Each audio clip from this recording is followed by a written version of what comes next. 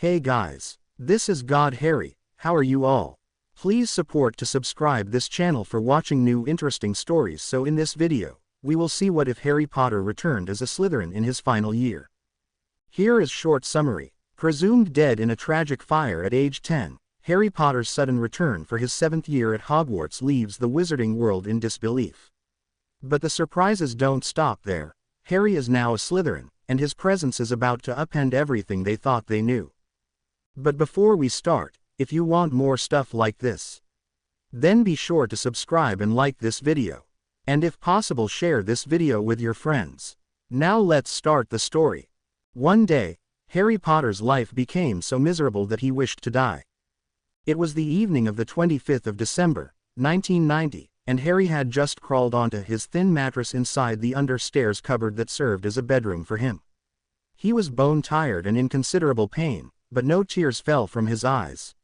What good would crying do other than to attract more ridicule and hurt? Like many young boys, he had been up since the early hours of the day.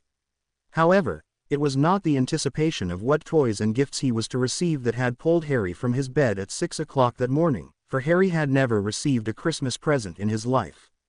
Rather, it was his bad-tempered aunt who had awoken him with strict instructions to start to prepare the family feast for later in the day.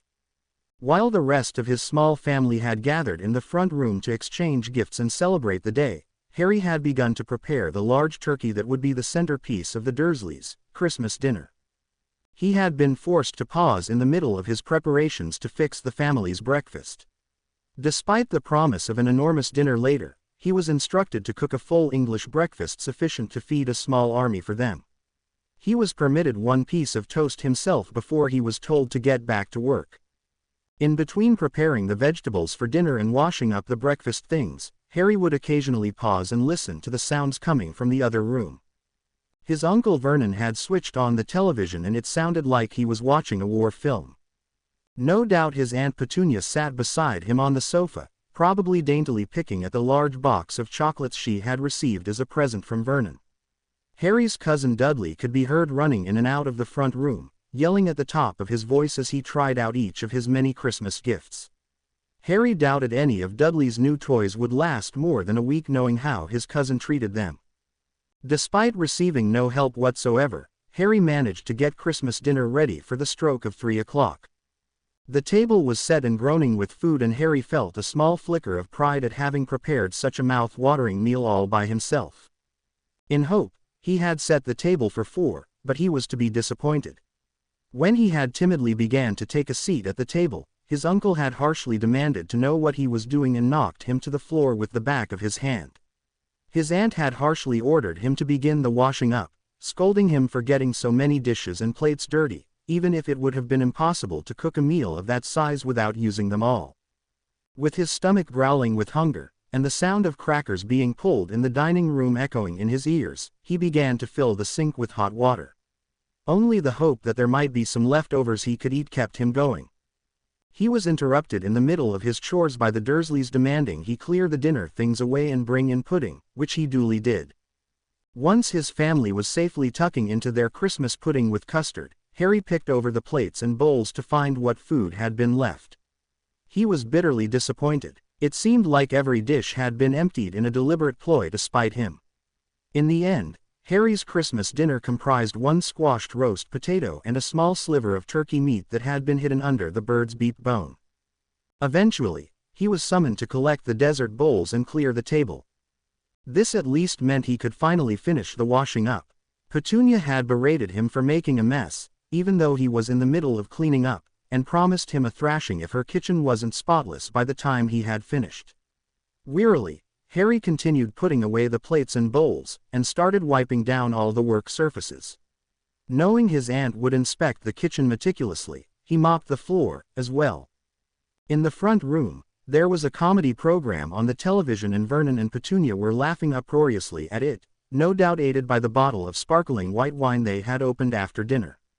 Exhausted by his busy day, Harry gratefully headed to his cupboard to lay down, thankful that the Dursleys had apparently forgotten about him for the moment. Just as he entered the hallway, a movement caught his eye and he turned just in time to see Dudley lunging at him with a cricket bat in hand. Harry managed to throw up an arm in time to stop the bat smashing him in the side of the head, but his forearm took the full force of the blow. He heard a sickening crack, and he fell to the floor clutching his arm in agony. He must have screamed when the bat hit him, because a second later a red-faced Vernon charged into the hall. "What the devil is all this noise?" he demanded. "What are you up to, you little freak?" "Dad, Harry tried to take my new cricket bat off me." Dudley lied, glee clearly evident on his face. "Oh, he did he?" Vernon snarled. "Dirty, good-for-nothing thief. Get in your cupboard, and don't expect to be fed tomorrow. I'll show you how we deal with nasty, little freaks in this house." "Please, sir," Harry begged. "I think my arm is broken." "What do you expect me to do about it?" Vernon yelled. "You should be more careful, shouldn't you? Get in the cupboard, now." Knowing arguing would only bring more punishment, and desperate to protect his injured arm, Harry crawled into the cupboard. He heard the bolt being slid into place on the outside, and the living room door being slammed shut. He was alone. Biting his lip against the pane, Harry stared into the darkness. His arm was pure agony and he felt faint with hunger. Somehow, despite his discomfort, he managed to drop off to sleep. His last thought before his eyes closed was that he wished he would never wake up. Next morning, Harry awoke and blearily looked around. He was startled to see that the door to his cupboard was wide open, but neither his aunt nor uncle was anywhere to be seen. Cautiously, he rolled over and poked his head out, but there was no sign of life. It was only when he had crawled out of the cupboard completely that it dawned on him that his arm wasn't hurting. True, it felt a little numb, but other than that it was fine. Tenderly, he touched his arm where Dudley had hit it with his bat, but nothing felt broken. If there was one thing Harry had become an expert on, it was broken bones. Carefully, he walked down the hall and peeked into the front room through the open doorway. He was surprised to see Vernon, Petunia and Dudley all sitting rigidly on the couch, staring straight ahead of them.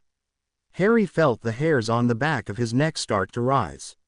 Something strange was going on and he was becoming concerned. "Come in, my boy, no need to be afraid," a voice said calmly.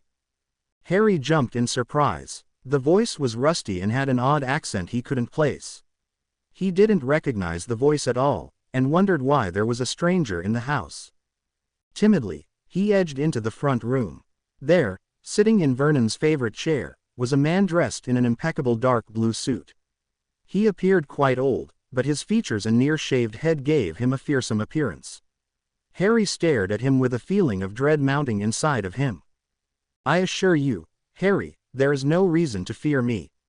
Indeed, I would never have been able to enter this house if I had any intention of hurting you," the man told him. Harry nodded, although he didn't feel very assured. "Please, sir, who are you and how do you know who I am?" he asked in a shaky voice. "My name is Gellert Grindelwald. As you might have guessed from my accent, I am from Germany, although I did briefly live in this country when I was younger. As for how I know you, you will be surprised to learn that you are quite a famous young man," he explained. "Me, famous? I think you must have the wrong person, Mr. Grindelwald," Harry said, his eyes wide with surprise. "Oh, no, I have exactly the right person," Gellert replied with a reassuring smile. "That scar on your forehead is quite distinctive, after all." "Oh," Harry said lamely, rather unsure how to respond to this odd man. He glanced warily at his aunt and uncle, who had strangely not spoken a word.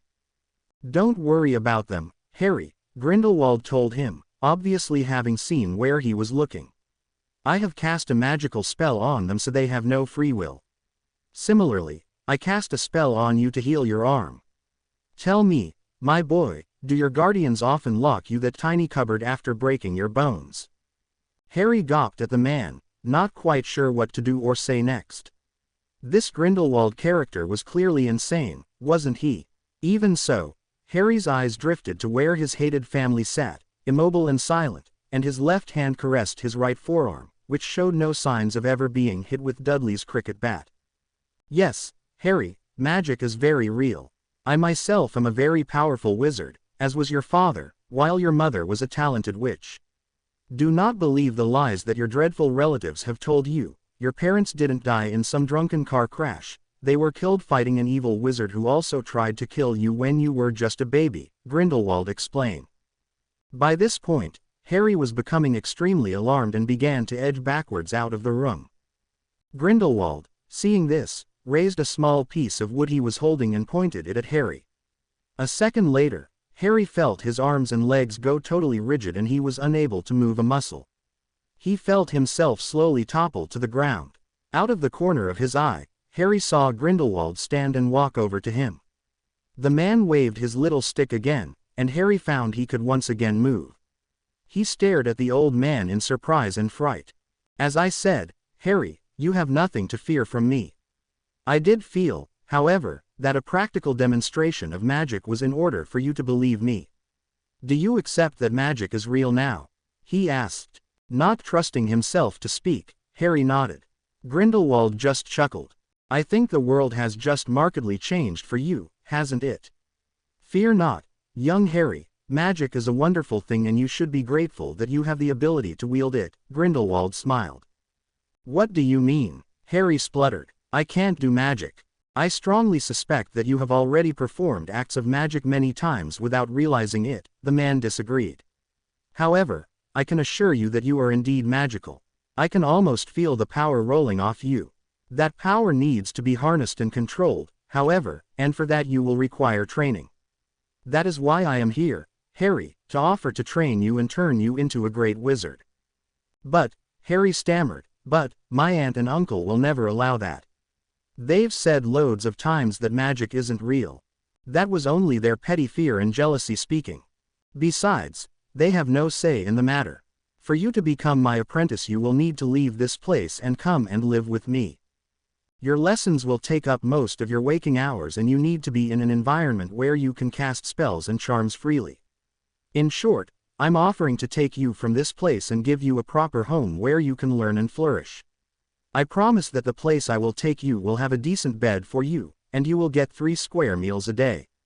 "How does that sound?" Gellert asked warmly. "It sounds too good to be true," Harry mumbled in confusion. "I don't blame you for being suspicious, my lad," Gellert nodded in approval. "You do not know me and all of this must have come as an incredible shock. I assure you, however, that I can teach you many, many wondrous things and you will gain knowledge and power like you never dreamed of. I will teach you how to read the minds of others and how to alter the very fabric of the world around you. You will learn how to magically transport yourself hundreds of miles in just the blink of an eye, or, if it's your preference, to fly through the sky. You will be taught how to take the form of an animal and how to make yourself invisible. These are just a few of the marvels I will show you." Amongst all the incredible abilities that Mr. Grindelwald described, one leapt out at immediately. Wide-eyed, Harry looked at the old man and gasped, "Fly? You'll teach me how to fly?" Gellert smiled at the boy. "Indeed, Harry, witches and wizards commonly fly on brooms, although other objects can be enchanted to make them fly, also. Does the idea appeal to you?" Harry just nodded, memories of the dreams he'd had about flying motorcycles filling his mind. "I understand your father was very good on a broom. Although I never met your parents, I have learned a lot about them in the past few weeks and I will be happy to tell you all that I know. This is not something your aunt or uncle have ever done for you, am I correct?" Gellert prompted. "No, they told me my mum and dad died in a car crash, and that they were drunken layabouts, but that's about it," Harry admitted, a little bitterly. "All lies," Gellert confirmed. "You have an impressive magical heritage, Harry, and it will be my honor to educate you. Will you come with me?" Harry looked over at his immobile guardians. This all seemed too fantastic to be true, and he half expected the Dursleys to suddenly burst out laughing at him. Besides, he had no idea who this scary old man was, and he might be trying to harm him for some reason. On the other hand, what had Harry left to lose? He remembered the wish he'd made the previous night, and surely anything was better than this. Besides, just on the off chance this might actually all be true, imagine what a joy it would be to fly on a broom. He made up his mind. "Yes, sir, I will," Harry said decisively. Did he really have a choice? "Excellent. We'll leave immediately, so go and gather anything you wish to take with you." You will never be returning to this house, so don't leave behind anything you may need later. Off you go, Gellert instructed him, and Harry scampered off to gather his meager belongings. As soon as Harry left the room, Gellert went into the kitchen. After a brief examination of a pipe that led directly to the back of the cooker, he waved his wand and ripped it in two. A hissing sound immediately came from the ruptured gas line. With a smile, Gellert walked back into the front room and addressed Petunia Dursley. "Do you keep candles in this house?" Gellert asked gruffly. "Yes," the woman replied unemotionally. "Good. In 15 minutes you will go and retrieve all the candles you own and take them into the kitchen. You will then start lighting them until they are all lit. Do you understand?" Gellert instructed her. "Yes," Petunia confirmed. Nodding absently, Gellert turned and walked out the room. He found Harry crawling out of the small cupboard that he had been locked in, clutching what appeared to be a small bundle of rags. "I'm ready, Mr. Grindelwald," the boy declared. "Is that all you have to take with you?" Gellert asked sadly. The boy just nodded. "Very well. Clearly, getting you some new clothes will be the first priority. But never mind about that just yet. We will shortly be traveling to a place called Godric's Hollow, to the house of my great-aunt who has agreed to look after you. Aunt Bathilda is a kindly old woman who has been very much looking forward to meeting you, Harry. Come, let us go so you can see your new home," Gellert said, offering his hand to the young boy. Nervously, Harry took the man's hand. "Should I say goodbye to the Dursleys?" he asked uncertainly. "No, I don't think that's necessary, my boy," Gellert assured him and led him out of the house. They were long gone before a fireball ripped the house apart, instantly incinerating the 3 occupants. Harry shivered and weakly tried to drag himself forward. He knew it was a futile gesture as there was simply nowhere to go. The rough, stone floor of his cell cut and scratched his naked body, but he barely noticed. "Where are you going, Harry?" Bellatrix's voice called out cheerily. "You're not leaving me, are you? That would just break my heart." The woman cackled in amusement at her own joke. Harry could hear her footsteps approaching him. He ceased trying to move and curled into a ball, but he received a sharp kick in the ribs for efforts, knocking the wind out of him. "It's a bit late to start getting all shy, handsome," Bella chuckled and bent down to grab the hair at the back of Harry's head, forcing him to look up at her. "You're my little toy, Harry, and I can do exactly what I want with you." "Kill me," Harry begged in a broken voice. "Just kill me and have done with it." "Kill you," Bella repeated in mock surprise. "Oh, my goodness, no. The Dark Lord will be the one to end your miserable little life. I just get to play with you first." She pushed his head down with enough force that his nose smacked into the floor. Harry could hear himself sobbing softly. Everyone had a breaking point, and he had long since reached his. What shall we do now? Shall we play with my little knife, or would you like me to cast your favorite spell on you again?" "Oh, decisions, she teased. He didn't bother to look up. He knew either option would only mean pain and suffering for him. A second later, he discovered that Bella had chosen to play with her knife, as he felt the cold blade pressed against his shoulder. "You know, last night I asked my lord if he needed you completely intact when he kills you. Do you know what he said?" She breathed into his ear. "He said no. I can cut whatever bits off you that I want. Won't that be fun?" Harry felt a shudder of fear pass through him. What was this madwoman planning to do now? He felt her trail her fingers down his back and over his backside, her nails lightly dragging against his skin. A second later, he felt a wave of agony hit him. He flipped himself over with strength he didn't know he still possessed and stared at his left foot in horror. Blood was pouring from the gap where his little toe used to be. "This little piggy went to market," Bella chanted, waving his severed toe at him. Terror and revulsion filled him. The deep-rooted fear of permanent mutilation all humans possess overwhelmed him, and he was nearly sick as a wave of nausea rose within him. He gazed at the blood running down his foot in disbelief as Bellatrix's harsh laughter rang in his ears. She stood and pointed her wand at him, barely able to pronounce the incantation she was laughing so manically. Crucio. White-hot knives tore into his flesh and it felt like his skin was being melted from his body. Harry's world became one unending realm of agony as he thrashed and beat the stone floor in his anguish. He heard himself scream until he thought his vocal cords would split. Screaming, never to stop, never to end. With a start, Harry awoke and blinked owlishly. It had been a long time since he'd had that nightmare and it left him feeling shaken. Instinctively, he glanced down at his left foot, but the shiny, black boots he was wearing hid his mutilation. A soft giggling sound made him look up sharply. When he'd drifted off into sleep, the train compartment had been empty, but now he was surprised to see 4 young girls sitting looking at him with mixed expressions. "Were you having a bad dream?" The dark-haired girl sitting just over from Harry asked, concern clear in her voice. "Something like that," Harry admitted, sitting up in his seat. A glance out the window revealed lush, green countryside, suggesting they had left London behind them. He shook his head, trying to get his thoughts in order. He looked back at the 4 girls, only to find them all staring at him intently. They were all dressed in Hogwarts uniforms displaying the distinctive black and yellow colors of the Hufflepuff house, so they were second years, at least. Harry ran a hand over his face, while surreptitiously breathing in deeply. At once, his keen sense of smell detected various feminine odors, delicate soaps, fragrant shampoos and even a few dabs of a flowery perfume from the dark-haired girl. He also smelt hints of a more earthy, irony smell. Concentrating on that scent, he realized that the dark-haired girl and the one with short light brown hair had both started their menstrual cycles, while the nervous-looking girl with long, straight brown hair was right on the verge of it. The small, giggly blonde child who sat nearest to the door had yet to have her first period, however. Harry pondered this. Puberty in both boys and girls was immensely important to their magical development.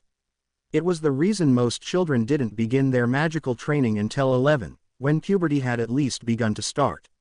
These girls were only just beginning their magical development and had a long way to go before they were proper witches. "How long have I been asleep?"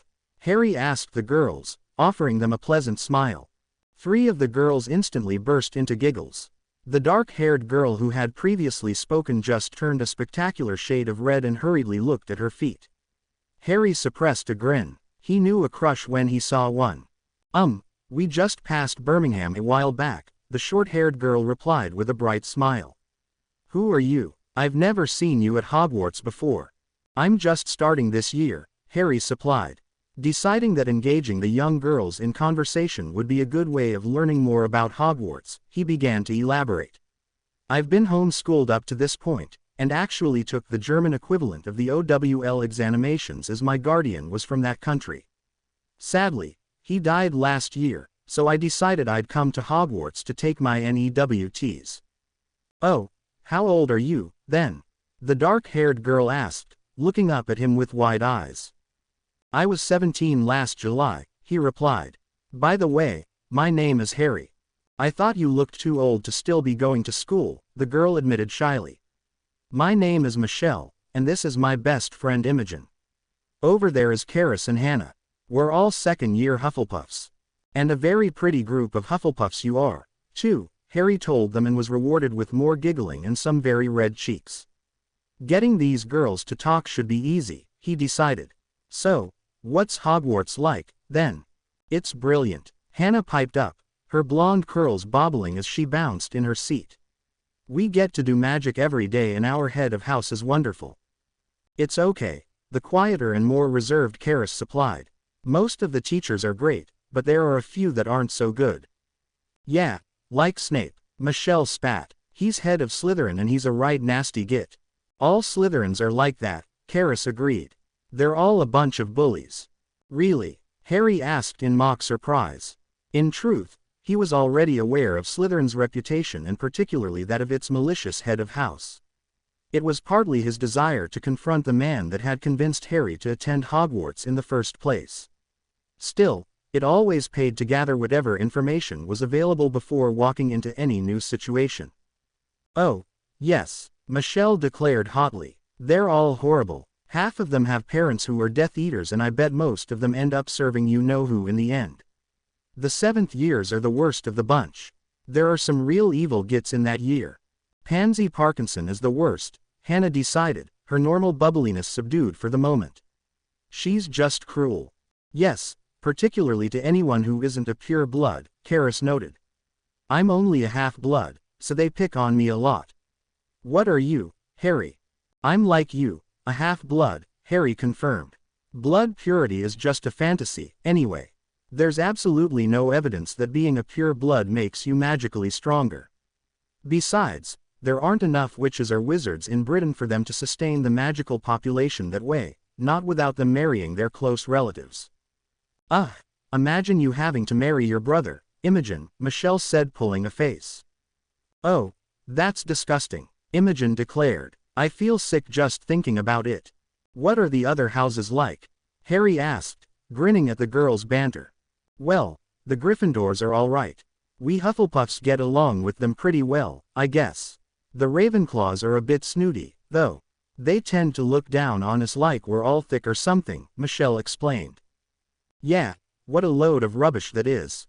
Why, Karis is far smarter than most of the Ravenclaws in our year, Imogen said angrily.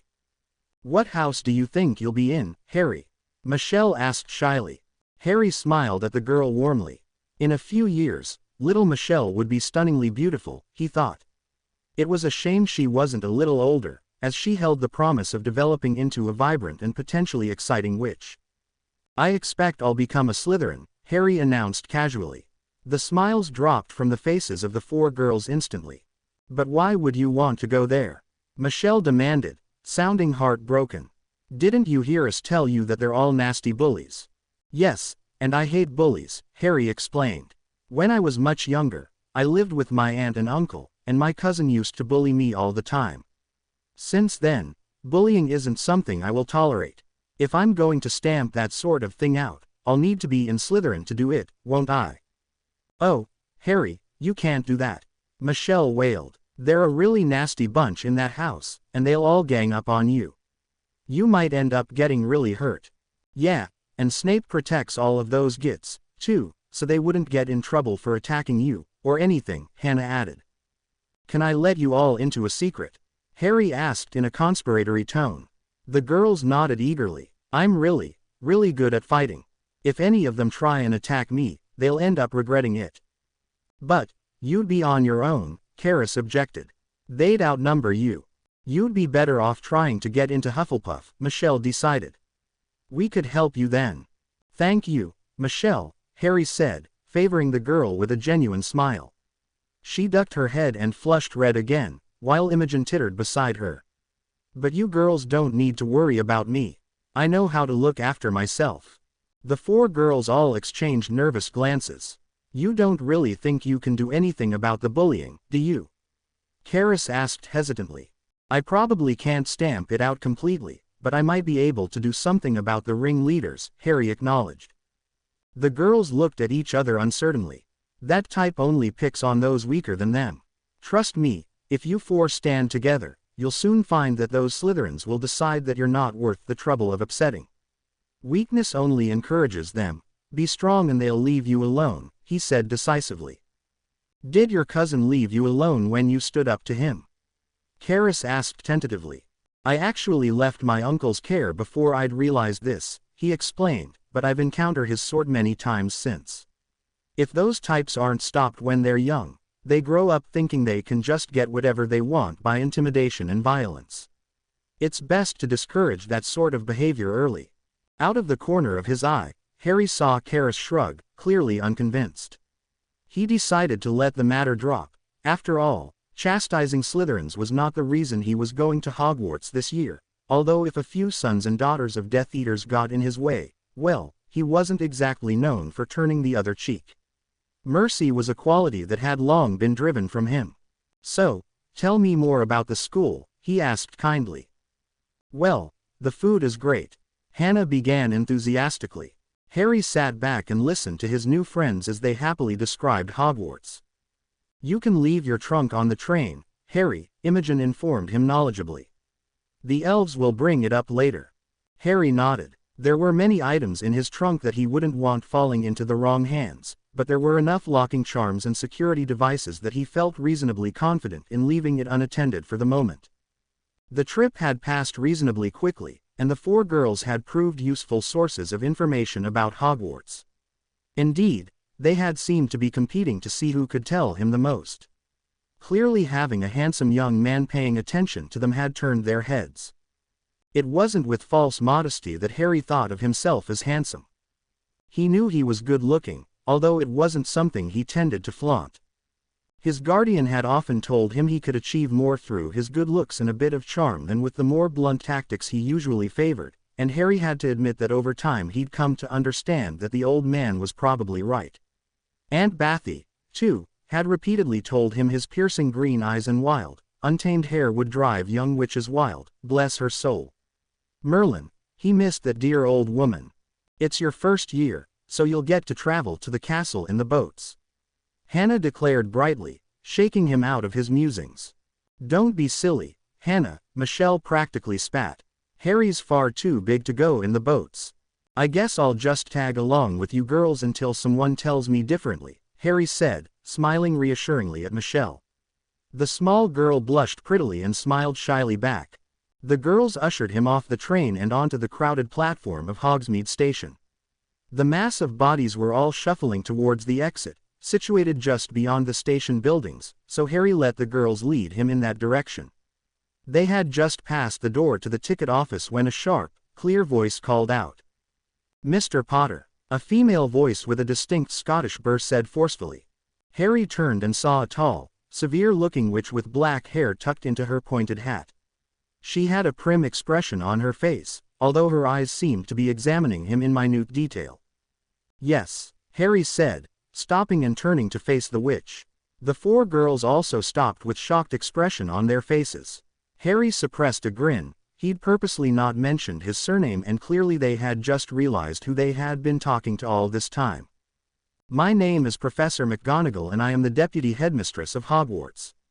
The headmaster has requested to have a few words with you before the sorting. If you would kindly follow me, I will take you directly to him, she stated. Of course, Professor, Harry agreed politely before turning back to his new friends. Ladies, I fear this is where we part company for the moment. Thank you for being such wonderful travel companions and I hope to see you at the castle. The girls looked disappointed to have to leave him, especially so soon after his true identity was revealed, but none of them were going to argue with their deputy head. They all bid him goodbye before hurrying off. Michelle, in particular, looked rather sad. Harry gave her an encouraging smile and a small wave as she left. It appears you've already made some friends, McGonagall noted in what Harry thought was a slightly disapproving tone. They came into the compartment I was in and virtually adopted me, Harry smiled. They were extremely helpful, actually, and told me quite a lot about the school. Very gracious of them, McGonagall noted, her inflection rather less hostile this time. Well, come along, Mr. Potter, our transport is waiting. Without a backward glance, the tall witch strode towards the exit with rapid steps. Harry followed on behind, slightly amused that McGonagall had not even bothered to check if he was still behind her. Clearly, this was a witch who was accustomed to having her instructions followed without question. Once they left the station proper, Harry saw a line of carriages positioned along the far side of the road. The pupils were all hurrying to try and find seats within them, and there was a great deal of pushing and shoving going on. Several older children, no doubt prefects, were attempting to restore order with limited success.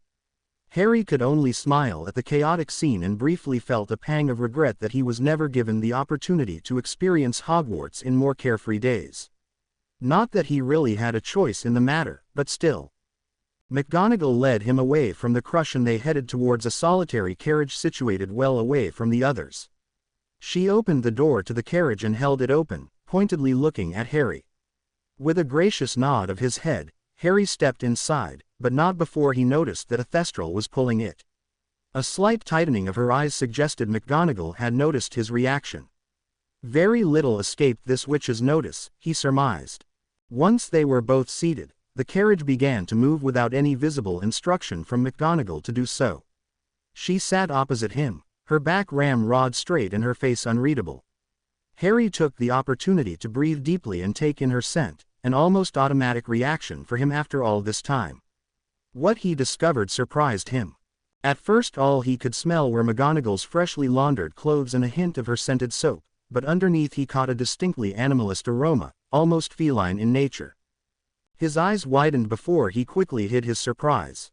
Animagi were extremely rare, and he had only ever encountered a couple of other people with that gift in his life.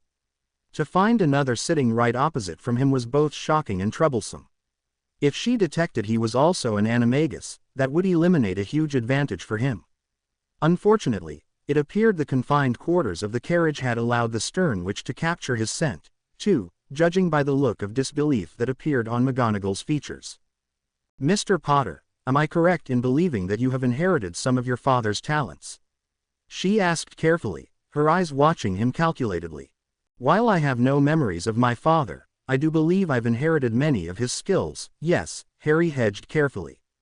"I believe you know exactly the one I'm referring to," she said bluntly. "I'm not sure as to what you're referring to," Harry replied blandly. "What are you, some sort of dog?" McGonagall demanded. "I really don't know what you're talking about," Harry said firmly.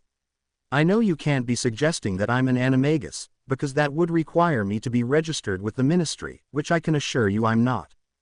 "Where have you been all this time, Harry?" McGonagall asked, her curiosity finally spilling over. "We all thought you had died in that fire at your aunt's house. Why didn't you let us know you were alive until now?" "I was well looked after," Harry said evasively. "As I had only just escaped from an abusive home, I wasn't exactly in a hurry to reveal myself to the people who put me there in the first place." McGonagall stared at him like he had just slapped her in the face. Her lips pressed tightly together and her eyes seemed to be trying to bore a hole through him. He merely returned her gaze blandly. The rest of the journey was conducted in silence, which suited Harry just fine. He stared out of the window and watched the scenery roll by. The weather in London had been grey and overcast, and here in Scotland there was a fine drizzle falling. Although it was only the afternoon, it was already becoming dark and a mist hung in the air, partially obscuring the pine trees that lined the road. A strange sense of melancholy filled Harry as he pressed his forehead to the glass. The carriage followed the road as it took a sharp turn to the right and Harry got his first glimpse of Hogwarts. The uppermost towers were lost in the grey haze, but even so, he was impressed by the sheer presence of the place. The building's multiple towers and spires dominated the skyline and gave the place an ominous, foreboding feel. Lights were already twinkling from hundreds of windows and contrasted starkly against the dark gray-brown stone work. Harry was left with the feeling that the place looked less like a school than some massive, deranged cathedral built for the worship of some omnipotent god. It gave him a strange feeling of excitement that he couldn't begin to explain. As the carriage pulled through the main gates, Professor McGonagall stirred and looked at him with expectantly, like she was waiting for him to ask her something. Harry kept his silence until the carriage finally came to a halt directly in front of massive oak doors. McGonagall immediately stood and exited the carriage, pointedly holding the door open for Harry to follow her. He did as he was bid and stood, looking around him interestedly. "If you would follow me, Mr. Potter, I will take you directly to the headmaster's office. Please try to keep up as I'm required elsewhere to look after the first years," she told him primly and without another word turned and entered the castle. Harry followed obediently behind her. He was slightly surprised at the woman's frosty attitude to him as he was aware from his research that McGonagall had been very friendly with his parents. Possibly her hostility was down to the fact he'd allowed the world to believe he was dead for years, or maybe the outrageous articles printed in that worthless rag the Daily Prophet about him following his re-emergence this year had colored her perception. Either way, it was painfully obvious that she didn't trust him. Once inside the castle proper, McGonagall led him up a massive staircase which she climbed at a rapid pace. Harry was somewhat taller than her, and in superb physical condition, so he had no problem matching her speed, but even he had to admit that her fitness was impressive for her age. Her speedy ascent didn't falter once until they reached the 7th floor, where she turned and marched through a dark archway that led to a long corridor with numerous portrait paintings mounted along it. Her heels clicked rhythmically on the bare, stone floor until she halted crisply in front of an impressive statue of a gargoyle. "Ginger Newts," McGonagall said firmly, causing Harry to cock an eyebrow at her in surprise. A second later, The statue swung aside, leading Harry to believe that the deputy head's strange exclamation had been a password, not that she had suddenly become peckish. He followed her as she stepped onto a circular stone staircase which began to move as soon as they both had mounted it. Despite himself, Harry couldn't stop himself smiling as he rose upwards in a corkscrew fashion, as if he was on some sort of medieval-styled fairground ride. The staircase halted in front of an exquisitely polished oak door boasting a highly decorative knocker fashioned after a griffin.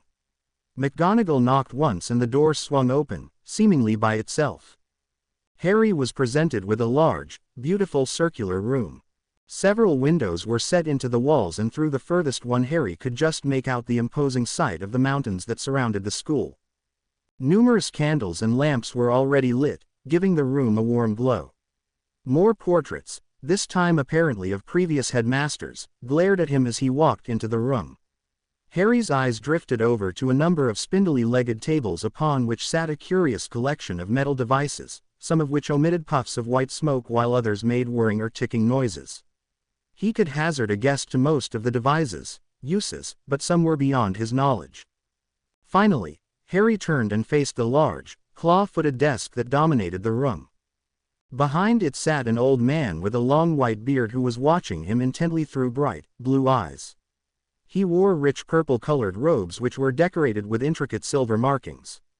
His fingers were lightly entwined and resting on the desk in front of him, and Harry wondered if this was a deliberate act to show that he wasn't holding a wand. Irrespectively, he had to keep a tight rein on his emotions as he looked at him. So this was the legendary Albus Percival Wulfric Brian Dumbledore. Bastard. Mr. Potter, I'm delighted to make your acquaintance. In case you didn't know, my name is Professor Albus Dumbledore. He rose sprightly from his seat and offered his hand. Harry stepped forward and shook it firmly. The man smiled and sat back down, gesturing with his hand that Harry should sit one of the chairs arranged on his side of the desk. Harry sank down onto one of the straight-backed chairs gracefully and regarded the old man with a polite smile. I must say, I was extremely surprised to receive your letter requesting acceptance into Hogwarts this summer, Dumbledore began in a conversational tone. While I am, of course, delighted that you wish to continue your education here, I must inquire as to why you chose to do so now. I think the letter made my intentions quite clear, Harry replied carefully. Following the death of my guardian late last year, I decided that taking my higher qualifications in this country would be beneficial to me.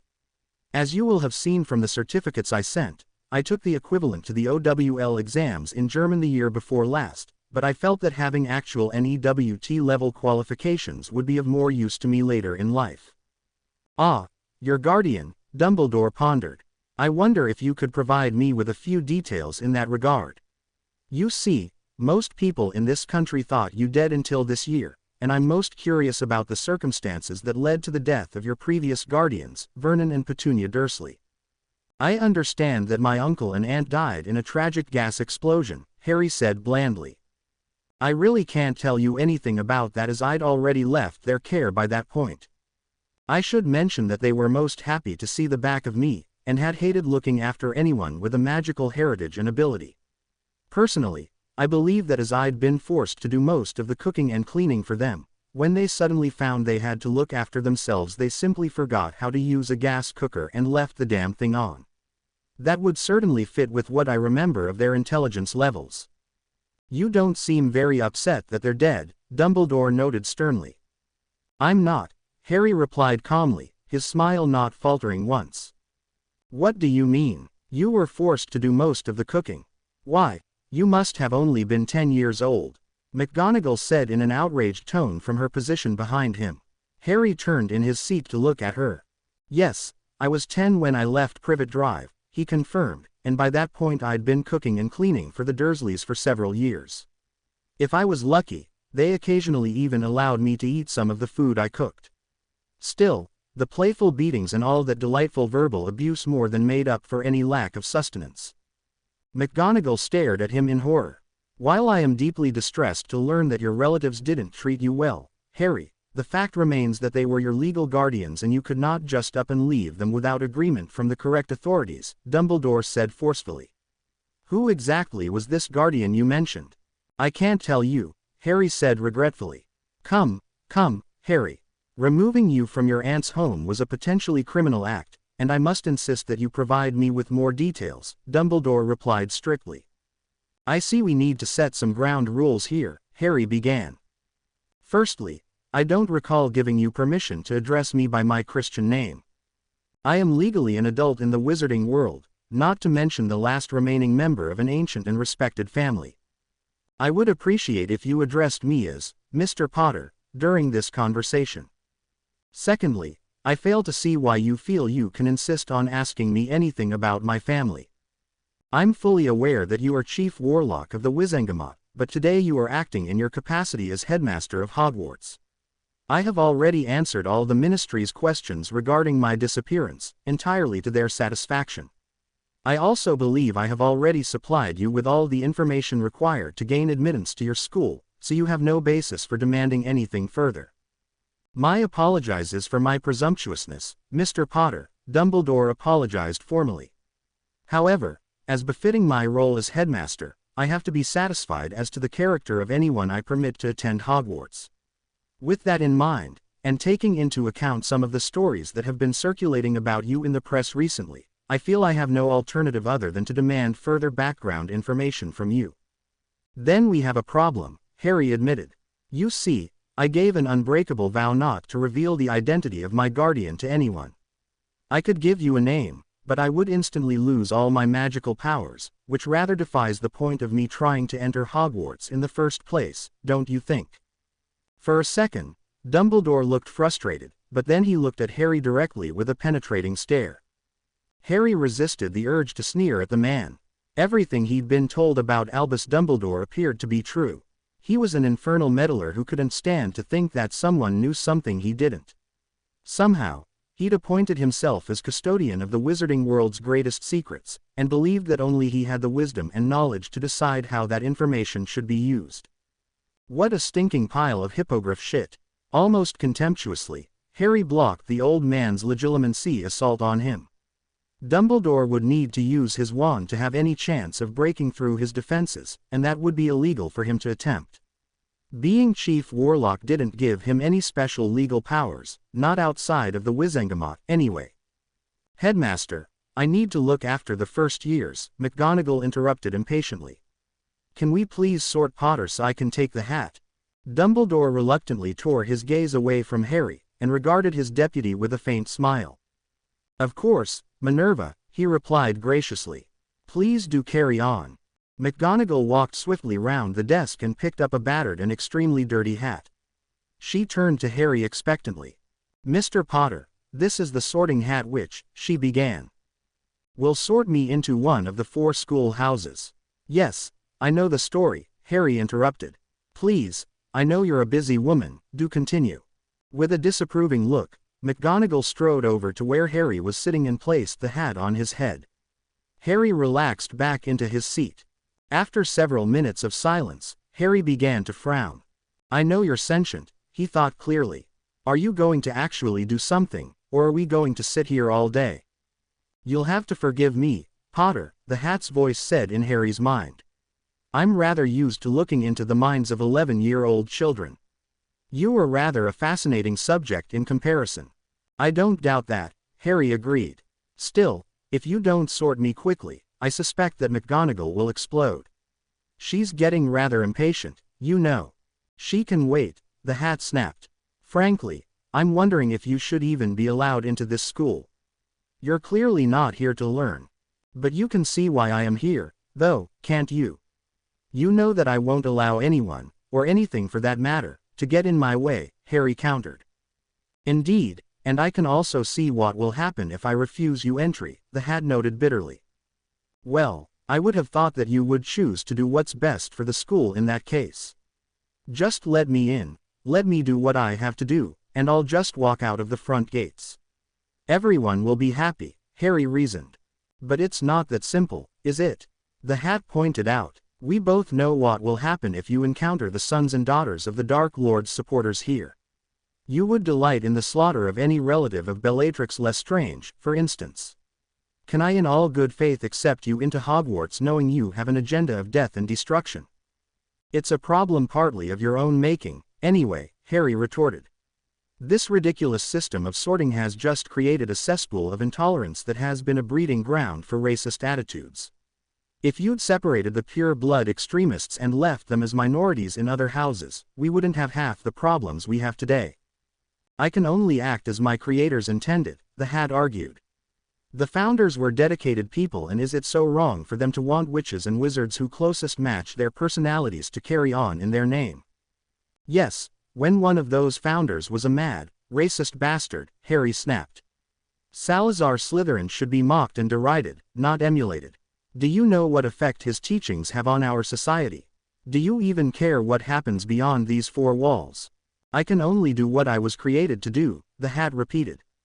It is not my place to question the morality or wisdom of my instructions. Then what use are you? Just sort me, before I decide to turn you into a pile of smoldering ashes, Harry threatened. Do you have any preference in what house you are placed in? You could, after all, be realistically placed in any of them, the Hat said stiffly. There's only one place you're going to put me, so just get on with it, Harry growled. Slytherin. The Hat bellowed and was silent. Harry reached up and removed the hat from his head, before handing it to a shocked Professor McGonagall. A Potter in Slytherin. Unthinkable, she gasped in an appalled voice. First time for everything, Harry replied breezily. Sorry. Are you suggesting there's something wrong with being a Slytherin? That there's some sort of problem with that house? As deputy headmistress, you should probably try and sort out any problems that exist, shouldn't you? Slytherin is a fine and respectable house, Dumbledore interrupted. I'm sure Professor McGonagall was just surprised that a member of your family was sorted anywhere else but Gryffindor. Both your mother and father were in that house, you know. Numerous Potters have been sorted into houses other than Gryffindor, Harry said dismissively. My great-grandfather, for instance, was a Ravenclaw. But no Potter, as I recall, has ever been sorted into Slytherin, Dumbledore pointed out coolly. Harry looked at the steely expression on the headmaster's face. It was clear that McGonagall already believed he was the devil incarnate, and he suspected Dumbledore was well on the way to forming that opinion, too. As loath as he was to give these two any information, there was no point causing problems for himself so early on. I admit I am rather an ambitious sort, headmaster, which is probably why the Hat placed me in Slytherin, Harry explained in a placid tone. I can see you're worried, however, and perhaps I can dispel those worries, a little. While I can't say who my guardian has been for these past 7 years, I can tell you who it wasn't. It wasn't Voldemort, or anyone associated with him. Dumbledore sat back in his chair with a surprised look on his face. Mr. Potter, I never once thought any such thing, he protested. I find it pays to be absolutely clear about such matters, Harry clarified. Perhaps while you are in such a frame of mind, you could confirm if any of the stories in the papers hold a grain of truth, Dumbledore pressed. I'm aware that you were definitely involved in the capture and imprisonment of Lucius Malfoy, but perhaps you could clear up some of the other rumors. Harry smiled darkly. It was just bad luck that Malfoy had been taken into custody at all. Those Aurors had turned up just at the wrong moment. He'd been forced to watch them cart the slimy bastard off to Azkaban, instead of gutting him like a pig as he truly deserved. Still, Voldemort was bound to break the arrogant asswipe out of prison sometime, so he'd have another crack at him then. You're quite right. I was responsible for Malfoy's capture, Harry confirmed. I even received a commendation from Minister Scrimgeour, you know. As for the other stories, I have been forced to defend myself against Death Eaters several times now, and, yes, I was at Godric's Hollow that day when Voldemort's forces attacked. You just happened to be there? Dumbledore asked lightly. No, I was living there at the time, Harry told him. Might as well throw the old prick a bone. Really, I'm most surprised. You are a striking young man, and that scar on your forehead is very distinctive. I would have thought your presence in a village with such a large magical population would have attracted some attention, the old wizard pointed out. There are such things as glamour charms, you know, Harry smiled in a slightly condescending manner. Headmaster, we really must go, McGonagall interrupted urgently. Of course, Dumbledore agreed.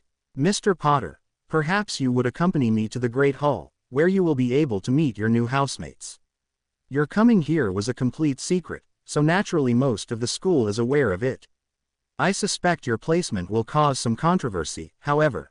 I've never been one to play things safe, Harry said with a shrug, and let himself be guided out of the door by the old man.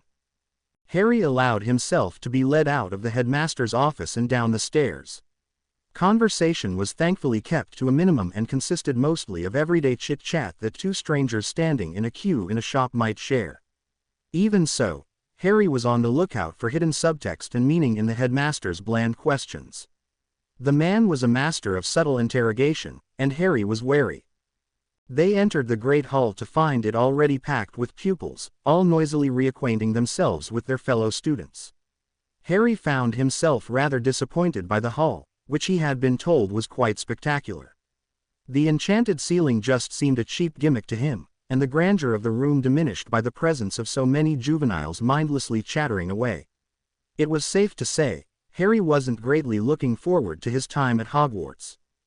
Dumbledore led Harry over to the table situated against the far right wall and identified it as being the one belonging to Slytherin House. With a cheerful exclamation that he hoped Harry would settle in well, the old man turned and strode purposefully towards his seat at the top table. There was a notable drop in the volume around the Slytherin table as its occupants began to notice Harry's presence.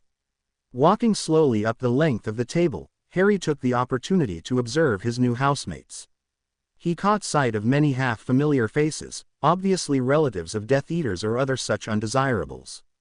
He was halfway up when he glimpsed a pale-faced boy with white blonde hair glaring at him with a look of utter hatred on his face.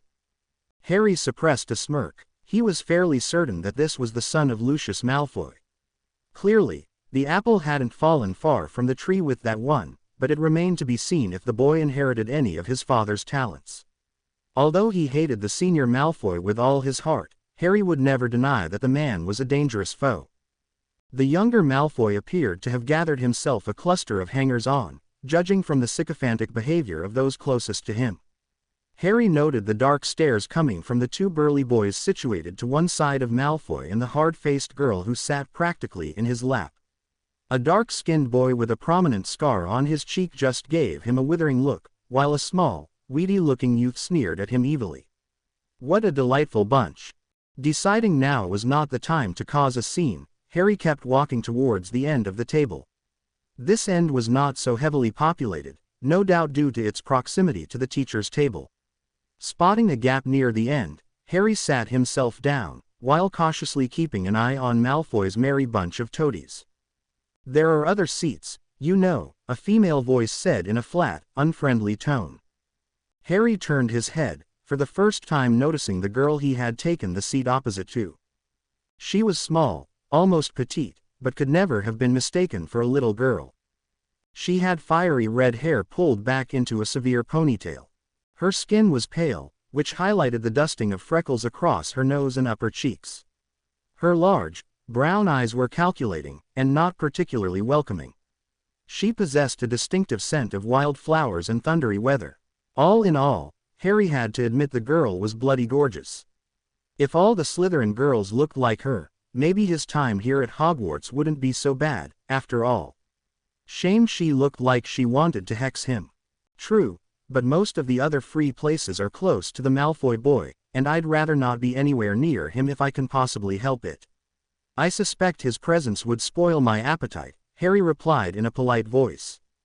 For just a second, Harry was certain he saw a glimmer of amusement in those hard eyes, but it was gone before he could be certain. The girl continued to stare at him for a moment before speaking. "I guess I can't blame you for that.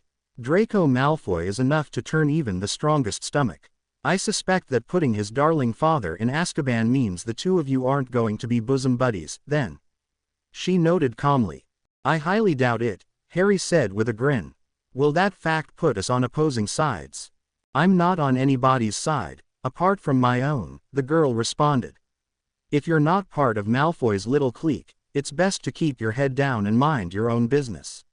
Still, if you two intend to be at each other's throats, it might provide a little light entertainment, Potter."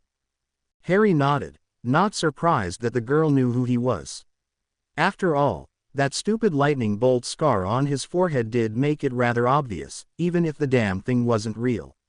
His guardian had dealt with the problem that had been lurking behind the scar years ago, with the result that the blemish was barely visible now.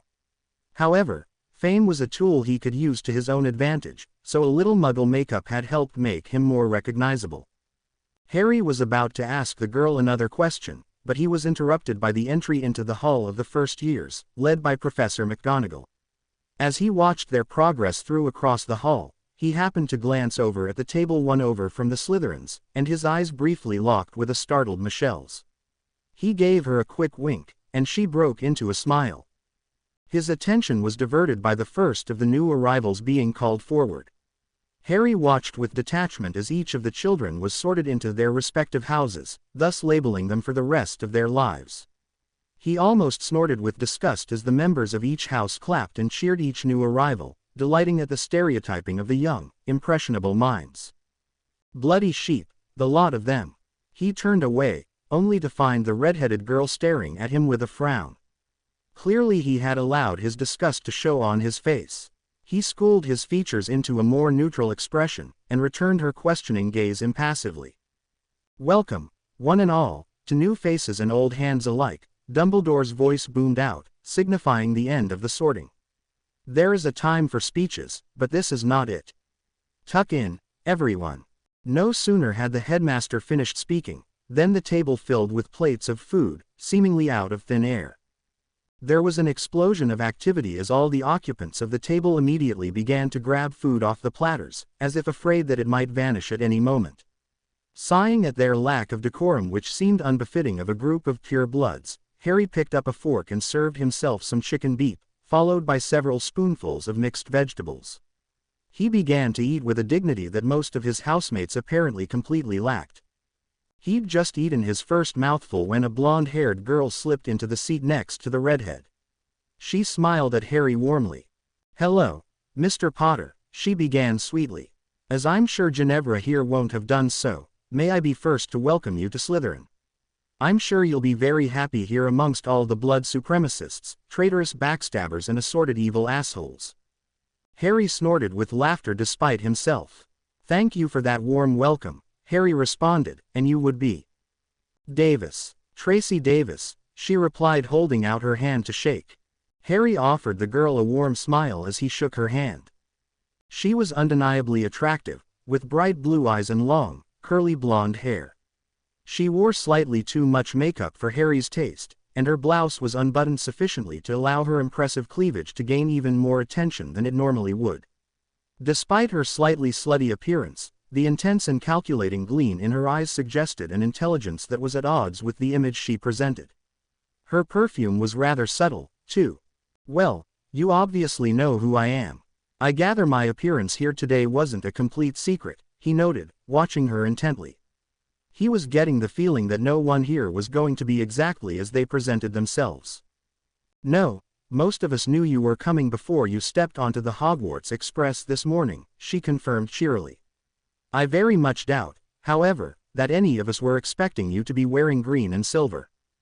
It just proves that assumption is a bad habit, doesn't it?" he countered. "That's true, I suppose. Although I do have to say, it's not normal that someone so apparently dedicated to fighting Death Eaters such as yourself would end up in Slytherin," Tracy noted. "Or were those stories in the Daily Prophet not true? Bloody hell, Davis, the poor bastard has only just stepped through the doors.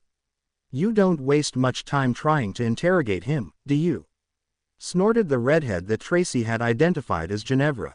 "We're just having a friendly conversation, Weasley," Tracy replied stiffly, looking a little irritated at the girl's words. "No harm in that, is there? Depends what you do with the information you manage to weasel out of him," she responded, before turning to face Harry. "You'll need to watch this one, Potter. Tracy Davis is Slytherin's go-to girl if you want some dirt on anyone. I'd be careful what you say around her, if I were you." "Thanks for that kind description of me," Davis growled, now clearly angry. "Don't be too put off by the lovely Ginevra's description of me, Harry. It's not that she dislikes me, especially, it's just that she hates everyone equally." Be careful not to breathe too deeply in her presence or she's likely to hex you for stealing her air. I'll try to be careful, then, Harry agreed calmly as he watched the two witches glare at each other.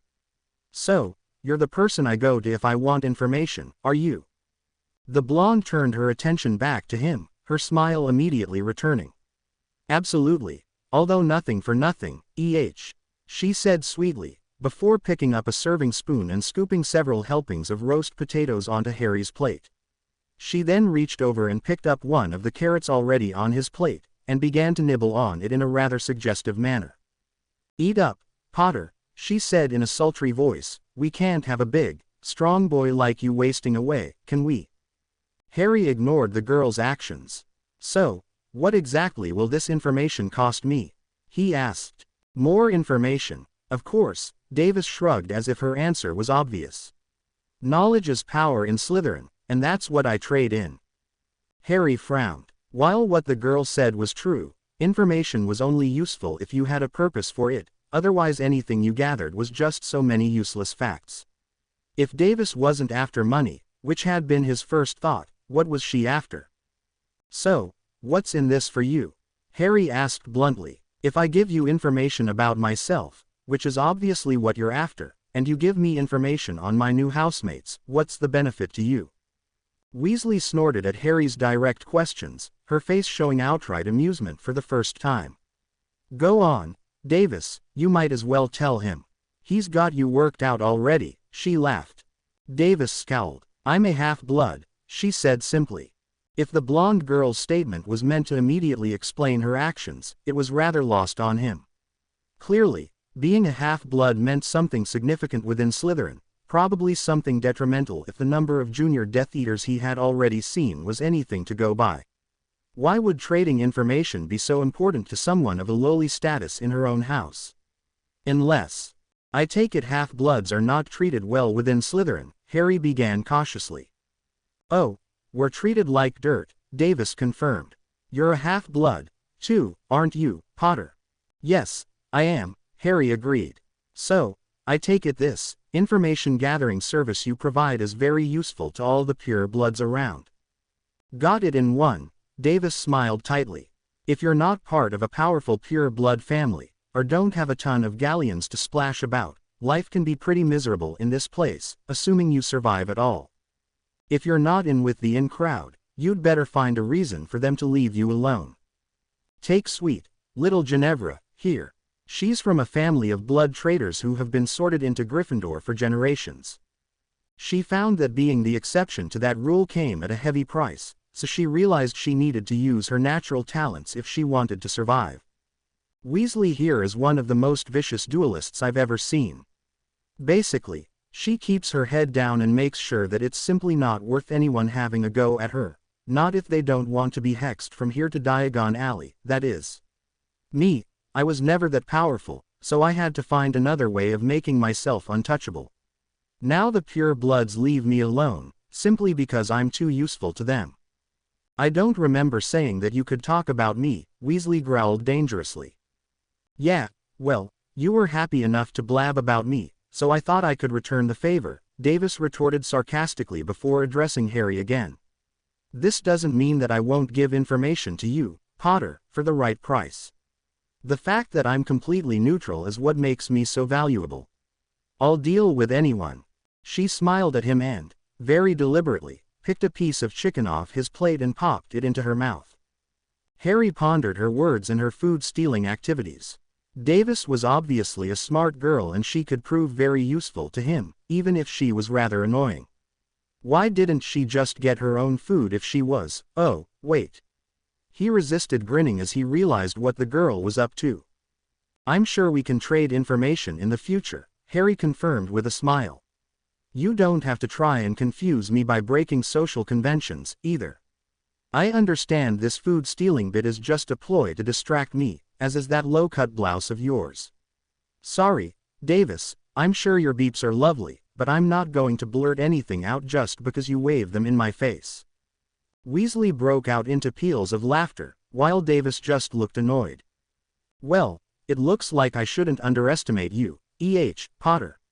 We were all thinking you were going to be some brainless, Noble hero who charged into danger without a moment's thought, but it actually looks like you have a brain in that pretty head of yours, Davis noted in a detached voice. Harry was going to reply, but Weasley interrupted by pushing her empty plate in front of her and standing up. As fun as this has been, I've things to do, the redhead declared. It was almost nice meeting you, Potter.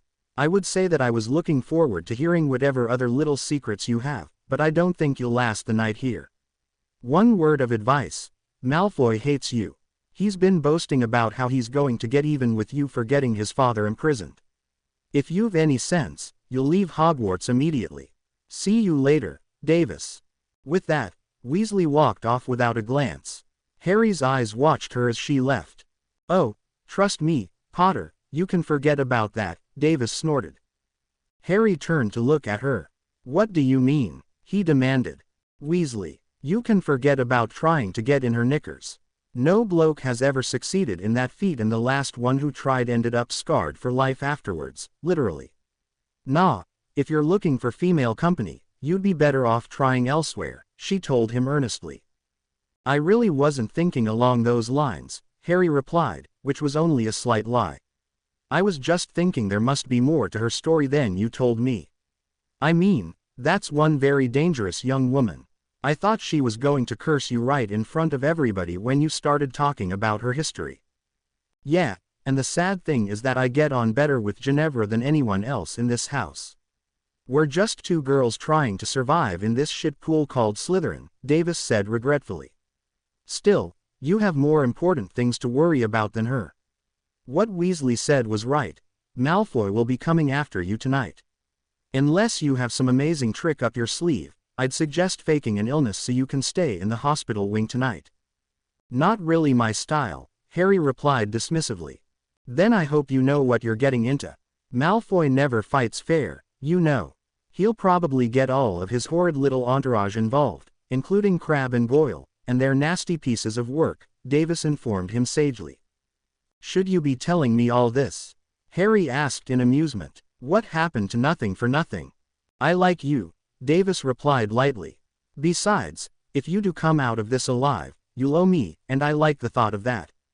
I may just surprise you, Harry told her, before taking a sip from his goblet. Anyway, it looks like your time is up, Davis told him looking down the table. The fifth-year prefects are starting to round up the first years. You'll need to go with them, unless you want to spend the evening wandering around Hogwarts wondering where the Slytherin common room is. It's hidden behind a stone wall, down in the dungeons, Harry responded while rising to his feet. I do, however, want to know what room they've assigned me. I am correct in thinking that all Slytherins get their own private rooms, aren't I? Bugger, you're going to put me out of business, Davis laughed. Have fun, Potter. Grinning to himself, Harry turned and made his way towards the group of first years. It was time for him to make his mark. Harry followed the group of nervous first years as they trailed behind the pair of Slytherin prefects.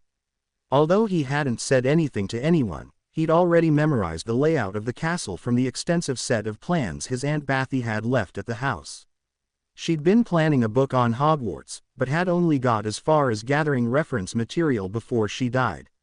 He suspected those plans were going to be a major help in the coming months. The nameless prefects halted in front of what appeared to be a blank, stone wall.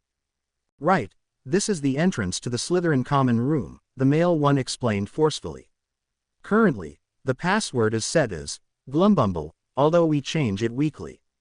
We tend to use potion ingredients for passwords in honor of our head of house. You will not disclose this information to a member of any other house, the dark-haired female, who was the other prefect present, declared vehemently. If it's found that you've revealed this information, the consequences will be extremely unpleasant for you, understand? The first years all mumbled a positive response, clearly intimidated by the authoritarian prefects. The male prefect repeated the password, and the stone wall slid aside, revealing a dark passageway. Both prefects entered the passage without hesitation, and the rest of the group shuffled after them in a rather more timid manner. A few moments later, Harry had his first look at the Slytherin common room. He had to confess, this was much more to his taste than the rather tacky Great Hall had been. The most striking aspect of the room was the large, arched windows that dominated the far wall, through which the dark, murky waters of the Great Lake could be seen. Harry remembered reading that the common room extended partway under the lake, although the waters outside were shallow enough to allow rays of green-tinted light to penetrate through the windows. The effect gave the room a dark, mysterious aura, like walking through some atmospheric underwater shipwreck. The furnishings only added to the eerie atmosphere. Low-backed, black sofas were scattered around the room, while dark wooden tables and cupboards were positioned at various points. Medieval tapestries hung from the walls, interspersed with grand paintings of fierce-looking witches and wizards, no doubt respected Slytherin alumni. More intimidating still were the bleached skulls that were mounted in prominent positions. While the place could hardly be called welcoming, indeed, it was rather chilly and bleak, Harry had to admit he felt strangely at home here. Right, the boys' bedrooms are through that corridor on the right, the girls' ones are to the left. As befits our status as the greatest of the 4 houses, we are the only ones that provide our students with individual rooms, the female prefect lectured. It is a privilege that you should not abuse. The penalty for finding a boy in a girl's room, or vice versa, is particularly harsh. There will be no fraternization in your rooms, even for those of you entered into betrothal agreements, is that clear? The first years all nodded vigorously. When you enter the corridor, you'll find the first year's accommodation clear marked. You will already have been assigned a room and your name will be marked on the door. Do not attempt to swap rooms, the male prefect added, before turning towards Harry with a sneer on his face. Potter, you have a room allocated in the 7th year's wing. I understand it used to be a store room. I'm sure it will be adequate, Harry replied blandly. The prefect's sneer only got uglier, although he refrained from saying anything further. Right, we'll expect all of you back down here at 7:30 sharp tomorrow morning. You will be washed and dressed to a standard we would expect from a member of this house, which is to say, immaculate. If I see any grubby, unwashed faces or dirty uniforms, you will find yourselves in detention with Professor Snape and, trust me, you don't want that, the female continued while glaring at the youngsters. Okay, off you go to your rooms where you'll find your trunks have already been delivered. Get a good night's sleep, because you'll need it tomorrow. Off you go, now. Not you, Potter, the male prefect said firmly. You stay here. Your fellow 7th-year pupils all wanted the chance to say hello. They'll be here soon, so make yourself comfortable. While you can, anyway. The 2 prefects turned and walked away, leaving Harry standing in the deserted common room. With a shrug, he took a seat on one of the sofas, specifically choosing one that faced away from the entrance. He relaxed and watched the green waters outside the window calmly. It was several minutes later when he heard the door swing open behind him, and the low murmur of voices disrupt the silence. Listening intently, he gauged the progress of his fellow pupils as they entered the common room. There was little of the rumbunctiousness that had filled the great hall earlier, he noted. Indeed, Harry could almost sense the tense atmosphere around him. Surreptitiously, he began to stretch his arms and legs, warming his muscles up in preparation of what was to come. Potter, stand up and face me like a man, you miserable piece of excrement. A sneering voice said loudly from somewhere behind him. Obediently, Harry stood and turned to face his aggressor. It was all he could do to keep a smile from forming on his face. There, perhaps 10 feet away, was Draco Malfoy with his 2 thuggish companions standing at his shoulders. The rest of the house had arranged themselves around the walls, many of them openly grinning at the prospect of impending violence. Keeping his face expressionless, Harry walked around the sofa towards Malfoy, halting once he was just a few feet away from the boy. Boy was absolutely the correct word to describe the Malfoy heir, he decided. Now he could look at him closely. Harry could see that Draco was a pale, slender young man who gave the impression of being outrageously pampered all his life. His clothes were expertly tailored and his white blonde hair smoothed back with scented oils. He smelled of expensive soaps and cologne. Judging by his slim, almost delicate, build, Harry suspected the boy had never done any hard, physical activity in his life. He was a soft, mollycoddled little prince. Of course, this may be no reflection on his magical abilities, and Harry doubted any Malfoy would be a slouch with a wand. Just looking into the boy's cold, gray eyes, Harry could sense that Draco had abilities in occlumency. What other talents did he have, Harry wondered. The two thugs were a more obvious problem. Even if they were as ungainly as they first appeared, their bulk ensured that if they could get a good punch in, it would probably put him down. He'd need to take that pair out quickly. Well, Draco demanded loudly, are you dumb as well as stupid? Or are you so arrogant that you thought that you could just waltz in here with impunity? We don't take kindly to half-blood scum like you in Slytherin, Potter. Harry took the opportunity to look around him. He saw Davis leaning against the far wall with an impassive expression on her face. Lounging casually near the entrance to the boys' sleeping accommodation was the Weasley girl, who actually looked amused by the whole thing. He offered the girl a quick smile before turning back to Draco. I don't recall us being introduced, Harry said in a steady voice. I take it I'm addressing Draco Malfoy, heir to the Malfoy estate and only son of Lucius Malfoy, the degenerate shithead that I arranged to have thrown in Azkaban. There was an audible gasp from around the room. Malfoy's face started turning red as his anger grew. Harry smirked. A fight was probably unavoidable, so he figured he might as well goad Draco into action sooner rather than later. How dare you refer to my father like that, you filthy vermin. You're going to regret that, Potter. In fact, I'm going to make you regret ever showing your ugly face at Hogwarts. Get him, Draco snarled. The two thugs standing beside Malfoy clenched their fists and took a step forward.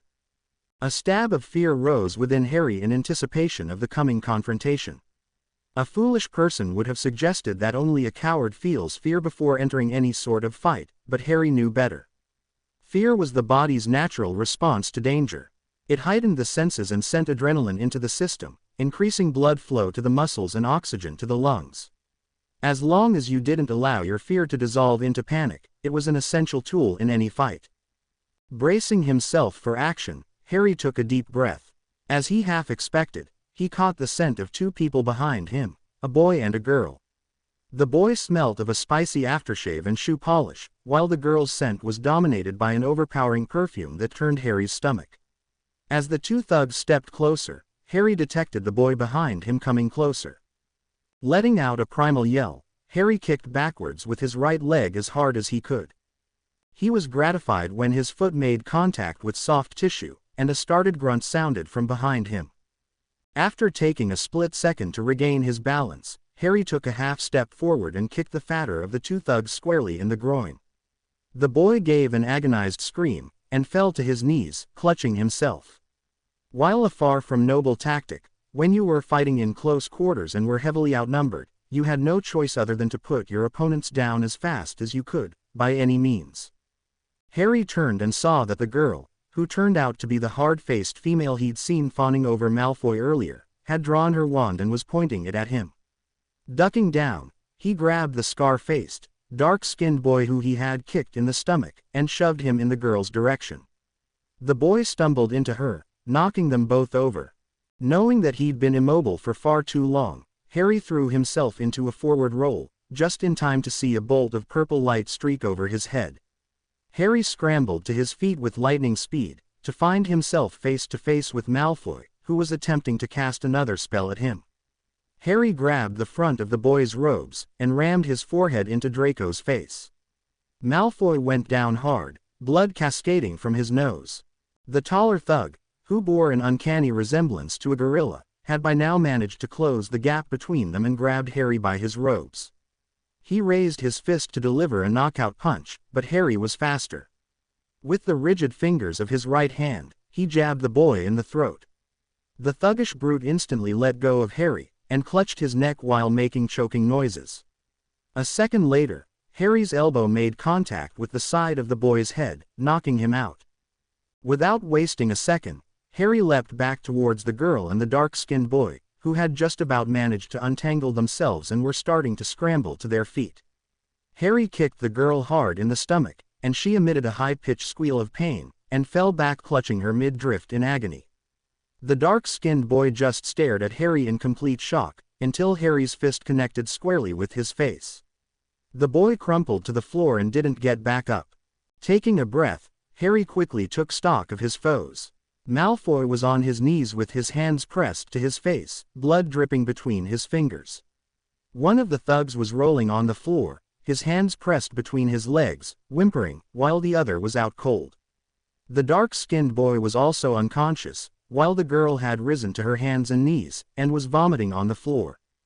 Movement caught Harry's eye and he turned to see the weedy, rat-faced boy that had been with Draco's group earlier pulling out his wand. With a practiced flick of the wrist, Harry's wand slipped into his hand, and he aimed it at directly the sneering young man. "Just try it, you little turd, and I'll smear you all over that wall," Harry growled. The boy paled noticeably, and the tip of his wand dropped for a second, before he suddenly snapped off a stunning spell in Harry's direction. Harry dropped his shoulder and the red bolt of light passed harmlessly by him. He returned fire with a banishing spell, which caught the rat-faced boy squarely in the chest and slammed him hard into the back wall. There was an audible crack of breaking bone, and the boy collapsed in a heap. A stunned silence greeted him. Filled with an immense anger, Harry strode over to where Malfoy was kneeling and grabbed him by the hair, pulling his head up. He then dragged the boy forward, as Draco's fingers clutched desperately at Harry's wrist. Malfoy screamed like a stuck pig as he was dragged along. "Everyone enjoy the show," Harry yelled at the gathered Slytherins, who all watched him in complete shock. No one seemed willing to speak. "No. Oh, what a shame. I expect you were all hoping to see me get beaten to a pulp, weren't you?" "Sorry to disappoint," he snarled, taking another step forward and causing Draco to scream again. "Well, I'm here to tell you that your sad little lives have just changed. There's a new order to the universe, and if you don't like it then you're going to have problems." Disgusted by the greasy feel of Draco's hair, Harry pushed the boy's head forwards, before kicking him hard in the stomach. Malfoy curled into a ball, his arms cradling his midsection. The arrogant young man sobbed as he pressed his face into the lavish rug that covered the floor. "This miserable little worm's day is over," Harry continued with a contemptuous wave at the groveling boy. "I'm here now and things are going to change. I have zero tolerance for moronic blood purists and muggle haters. Anyone who thinks they are instantly superior because their families practiced inbreeding for several generations is a cretin, in my book. Blaming your problems on muggles is stupid, too. They don't need us and we don't need them. Let them do their own thing, I say." Harry walked over to where the dark-haired girl was still on her hands and knees, having pretty much emptied her stomach out by this point. He placed the sole of his boot on the girl's backside and shoved. She fell forward with a screech, landing in her own vomit. "But if there's one thing I truly hate in this world," Harry continued, smirking at the sobbing girl, "it's Death Eaters. Voldemort killed my parents and he has tried, and failed, to kill me several times. Well, I've had enough. It's my intention to bury that snake-faced bastard 6 feet under, and, if he's lucky, I'll kill him before I do it." A gasp of horror escaped from most of the assembled Slytherins. "What? Frightened by the name, are you? It's only a made-up name, created by a pathetic little half-blood whose mummy and daddy didn't love him. He so despises what he actually is, the sad prick has to take it out on the rest of the world, attacking those not of pure blood in a desperate effort to hide the fact that he's one of them. But you know what the saddest thing is? Some of you pitiful fools actually follow him. Unbelievable," Harry snorted, prowling around the room like a caged tiger. He stopped and slowly looked around him. "Let me explain what happens now," he said in a cold voice. "Someday soon, I'm going to kill Voldemort. In addition, I fully intend to massacre all of his ass-licking Death Eaters, too. If I find anyone bearing a dark mark, I will kill them without hesitation or remorse. If anyone tries to stop me or gets in my way, I promise I will put them in hospital for a very long time. Do you all understand me?" A stunned silence was his only response. "I said, do you understand me?" Harry yelled in a voice like thunder. "Yes," came a ragged chorus of voices. Many of the Slytherins just stood staring at him with dumbfounded expressions on their faces. "I suppose that will have to do. Now, someone pick up these worthless little shits and take them to the hospital wing. Oh, and if anyone else wants to have a go at me, please feel free, although I should tell you that I took it easy on this lot. Next time I won't be so lenient," he spat and strode towards the entrance to the boys' dormitory. As he passed through the entrance, he noticed Weasley still leaning against the wall. As he approached, she broke into a slow, silent handclap, the amused expression still on her face. Harry winked at her as he passed, intent on finding his room. Around an hour later, Harry was to be found lounging elegantly on his bed, surveying his new accommodation. To be honest, it wasn't nearly as bad as he had feared. Although it was small, it wasn't the matchbox that the prefect had implied. A four-poster bed dominated the room, but there was still enough space for a small writing desk and a chair. His trunk had already been deposited at the foot of his bed, he noted, and no attempt had been made to try and open it. Next to the bed was another door, which on examination led to a small bathroom which boasted a toilet, sink and shower. While it certainly wasn't luxurious, it wasn't uncomfortable, by any means. Harry lay back and allowed himself to relax. Although the door to his room boasted only a simple sliding lock, he had reinforced this with a complicated series of wards and protections that should ensure that nobody, student or teacher alike, could enter without his express permission.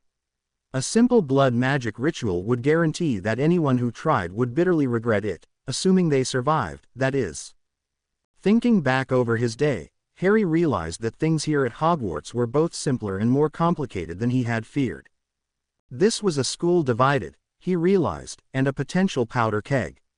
His new, small friends in Hufflepuff had made clear how sick of the racist attitude of Slytherins the rest of the school actually were, while here within the house he could already see divisions that he could utilize. Of course, he had yet to meet his head of house, but he suspected that meeting wouldn't be too far off. In a perverse way, he was looking forward to it. In the meantime, he would present a very visible face to the rest of the school. Smiling to himself, he recalled the lessons his guardian had imparted on him. Most of what we believe to be true is not, Gellert explained in an amused voice.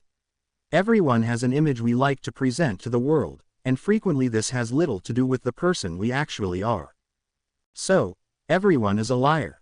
I don't believe that, Harry snorted, looking at the old man warily. Oh, it's true. Every single person on the face of this planet is a liar, to some extent.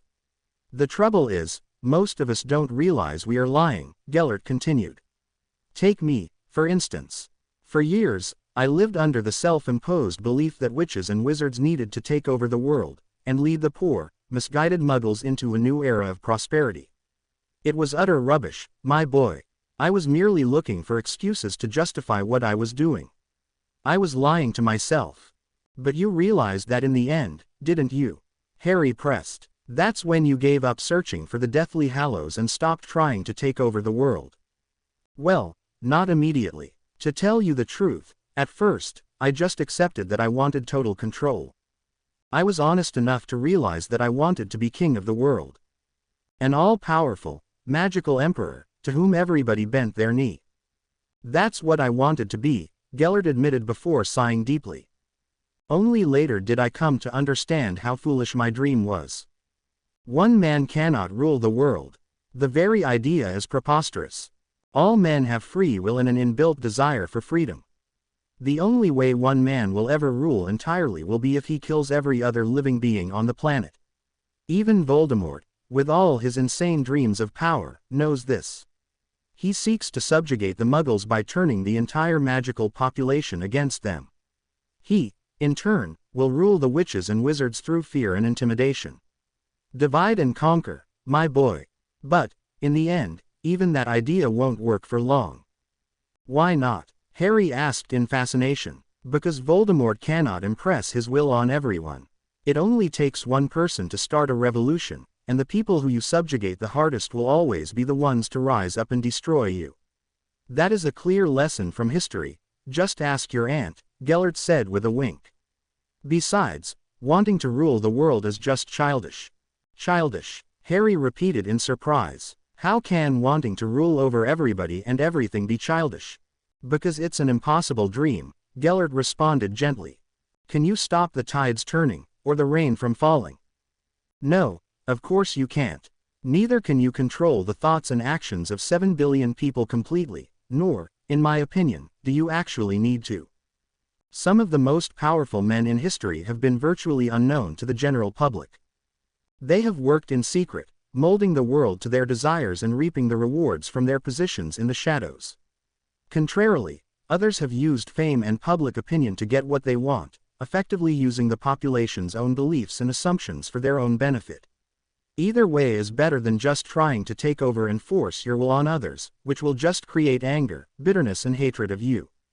So, which path do you think is best? Harry asked. For you, Harry, there is only one path available. Unless you chose you spend your life wearing a disguise, you will have no option but to be in the public eye. You are famous, don't forget, and if you are wise you will use that fame to your advantage. Remember, if you don't use your name, someone else will. As soon as you reveal yourself to the outside world, the press will be onto you like a pack of wild dogs. Make sure they are saying what you want them to say, not what they just think will make a good story, Gellert advised sagely. He paused to take a drink from his coffee cup before wincing. Bathilda only ever drank tea, and her choice of brands when it came to purchasing his coffee left a lot to be desired. Irritably, he pushed the cup away. Being in the public eye is all about image, he continued. You must think carefully about what image you want to portray at any given time. Situations will change and you must adapt. There are times when you must present yourself as a strong and decisive person, a true leader and someone to be trusted. At other times, it may benefit you to show a more vulnerable, tender side. You must always be careful about your appearance, Harry. You would be amazed how much of an impression dressing well makes. I suspect that you will want to project the image of a powerful, intelligent wizard, and making sure that you wear sensible, well-styled clothes is an important way of conveying that. I ask you, who would you trust more to make important decisions, a man dressed in a suit, or one dressed in jeans and a t-shirt? It all sounds a bit superficial, Harry protested.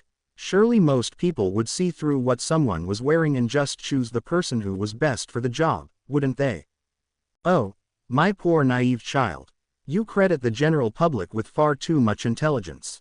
Yes, a few people will look beneath the surface and ask the truly important questions, but most people will just make their first impressions based on image.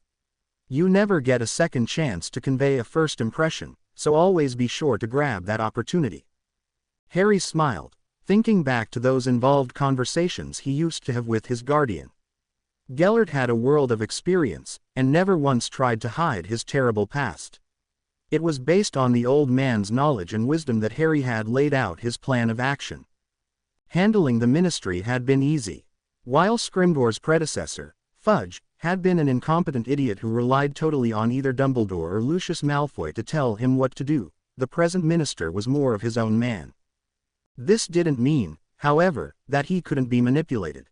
It had been a simple matter to convince Scrimgeour that Harry had remained hidden for so long because he feared attack from Death Eaters and the interference of Albus Dumbledore. The minister had readily agreed to Harry's idea that he should attend Hogwarts to act a spy on the headmaster. Hell, Scrimgeour had practically creamed his pants at the thought that the boy who lived would be a ministry mole. He'd bought into Harry's lies eagerly. Dumbledore, of course, would just be delighted to have Harry back under his influence and would use the opportunity to try to mold him into a useful tool, completely unaware that Harry was totally aware of his intentions. Neither the minister nor the headmaster realized that Harry had manipulated both of them to get himself positioned in exactly the place he wanted to be. Apart from his primary mission here, Harry had other tasks he wanted to perform. After so long in the shadows, he had to create a public persona for himself. If he could take control of Slytherin and curb its aggression towards the other houses, he would make a very positive impression as a young man who could get things done. Likewise, if he could bring the more extreme elements of Slytherin to heel, he would simultaneously cut off a source of new recruits for Voldemort and gather useful allies.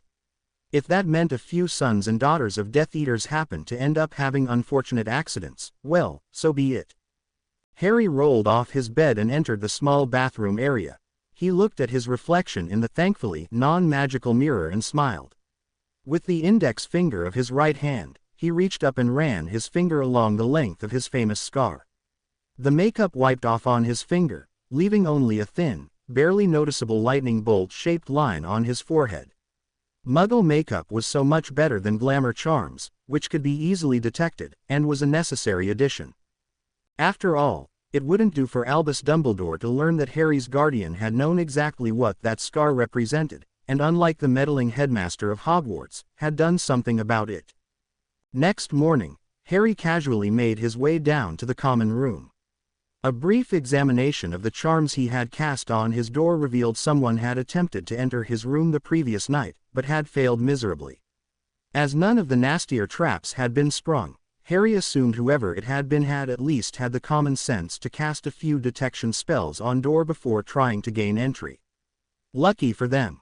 As soon as he entered the chilly common room, he was confronted by a nervous girl he recognized as being one of the prefects that had guided the first years here after the welcome feast. Her previous arrogant manner appeared to have vanished. Harry noted with some small satisfaction. Potter, the girl practically stammered. Professor Snape wants to see you in his office immediately. Very well, Harry agreed calmly. Where is his office? Oh, it's just down the corridor, on the right, she said, her words tumbling out in relief that Harry didn't appear that angry at the summons. Show me, Harry commanded, and the relieved expression vanished from the girl's face. Reluctantly, she made her way out of the common room with Harry at her heels. As soon as she passed through the hidden entrance, she turned right and made her way down the dimly lit stone corridor. After only a short walk, she halted in front of a sturdy wood door, set into the dark, gray stone. Here you are, the girl said, indicating the door. She was about to walk off when Harry stopped her. What's your name? He asked in a commanding voice. Sadie Baldock, the girl replied, practically flinching his tone. Tell me, Baldock, you're a prefect here, right? Why didn't you or any of your fellow prefects try and intervene during the fight in the common room last night? Harry asked, taking a step forward so he was deliberately intruding in the girl's personal space. She mumbled, looking terrified. Well, Malfoy is head boy and... So, if the head boy decides he's going to break the rules and attack someone, it's okay, is it? Harry demanded, his voice colder than a Russian winter. No one crosses Draco, Baldock said hurriedly. He practically runs this school. His father is on the board of governors and can get anyone expelled. Draco's father is in Azkaban getting cozy with the Dementors, Harry pointed out harshly. Draco himself is an insignificant little worm whom I'm going to take great delight in squashing. Is that understood? The girl's eyes glanced towards the wooden door, perhaps silently begging her head of house for help. Snape's not going to help you, Harry snapped, and in case you were hoping that he is going to expel me for teaching those idiots a lesson last night, think again. I'm going to leave Snape's office still a pupil of Hogwarts, and completely unpunished, too. What you and your fellow prefects need to understand is that things have changed around here. Unless you start doing your jobs and acting like prefects should, well, let's just say I'm going to have to take steps. Understand? The girl nodded furiously. Harry reached out and gently ran his fingers down the girl's cheek. She recoiled slightly, but stayed rooted to the spot in fear. He leaned in towards her. There's a good girl, Harry whispered, his lips only a couple of inches from her ear. Run along now, and maybe I'll see you later. Baldock's eyes went wide with fright, and she took off like a bat out of hell down the corridor. Harry smiled as her footsteps gradually became fainter and fainter. Fear and intimidation were what the Slytherins understood, and this would be the tool he would use against the weaker members of the house. If he was totally honest with himself, he did rather enjoy it, sometimes. He turned and knocked 3 times on the door. There was barely a pause before an angry voice yelled, "Enter." Harry pushed open the door and stepped into a dark, gloomy room. At first, his eyes were drawn to the great number of shelves mounted along the walls, all lined with bottles and jars of every shape and size. A large, brown cupboard occupied one corner of the room, and a small desk was situated opposite the door. Behind that desk sat a hook-nosed man with greasy, shoulder-length black hair. At the sight of Harry, the man sneered, revealing a row of yellow, uneven teeth. So this was Severus Snape, former friend of Harry's mother, reformed Death Eater and Dumbledore's personal lapdog. He had to push down his emotions at the sight of the man who had, apparently, begged Voldemort to spare his mother, uncaring if Harry and his father were slaughtered. Snape was an expert legilimens, apparently, and would probably pick up any stray thoughts and emotions that Harry projected, so it was vital to remain calm. He walked forward until he was a few feet away from the desk. With his hands folded behind his back, Harry looked directly into the man's cold, dark eyes. "You wanted to see me, Professor Snape?" Harry asked in a polite voice. "Harry Potter," Snape snarled with venom and spite practically dripping in his voice. "For years I've lived comfortably in the belief that you were dead. But no, you have to turn up here, thinking that you owned the place as soon as you stepped through the doors. What you did last night was inexcusable, you wretched brat, and I'm going to see you expelled immediately." "No, you won't," Harry replied calmly. "What?" Snape raged, spittle flying from his mouth. "You think you can attack and seriously injure 6 students, including the head boy, and you can get away with it? You're even worse than that arrogant father of yours." "I wouldn't know, seeing as my father was killed when I was 15 months old." "But you would know all about that, seeing as you were a Death Eater at the time, wouldn't you?" Harry said in a cool tone. Snape's eyes bulged slightly. The knowledge that he'd been a follower of Voldemort had been tightly suppressed, mainly thanks to Dumbledore. "You don't deny you attacked those students, then?" Snape yelled, carefully avoiding the subject of his former employment. "Yes, actually I do.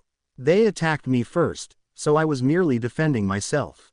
I would also mention that several prefects were in the room and not one of them tried to intervene. I'm sure that's going to look odd when the matter is brought up before the Board of Governors," Harry responded. "Board of Governors? Why would we need to involve them? This is an open and shut case. You are a dangerous psychopath who needs to be removed for the safety of the other students," Snape growled back. "I should probably point out that only the headmaster and the deputy headmistress are empowered to expel students, so please don't make threats you can't back up. I should also mention that I'm more than willing to supply a pensive memory of the event, something I doubt Draco and his little band of idiots will be prepared to," Harry said in a conversational manner. "If the headmaster does then still feel the need to expel me at that point, I will be forced to appeal to the board, and I'm more than willing to share all the knowledge I have about the staff and pupils of this school." Snape stared at him with such utter hatred that Harry thought he might burst into flames, such was the anger the man was generating. "Can I speak frankly, Professor, off the record?" Harry continued more bluntly. "We both know you're not going to expel me. The Minister for Magic has very publicly stated how pleased he was that I had returned to the wizarding world, and that I was attending Hogwarts. Expelling me the day after I arrived would create such political waves that you could beat your career goodbye.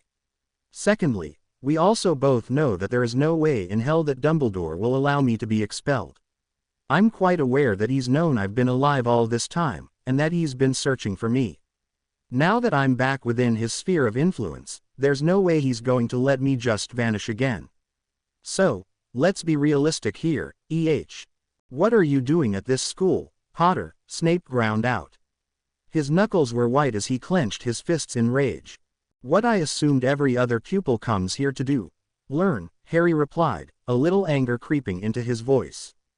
"Mind you, I'm starting to wonder about the motivation of some of my housemates, who seem to think that this place is their personal fiefdom.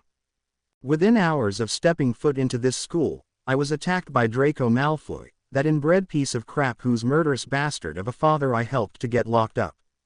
He seems to think he runs this place, and I'm fully aware that he and half the pupils in Slytherin want me dead, but I really don't give a shit about that. I should state clearly, however, that I will defend myself most vigorously if attacked, and as I've already proved that I'm more than a match for one of Voldemort's inner circle, I would suggest that it would be a very bad idea of any pupil here to try.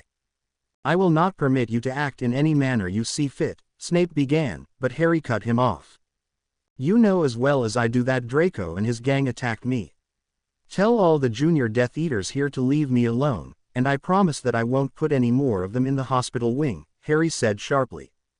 "Even if they did attack you, you responded with unnecessary force. Not will be hospitalized for the next 3 days, and poor Draco had to have his nose reset. Not to mention that Parkinson was kept in overnight. Do you get your thrills by hurting girls, Potter?" Snape snarled. I do when they try and curse me in the back, Harry retorted. Parkinson, if that was the little bitch's name, got exactly what she deserved, as did the rest of them. Better still, practically the entire house got to witness the event, so now they know that Malfoy isn't untouchable. Hopefully, once that little fact has sunk in, we'll have fewer problems. Snape shook his head. Never in all my years have I met someone as arrogant as you, and that includes your idiotic father and his friends. If you think I'm going to let this matter rest, you are sadly mistaken. You're clearly a delusional lunatic, and a menace to all those around you. Oh, and let me tell you, Potter, if you hurt any member of Slytherin House again, you will have to face me personally. Has it escaped your notice that I'm a Slytherin? Harry asked sarcastically. I'll expect you to offer that same level of protection to me if I'm attacked by anyone. Get out, Snape screamed. Get out before I do something I'll regret. With a curt nod, Harry turned and started to walk out the office. As he reached the door, he paused and looked back at the angry professor. Don't you get tired of it? Having to follow Dumbledore's orders all the time? Harry asked. What the hell are you raving about, Potter? Snape demanded furiously. Having to act the way you do all the time, Harry clarified. I mean, you allow the purebloods to behave any way they like, you're blatantly biased towards your own house and you let prefects ignore misbehavior from Slytherins when it's directed at the other houses. There's no way Dumbledore would allow you to act in that manner unless it's part of his plan. And, pray tell, what possible motive would the headmaster have for allowing such actions? Snape growled.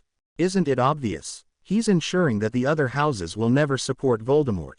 By making the Slytherins the bogey men of Hogwarts, he's ensuring that 3/4 of the school end up hating the racist purebloods and their beliefs. All the Gryffindors, Ravenclaws and Hufflepuffs will leave this place having suffered 7 years of abuse and violence at the hands of the Slytherins, who are generally believed to all be supporters of the Dark Lord. Instantly, all those abused ex-pupils become opponents of Voldemort and, by default, supporters of the light side. It's simply a matter of divide and rule. By sticking all the blood purists into one house and encouraging them to misbehave and flaunt their supposed superiority, Dumbledore has made followers out of everyone else. It's quite a clever strategy, when you think about it, Harry noted. Snape stared at him like he'd grown another head. Still, it's a bit unfair on the more moderate students who get placed into this house, isn't it? They instantly get labeled as wannabe Death Eaters, no matter what. Still, I'm sure their sacrifice is for the greater good, wouldn't you agree, Professor? Harry asked pointedly. Not waiting for an answer, Harry left the office, closing the door firmly behind him. As he started to walk towards the Great Hall, he pondered the meeting he had just had, and his first impressions of the man he'd fully expected to hate. Snape had raged, and as expected he'd made several comments about Harry's father, but the man's anger had seemed rather unfocused. Harry had, after all, just severely injured 6 of his fellow pupils, and Snape's brief comment about unnecessary force hardly began to cover it. Harry had deliberately sent out a message to the other Slytherins, and Snape would have had good reason to take him to task for the level of violence involved. Instead, Snape had just yelled vague warning about expulsion which they both knew he couldn't enforce, and the head of Slytherin didn't seem the sort of man to make empty threats. Harry was still deep in thought when he reached the Great Hall. Sensing all eyes on him, he straightened his back and adopted an untroubled smile as he made his way to the end of the table where he'd sat for dinner the previous day. Sure enough, the Weasley girl was sitting in the same seat by herself, an evil grin on her face. Still with us, Potter? She asked mockingly. I'm surprised. Are they letting you eat breakfast before you have to pack your trunk? Why on earth would I be packing my trunk? Harry exclaimed in mock surprise. I only just got here. Oh, the fact that 6 of our illustrious number are currently breakfasting in the hospital wing might be a good reason, Weasley pointed out. As I heard you just had a meeting with our beloved head of house, I assumed he would be asking you to get your cute little ass out of here. You think my ass is cute? Why, thank you. I think yours is lovely, too, Harry smirked, as he began to fill his plate with breakfast items. Further conversation was briefly halted by the arrival of a blonde whirlwind. Whoa, hold up, there, Davis declared as she threw herself into the seat next to Weasley. You two aren't allowed to start talking without me here. Okay, now you can talk. Weasley was just complimenting me on my cute ass, Harry explained in a deadpan voice. Really? You're developing good taste as you get older, Ginevra, Davis giggled. I can admire from a distance, Weasley shrugged as she carried on eating her breakfast. I have absolutely no interest in doing anything further than that. After all, Potter here is a walking target now. Very true, Davis agreed, stealing a sausage from Harry's plate. Are there any breakfast items you'd particularly like me to put on my plate for you? Harry asked in a flat tone. Oh, just pick whatever you like best, Davis smiled. I'm not a fussy eater and this way I get to try new things. Interesting way of expanding your culinary horizons, I suppose, Harry agreed as he took a forkful of scrambled egg. So, the question on everyone's lips this morning is where did you learn to fight like that? Malfoy and Zabini are both excellent duelers. Crabbe and Goyle could wrestle bulls for a living and Parkinson is a vicious little bitch, yet you put all of them down with your bare hands. You only drew your wand to take out Nott, for which I'd like to thank you, by the way. That weedy little runt has wandering hands, if you know what I mean, Davis said. He only tried to grope me once, Weasley noted. He never made the same mistake again. I've had some excellent teachers, let's just put it that way, Harry said mysteriously. Why the Muggle style of fighting, though? Davis pressed. A lot of people are saying that maybe you're no good with a wand. In fact, a few have gone so far as to suggest that you had to fight like that because you're little more than a squib. Despite that fact that I nearly plastered that Nott guy all over the wall, and I've previously dueled Lucius Malfoy and won. Oh no, Miss Davis, if you're going to try and get me to react to inflammatory statements, you're going to have to do better than that, Harry snorted in amusement. Oh, he's so got you pegged, Davis, Weasley chortled. So, you're even better with a wand than you were with your hands and feet. Is that what you're saying? Davis demanded irritably. I'm significantly better with my wand, yes, Harry confirmed cheerfully, although I did rather tame things down a bit last night. Normally, it's my policy to ensure that anyone I put down on the floor doesn't get back up again, but I guess the friendly and welcoming atmosphere here at Hogwarts just turned me into a big softie. If you wanted a warm welcome, you really shouldn't have got yourself put in Slytherin, should you? Weasley pointed out, not unreasonably. And missed out on your smiling, friendly face and engaging conversation. Unthinkable, Harry exclaimed. Sarcastic git, aren't you? Weasley noted, although she did seem rather amused. Just because you managed to cream those idiots last night, don't think you can get fresh with me. I won't dream of it, Miss Weasley, Harry replied in a neutral tone. I live to serve you.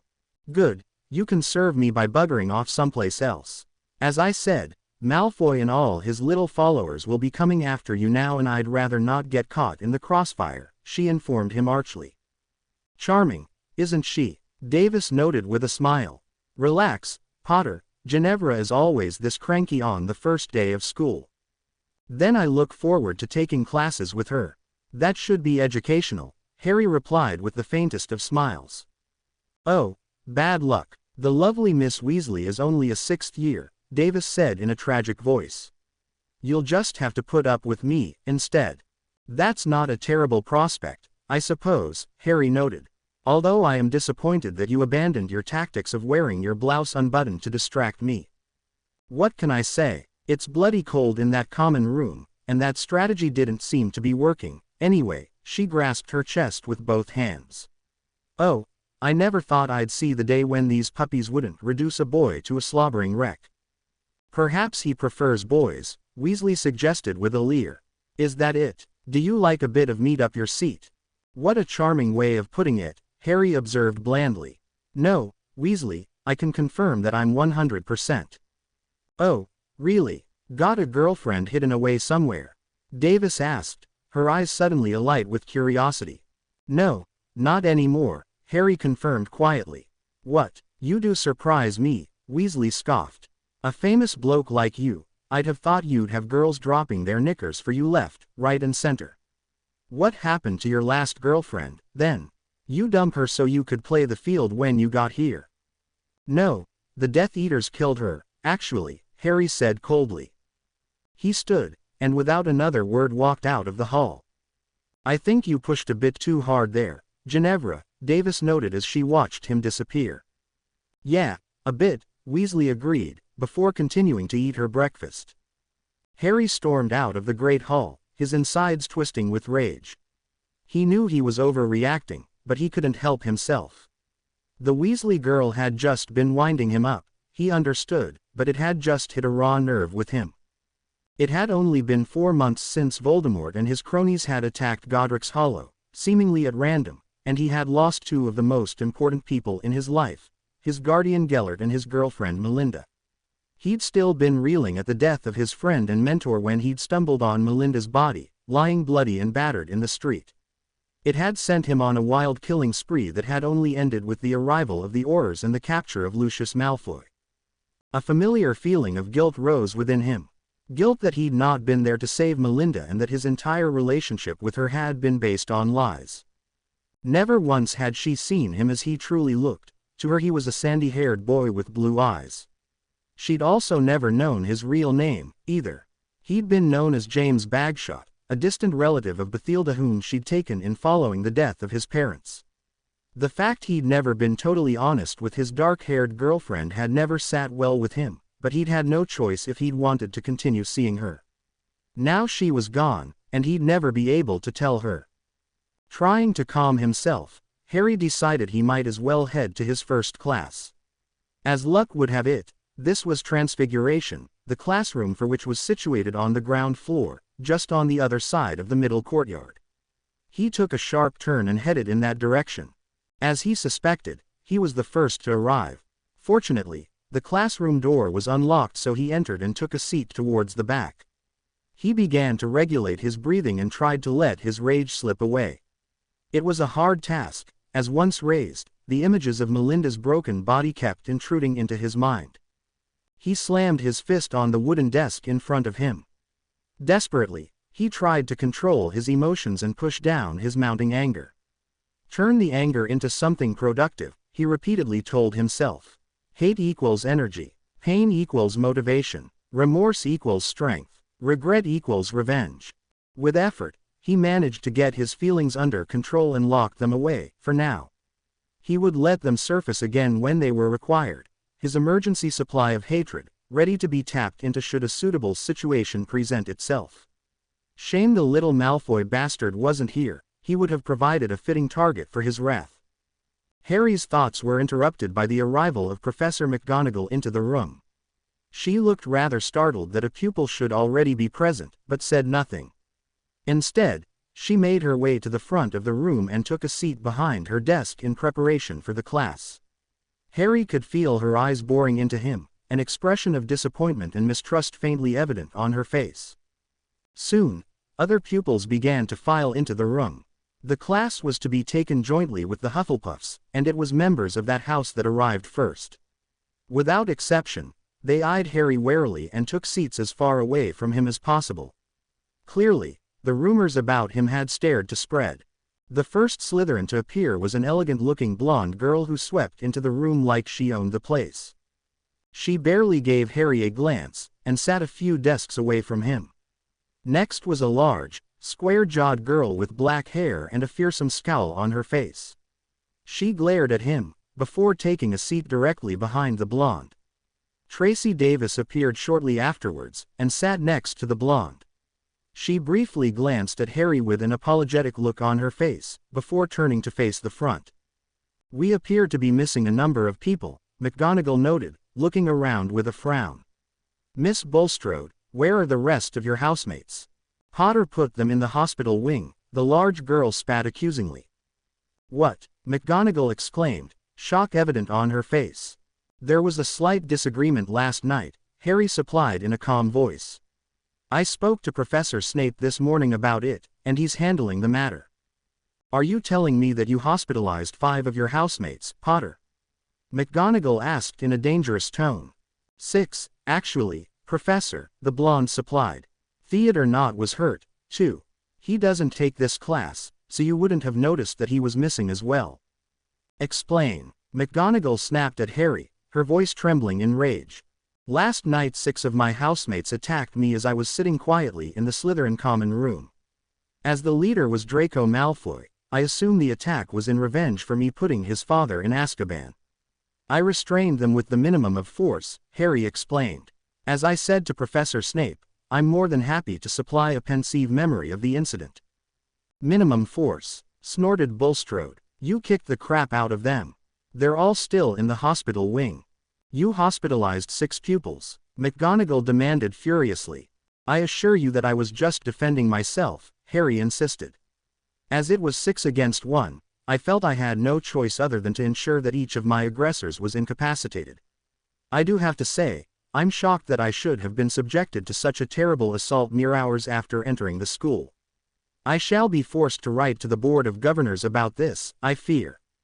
Why was I not informed of this incident? I am the deputy headmistress and I should have been told immediately, McGonagall announced sternly. I'm afraid I couldn't tell you why, Professor, Harry shrugged.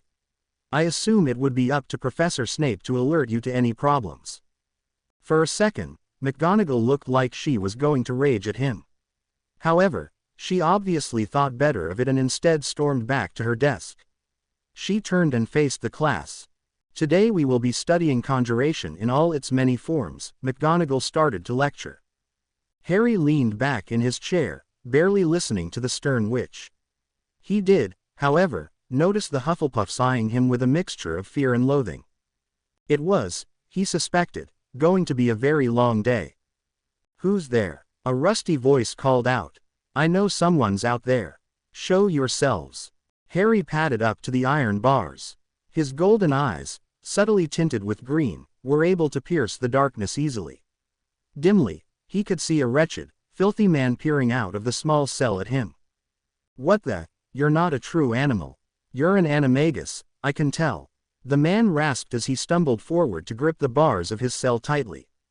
Calmly, Harry changed back into his human form and stepped forward until he was just inches away from the man. It was all he could do to stop himself gagging from the smell. The prisoner stank of rotting food and his own excrement. Who? What? The man mumbled before letting out a miserable sob. Oh, Merlin, it's finally happened. I've finally gone insane. James, why are you here to torment me? I'm not James, Harry said quietly, and I can assure you that I'm not a figment of your imagination, either.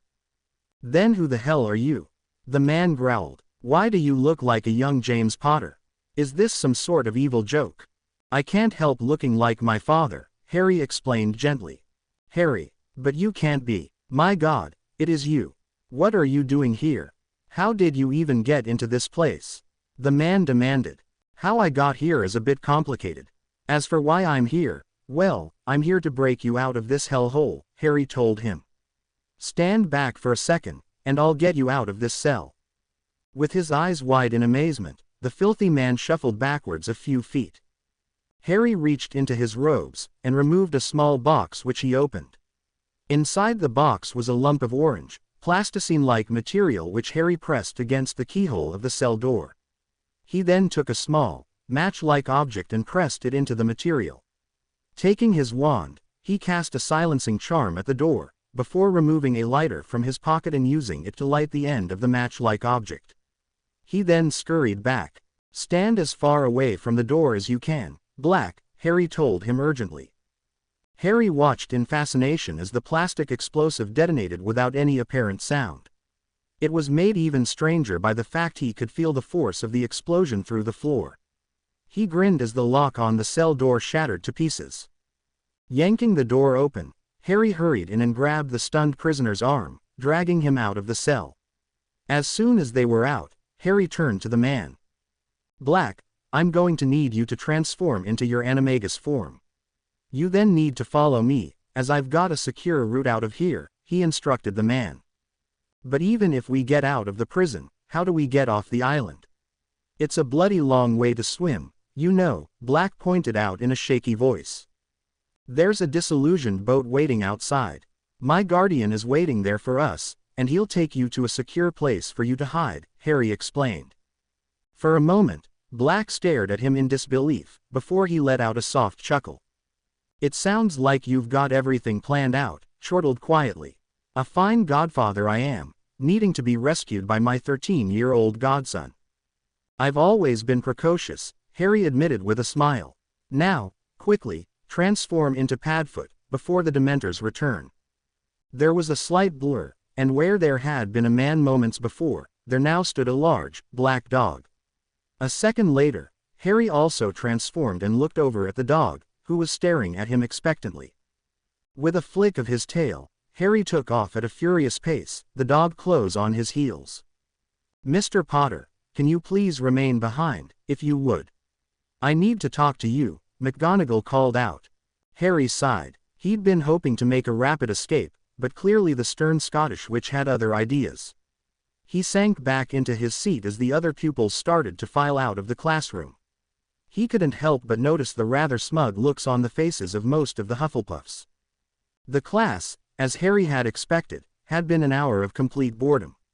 Although McGonagall was obviously a talented teacher, the subject matter was old hat to him.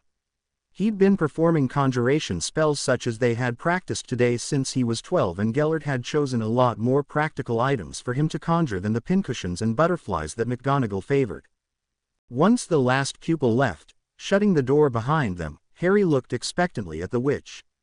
"Look, Professor, I really think this is a matter you should be discussing with my head of house," he began, but McGonagall waved his objections away. "No, Mr. Potter, it's not about your altercation with your housemates that I want to talk to you about, although I will be talking with Professor Snape about that, rest assured. No, I wanted to continue the discussion we started in the carriage yesterday," McGonagall stated.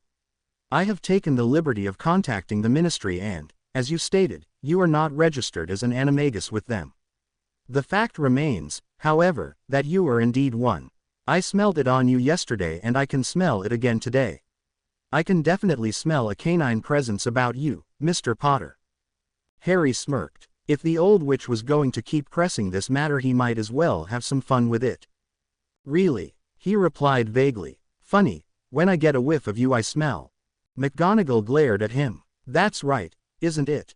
I can definitely smell. I'd know that smell anywhere," Harry insisted. "If you are referring to the fact that my animagus form is feline, you are indeed correct, although I would ask that you not refer to it in those terms," McGonagall snapped, her anger barely under control. "Oh, but it's a much nicer way of describing it," Harry said in a rather sultry voice. "It kind of rolls off the tongue, doesn't it?" "Mr. Potter, are you trying to deliberately anger me?" she asked heatedly. "Heavens, no, why on earth would I want to upset you, Professor? After all, such an experienced witch such as yourself obviously has a lot that she could teach a young man such as myself. I promise to be an attentive pupil, and comply with your every demand." "What would you like me to do for you, Professor?" he asked, his voice dropping to a husky whisper. For a second, McGonagall looked completely shocked. Harry was willing to bet that this was the first time in her career that she'd ever had a pupil making suggestive comments to her. Of course, this was all part of his plan to put her on the back foot, and it appeared to be working. The only risk was if she suddenly decided that she did indeed want a handsome, young toy boy, in which case Harry would probably be breaking several speed records in getting out of that classroom. What? I mean," McGonagall stuttered for a second, before her face resumed her stern expression. "Mr. Potter, please stop acting the fool and explain to me why you have not registered yourself with the Ministry. I would be quite within my rights to report you." "Indeed, you would," Harry admitted, "although I would hope that you would speak with the headmaster before doing so. I'm sure he would understand that someone in my position needs every advantage when facing the forces of evil that he can get. Being a secret animagus has allowed me to escape the clutches of the Death Eaters more than once, and should I be forced to register myself, that advantage would be lost." "Well, I can see how that would be useful," she admitted.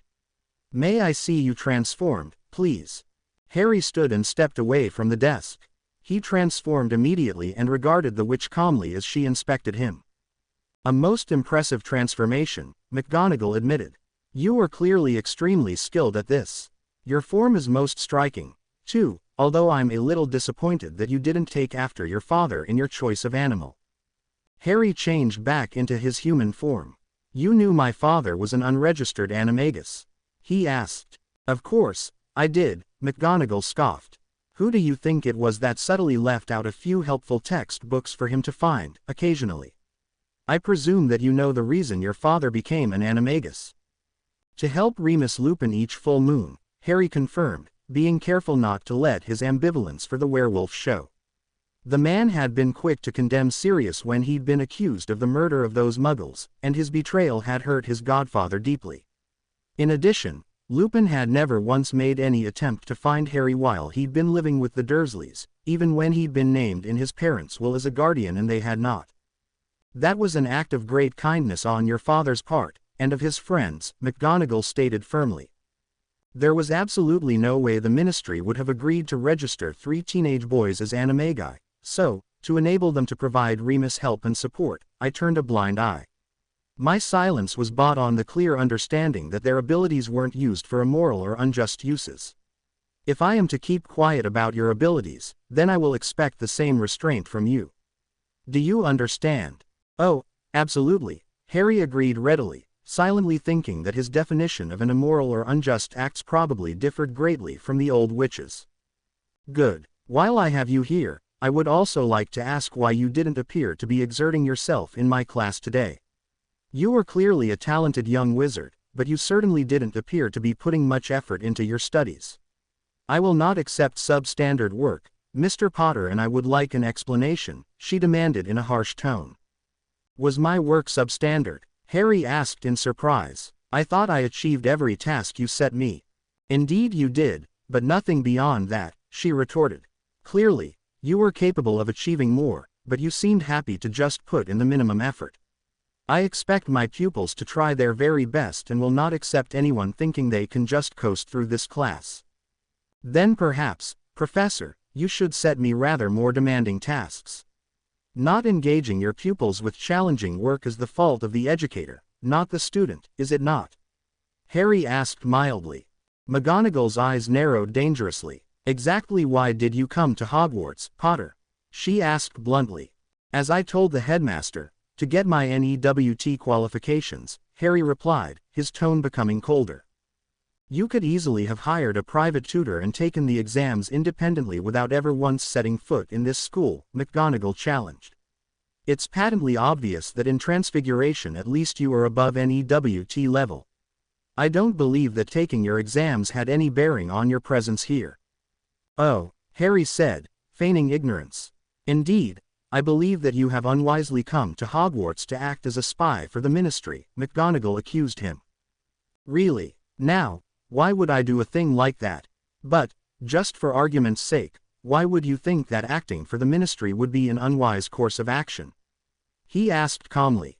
There are many things you don't know, Mr. Potter, things that could result in you getting seriously hurt or even killed. The Ministry has been painfully slow to react to the return of the Dark Lord, and even now they hide from the general public the true extent of the problem. If you allow yourself to become Scrimgeour's puppet, you are dooming yourself to defeat at Voldemort's hands. The only person who truly stands a chance of defying the Dark Lord is Albus Dumbledore. You must stop trying to aid the Ministry's misguided attempts at discrediting Albus and work with him. Only Dumbledore can help you, Harry. You must understand that, McGonagall implored him. Harry considered her words for a moment. Would you say you trust the headmaster, then? He asked. Of course I do, she exclaimed, seemingly shocked to be asked such a question. Completely. Do you trust him to tell you the full truth? He pressed. Yes, I do, I suppose, she hedged. There are times, I'm sure, when he is forced to keep certain things secret, but I'm certain that only occurs when he feels he has no choice and that lives are at risk. Really? So what if I was to tell you that he has lied outright to you purely to manipulate matters to his own advantage? Would you still have such complete faith in him? Harry asked intently. What rubbish is this? How can you, who has been in hiding for years, suddenly pop up and claim that Albus Dumbledore, one of the most respected wizards ever, is a liar? Mr. Potter, I would ask that you keep such filthy insinuations to yourself. She scowled. I must say, I'm disappointed that you can dismiss what I have to say before you've even heard it, Harry tutted. You referred to me as Scrimgeour's puppet, but it seems to me that you're little more than Dumbledore's. For a second, McGonagall looked like she was going to explode. Very well, Potter, I'll listen to what you have to say, she growled. What terrible secrets has the headmaster been hiding from me? Have you ever questioned the circumstances that led to me being placed with the Dursleys after my parents were killed? Harry asked. Didn't it seem odd to you that Sirius Black never received a trial, or that there was never a public reading of my parents' will? I must confess I never really thought about your parents' will. Was there definitely never a reading? She challenged. Harry shook his head. I assume that their executor must have had a good reason, I suppose. As for Black, a trial wasn't needed. There were multiple witnesses to the murder of the Muggles. Everyone knew that he was your parents' secret keeper, and the man virtually admitted his crimes when he was caught. A trial would have been superfluous. We'll come back to the issue of the trial, Harry noted, but what if I told you that Dumbledore himself was appointed as my parents' executor, and that their will remained sealed in Gringotts until I was able to order it read on my 17th birthday? I assume that Albus had a good reason for that, I suppose, McGonagall ventured hesitantly. You assume rightly. Specifically, I would guess that he didn't want the part of the will where my parents categorically state that I am not to be left in the care of Petunia Dursley to become common knowledge, especially after he went to so much trouble to invoke all that wonderful magical protection on the Dursleys' house. Strangely, he seems to have raised that protective magic long before he knew what my parents' wishes regarding my care were. In fact, bearing in mind how tricky most blood-based spells are, he seems to have been pretty quick off the mark in getting them in place. It was almost as if he'd already had the spells already prepared as a contingency. Of course, he would have only have done that if he had some reason to believe my parents were in danger of being found by Voldemort, Harry informed her. I really don't know what you're implying, McGonagall said hotly. Perhaps Dumbledore suspected Black would go bad and wanted a backup in place. There's no harm in planning ahead. Indeed, and the headmaster seems to have planned ahead so well, too, Harry agreed. It doesn't, however, explain why the will was sealed. If it had received a public reading, I suspect things would have gone very differently. Did you know that all magical wills include references to any appointed secret keepers? Yes, I was aware of that, McGonagall sniffed. Imagine my surprise, therefore, when, on opening my parents' will, I found that Sirius Black was not their secret keeper, at all, Harry stated. What rubbish is this? Everyone knew that Sirius was James and Lily's keeper. McGonagall shouted in outrage. Yes, and just think about that for a second. Everyone knew Sirius was their secret keeper. Do you really think it's good practice to let everyone know who you use as your keeper? Of course not. But, if you want to keep your true keeper a secret, it's a bloody good way of diverting attention away from them, Harry reasoned. So who was the real keeper? McGonagall demanded. Peter Pettigrew. They picked a person no one would ever suspect they would use. Poor, weak, little Peter. Unfortunately for my parents, Voldemort had already identified Pettigrew as a weak link and recruited him. Imagine Peter's glee when he was just handed the information that his lord so desperately wanted, Harry said grimly. But that doesn't make any sense. McGonagall protested. If that was the case, why did Peter go after Sirius Black? And why did Black kill all those Muggles? No, you're spinning me a fairy tale, Mr. Potter. Black virtually admitted he'd betrayed James and Lily when he was apprehended, remember? You've got it all backwards.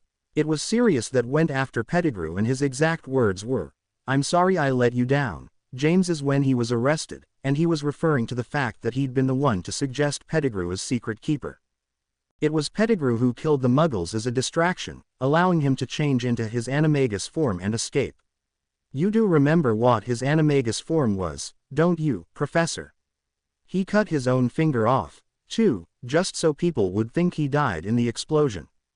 Pettigrew might have been a sniveling little rat, but he wasn't stupid, Harry snarled. But if Peter is alive, where is he? Why has no one seen sight nor sound of him for 15 years? McGonagall demanded, although she didn't sound as confident as she did earlier. I didn't say he was still alive, did I? Harry pointed out. No, he may have escaped from Sirius, but the little bastard is dead now. My only regret is that he died in such a way that his body couldn't be produced to help clear Sirius's name. You seem to have a very callous view of death, Mr. Potter, McGonagall said disapprovingly. I must confess, I was shocked to hear your heartless comments about the deaths of your aunt and uncle. I'm sure your mother would have been horrified at the unfeeling way you described the death of her sister.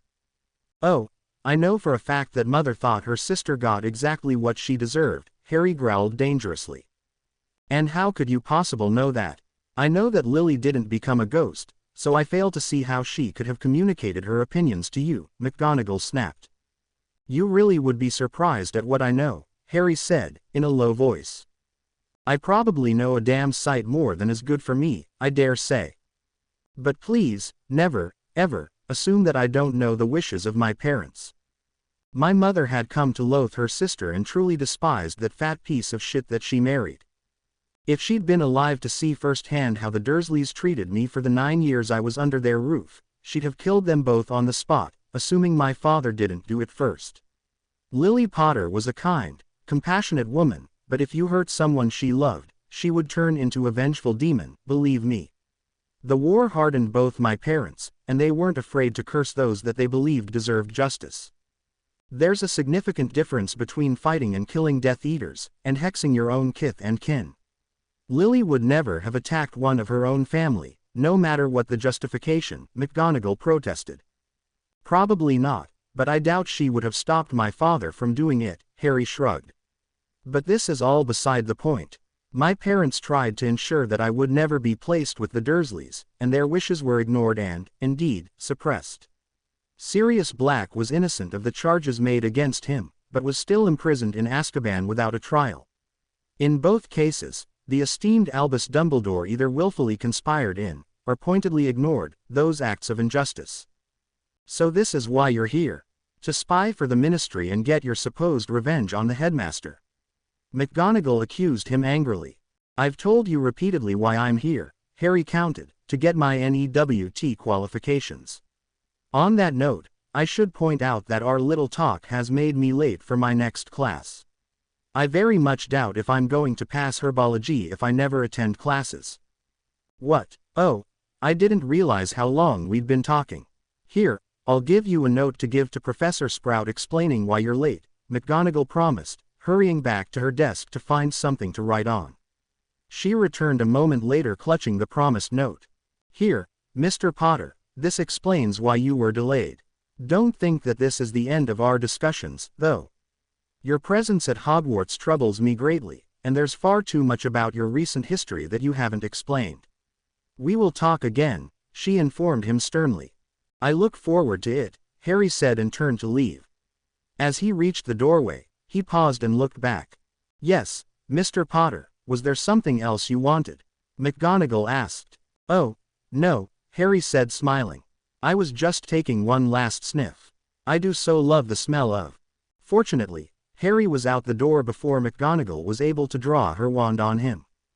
Harry hurriedly made his way to the school greenhouses where his next lesson had begun a good 10 minutes before. Sure enough, as he entered Greenhouse 3, he found the class was well underway. The squat little herbology teacher, Professor Sprout, scowled at him as he joined the group. Ah, decided to join us at last have you, Mr. Potter? She glared. 10 points from Slytherin for your tardiness. The rest of the class, which Harry noted consisted predominantly of Hufflepuffs, openly sniggered at him, some of them looking distinctly pleased at his reprimand. Without comment, he stepped forward and handed Sprout his note from McGonagall. What's this? Sprout snapped, taking the parchment in her grubby fingers. A note from Professor McGonagall explaining why I'm late, he explained in a neutral voice. She needed to discuss some matters with me and I'm afraid the time got away from us. Sprout viciously unfolded the parchment and scowled at it. She then thrust it into a pocket in her robes before resuming the lesson. Harry interrupted her before she could get too far. Excuse me, Professor, but I think that you forgot to rescind the points deduction from my house, he pointed out mildly. Sprout glowered at him. I should keep that deduction in place, she spat. In future, If you want to discuss matters with Professor McGonagall, you should do it in your own time and not disrupt everyone else. It wasn't me that wanted to start the discussion, Harry replied, a hint of coldness entering his voice. If you have a problem, I suggest you take it up with the deputy headmistress. The assembled Hufflepuffs and Gryffindors all glared at him with barely concealed contempt in their eyes. Clearly, Professor Sprout was a popular teacher and any pupil daring to cross her was held in disdain. Very well, the points deduction is cancelled, Sprout snapped angrily. Now, if you have no objections, perhaps we can carry on the lesson, or do you have some other matter you wish to bring up that is more important than your fellow pupils' education? Not at all, please, do continue, Harry replied graciously, although he couldn't resist grinning rather smugly at the teacher. She huffed at him and continued with the class. The next hour passed quite quickly for Harry. On one hand, he actually found the class genuinely interesting. The subject matter had been an assortment of particularly deadly plants, all of which were highly poisonous. Neither Gellert nor Aunt Bathy had been particularly skilled in herbology, and most of Harry's education in the subject up to this point had been book-based. It made a nice change to learn in a more hands-on manner from an obviously skilled and knowledgeable teacher. On the other hand, his fellow students appeared to have all taken a strong dislike to him. The Hufflepuffs, who made up 3/4 of the class, had all apparently decided to take offense at him on behalf of their head of house. The 2 Gryffindors present also seemed to be offended by his presence, and scowled at him whenever they had the chance. The remaining 2 pupils were both Ravenclaws and seemed happy enough to ignore him. As chances had it, when they were instructed to pair up to complete practice work there was an odd number present, so Harry worked by himself, which suited him just fine. It didn't stop a couple of Hufflepuff boys from trying to sabotage his work when they thought he wasn't looking, however. He decided he would deal with them at a later date. When the bell sounded signifying the end of the lesson, Harry hurriedly handed the tray containing his dissected plants to Professor Sprout, and made his way out of the greenhouse. His fellow classmates stared at him in an unfriendly manner as he left, and he could hear the whispered accusations and insults directed at him as he walked out the door. He had the feeling that no one cared if he heard what they were saying or not. That was something he was going to have to stamp down on, and soon. He wasn't going to stand for disrespect from a bunch of Hufflepuffs. His black mood from this morning only deepened as he strode towards the Great Hall for lunch. People seemed to be lining up to insult him at the moment, and he had a feeling that things would get worse before they got better. Even most of the teachers here at Hogwarts seemed deeply distrustful of him, and he suspected they were all under orders from Dumbledore to watch him closely. Morons. Hey, Potter, wait up a second, called a voice. Harry turned to see Tracy Davis running towards him. With a barely suppressed scowl, he turned and kept walking in the direction he'd been going. Potter, please, just wait a second, she begged as she caught up to him. Just hear what I have to say, please. Harry stopped and regarded her coolly. Okay, I'll listen, but make it fast, I'm hungry. No doubt the friendly and welcoming atmosphere here at Hogwarts is increasing my appetite. What did you expect? She snorted. You're a blood traitor who's been sorted into Slytherin. Everybody hates you, probably for wildly conflicting reasons. Thank you for that thoughtful analysis, Miss Davis. Have you got anything else to add before I start hurting people? He snarled. Hey, I'm on your side, she said hurriedly, throwing up her hands defensively. I only came to apologize to you about what happened this morning. Believe me, it wasn't Weasley's intention to offend you, or mine either, come to that. It's not you that has to apologize, Harry replied coldly. Well, I'm not so sure. Ginevra and I do have a bit of a partnership thing going when it comes to winding people up. I gave her the opening for those comments, really, so I should share the blame, Davis admitted. But you do have to understand, her cynicism isn't without justification. She's used to boys around here viewing witches as objects, just placed here for their pleasure. Over the years, Weasley's had dozens of offers from various Slytherin boys offering their protection and influence, if she'd accommodate them, if you get my meaning. So most of the blokes in Slytherin are pure-blood idiots who think they have an automatic right to have a mistress, Harry shrugged. It doesn't mean that I should get judged by those standards. Why not? Davis challenged. You've flirted with both Ginevra and me, and clearly you know how the head of a noble house should act, so why shouldn't we assume that you behave in the same manner as all those other inbred cretins? Trust isn't easily given in this house, Potter. Just last year, Weasley had one boy spend a good 3 months buttering her up, saying all the right things and assuring her that he was different, only for him to get frustrated and try and force her into shagging him. Tell me, if you've had that happen to you, wouldn't you assume that anyone acting half decent to you was ultimately just after the same thing? Harry paused. He hadn't really thought about what it would be like for a girl from a light-sided family to be placed into Slytherin. He'd been here only a couple of days and was already getting a feel for how bad things were. What about you? He asked carefully. Weasley's a beautiful young witch and I can see boys resorting to anything to try and bed her, but you're enough to make a corpse get a stiffy. Do you have similar problems? Why, thank you, I'll take that as a compliment, she laughed, but you forget, I'm a half-blood. Most of the boys want a dirty, willing slut to fulfill their every perverted fantasy, but they don't want their shriveled little todgers infected by any witch who isn't 100% pure blood. Oh, that's not to say that I wouldn't end up beeped and dumped somewhere if I wasn't careful, but I'm not about to receive any of those gracious offers to permanently whore myself to some rich wizard that Ginevra gets. So this is why your role as the go-to witch for information is so important. Harry pondered. Without it you'd just become a target. I still am a target, every day of my life, Davis replied bitterly. I walk a tightrope constantly while I'm here at Hogwarts. Yes, I'm useful to the pure bloods, up to a point, but no one is going to get too upset if something bad happens to me. That's why I'm always so careful. I make sure that I always stay in public places whenever possible, and that I'm always in the company of other witches when I can.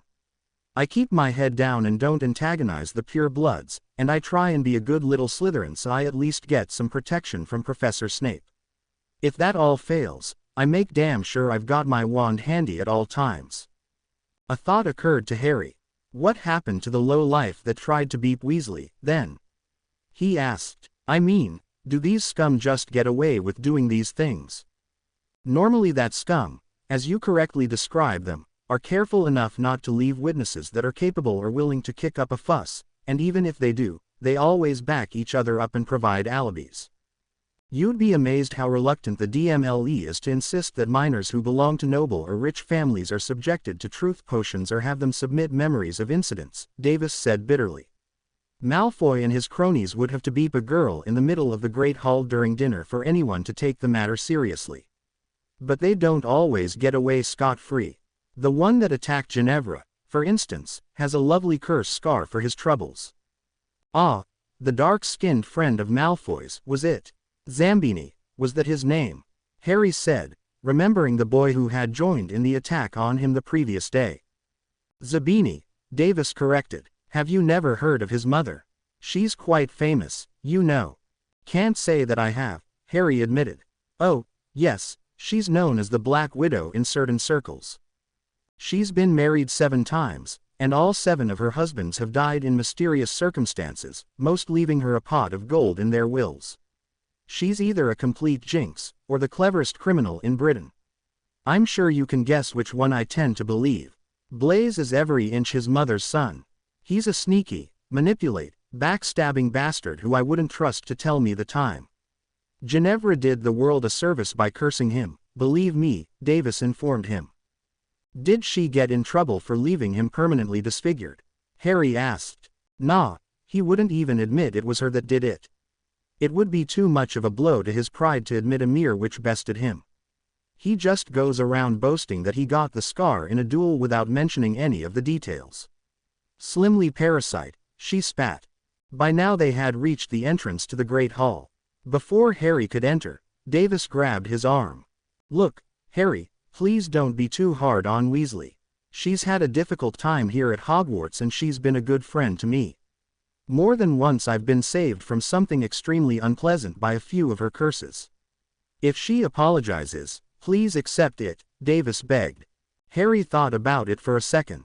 In truth, he was appalled at what the 2 girls had suffered at this school, and was more than disposed to accept an apology, assuming one came his way.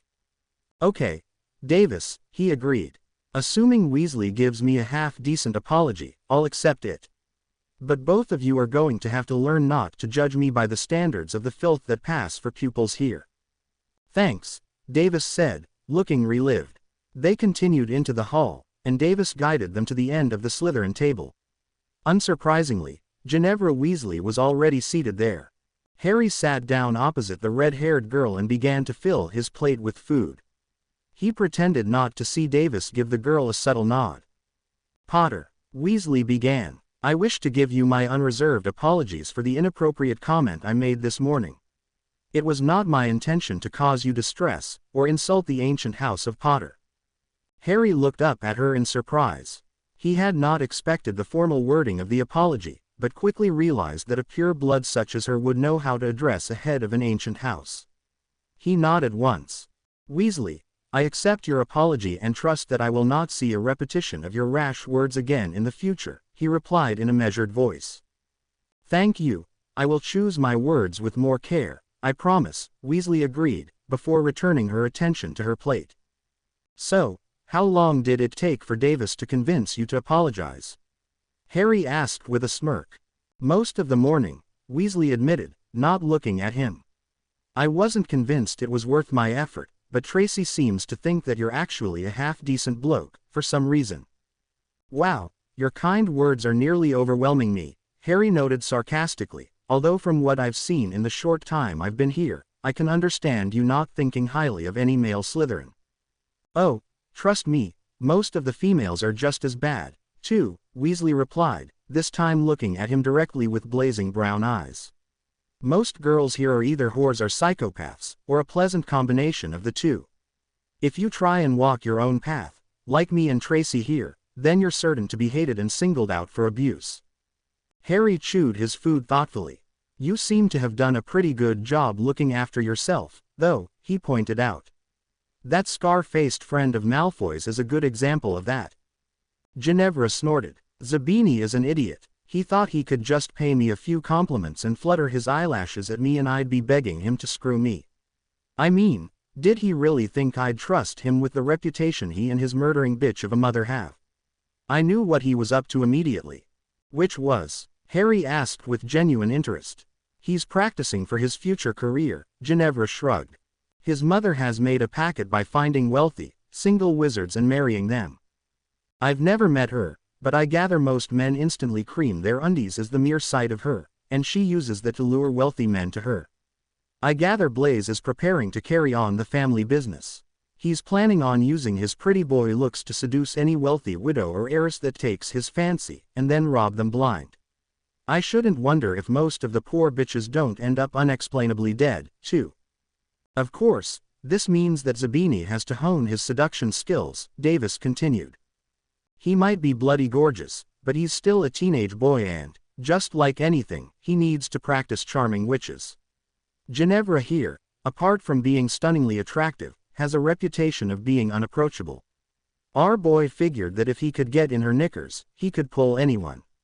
Oh, and you'd better watch out, Potter, I hear he's not too bothered if it's a witch or a wizard he seduces, just as long as they're rich.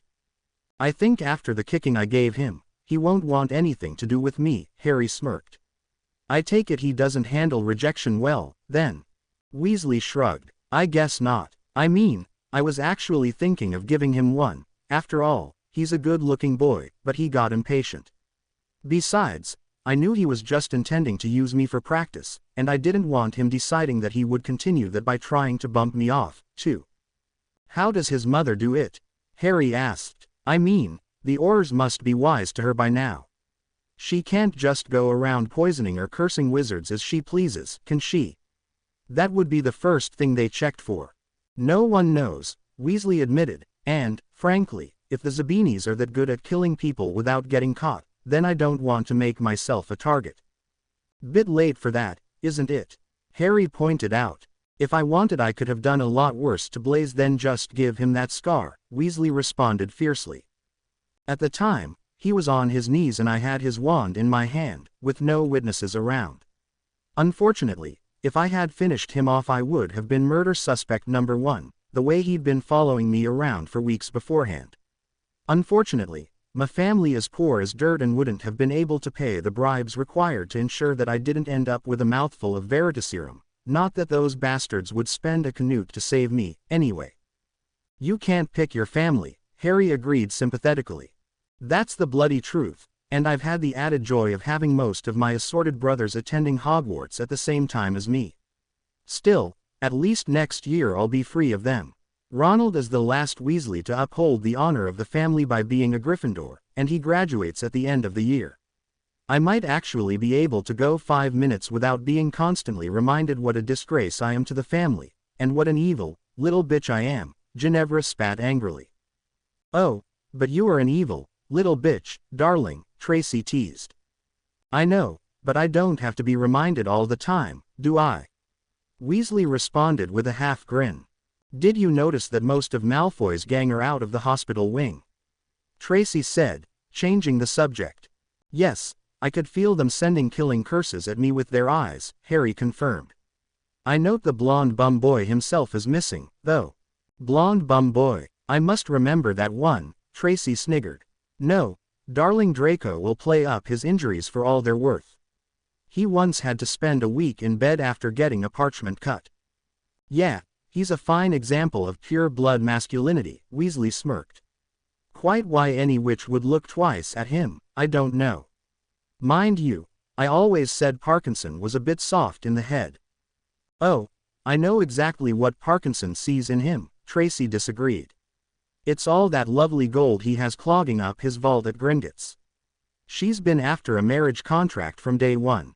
I really must get around to telling her that she's too late, one day. Really? What poor cow has to marry that git? Ginevra asked in surprise. Astoria Greengrass, Tracy supplied. It was going to be Daphne, but she rather cleverly faked a medical examination so it suggested she wasn't very fertile, so her poor younger sister coked it, instead. Still, Astoria's such a stuck-up idiot that I hear she's actually quite pleased about the whole thing. No doubt that will change when she actually gets to spend some time around Draco. Stupid cow. Yeah, she's brain dead, that one.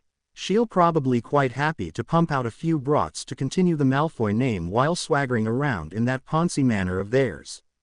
Honestly, did you see those pictures of the place published in Witch Weekly, a few years back? It looked like an explosion in a gold paint factory. Ick. Still, all that ostentatiousness and tackiness probably suit them to a T, Ginevra smirked. Yeah, but still, the Malfoys are a rich and powerful family, even with Lucius Malfoy locked away, Tracy noted. You need to be careful, Harry. They underestimated you the first time, they won't do that again. The next attack will come from an unexpected direction, Ginevra said sagely. I doubt they'll openly fight you again, so they'll probably try and curse you in the back, or something. Just do me a favor and don't stand too close to me at any time, all right? There will come a time soon when you two ladies will have to pick a side, you know, Harry told them seriously. You may think that you can just keep your noses clean and stay out of trouble, but that won't work for much longer. There's a war coming and neutrality isn't an option. Why not? Tracy challenged, sounding a little alarmed. It's worked fine up to this point. Why should I be forced to pick a side suddenly? I don't give a shit about all this blood purity crap, so I'm certainly not going to fight about it, for either side. I'll tell you why, Harry responded intensely. Because the Dark Lord considers anyone not actively for him to be against him, that's why. I'm sure it hasn't escaped your notice that Voldemort has been more active in recent months. I can tell you that he's gathered a lot of support and he's nearly strong enough to start an outright war against the Ministry and Dumbledore. You may think you can sit on the sidelines and watch the two sides slug it out, but the Dark Lord remembers those that defied him far more than he remembers those that helped him, and his definition of defiance includes anyone who didn't actively fight alongside him. The two girls shared an apprehensive look. Besides, imagine if Voldemort does win, think what it would mean for you two.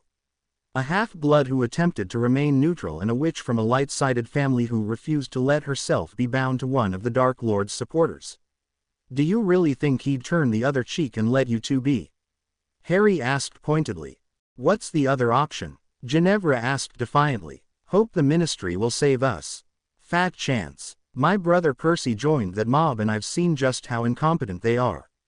Support Dumbledore, perhaps. Trust me, I know firsthand that he hasn't got the balls to fight a war against the Dark Lord. If those are our only options, then keeping my head down and legging it overseas if the Ministry falls seems a much more attractive idea. You could try escaping overseas, assuming that any country will take you in and that you can leave in the first place, Harry agreed, but most other countries are in a similar state to us. There's lots of trouble in Poland and Russia, for instance, and blood purity is becoming a big issue over there. America's virtually closed its borders to immigrants because of all the problems in Europe. You don't stand a chance of getting in there. Not unless you have a contact in the country already, of course. So, what's the answer? Support the Ministry, like you've done. Tracy scoffed. Scrimgeour will last 5 minutes once the Dark Lord starts openly declaring himself. I agree, but don't believe everything you read in the papers, Davis, Harry responded. Scrimgeour and I might have come to an accommodation, but I certainly don't support the man or his corrupt government. As for Dumbledore, I wouldn't trust that old bastard as far as I could throw him. An undisputed victory for him would nearly be as bad as Voldemort winning. Okay, so I'll ask again, what's the answer? Tracy demanded. There's a third option. Both the dark and light factions are too extreme in their own ways, and too rigid in their beliefs. We need a new path to follow. One that ignores all this blood purity bullshit and does what's best for the magical community. One that treads a path smack in between the two extremes, and recognizes practicality and common sense, not century-old traditions and ludicrous racism as its cornerstones, he explained passionately. Oh, and who is leading this third option, then? You, Weasley asked sarcastically. Got it in one, Harry declared seriously. Weasley began to snort with laughter, but stopped almost immediately. Harry could almost see the wheels turning within her head. Not to be rude or anything, Tracy began, but are you serious? I mean, you're just one bloke with no support. How are you going to start a revolution by yourself? I won't be by myself, Harry countered. I do have a support system in place, but I just haven't really begun recruiting yet. So, we have the honor of being your first recruits, do we? Come off it, Potter, you don't stand a chance.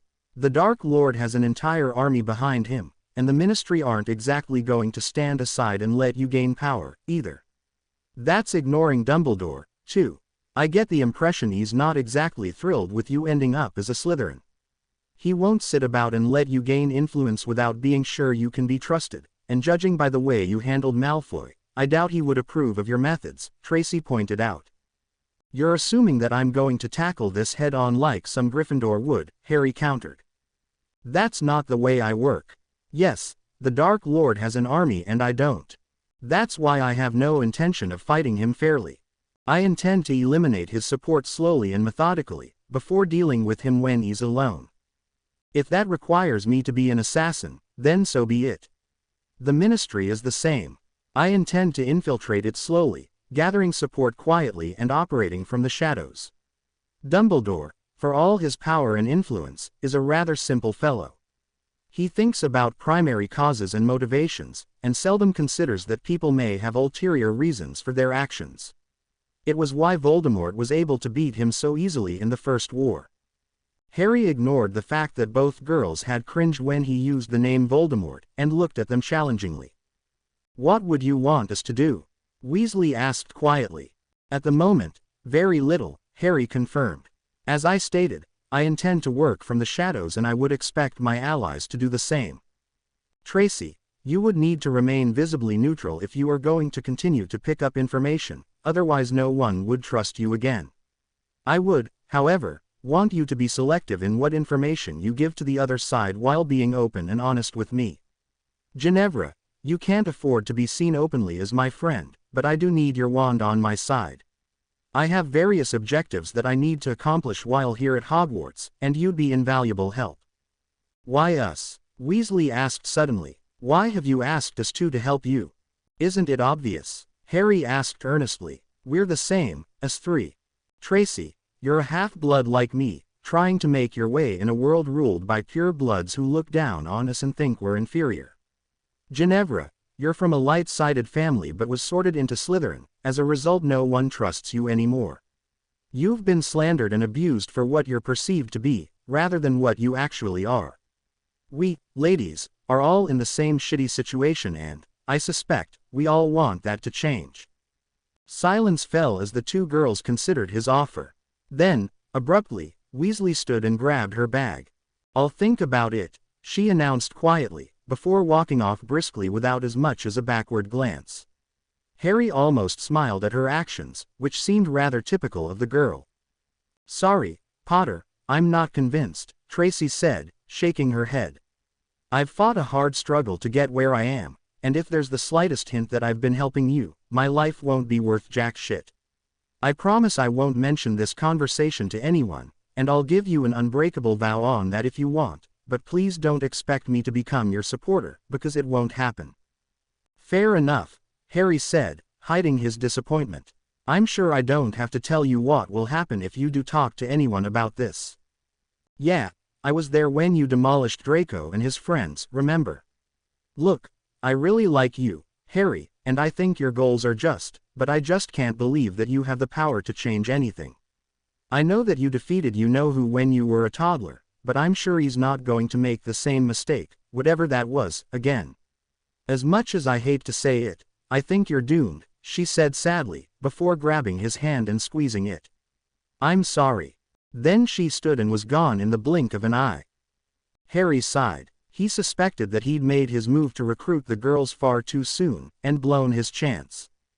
Davis, in particular, had seemed sympathetic to his cause and would have proved to have been an incredibly useful ally here in the castle.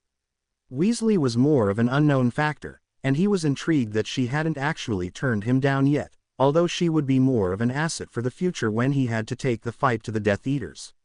Still, what was done, and he was new to this power struggle. He would just have to learn from this failure and try to move on. As he picked up his fork and began to pick at his food, he speculated that there had been another reason why he'd approached the two girls so soon after meeting them. Loneliness had been eating at him for months now, and he'd been too desperate for some friendly company. Here, sitting at the now empty end of the Slytherin table, that loneliness suddenly felt more intense than ever. The rest of the day dragged for Harry. In the afternoon, he'd taken lessons in ancient runes and charms, both of which had been enjoyable, even if he did really learn nothing new. Tracy had been in both classes, but had religiously kept her distance from him, preferring to partner the blonde Greengrass girl. Although he'd known the Davis girl for little over a day, he felt her rejection keenly. Neither she nor Weasley were at dinner, and Harry sat by himself while he ate. To add to his dismal mood, Malfoy made an appearance at the dinner table, and Harry could hear his offensive remarks about him from where he was sitting. Eventually, his appetite diminished, he stood and left the Great Hall.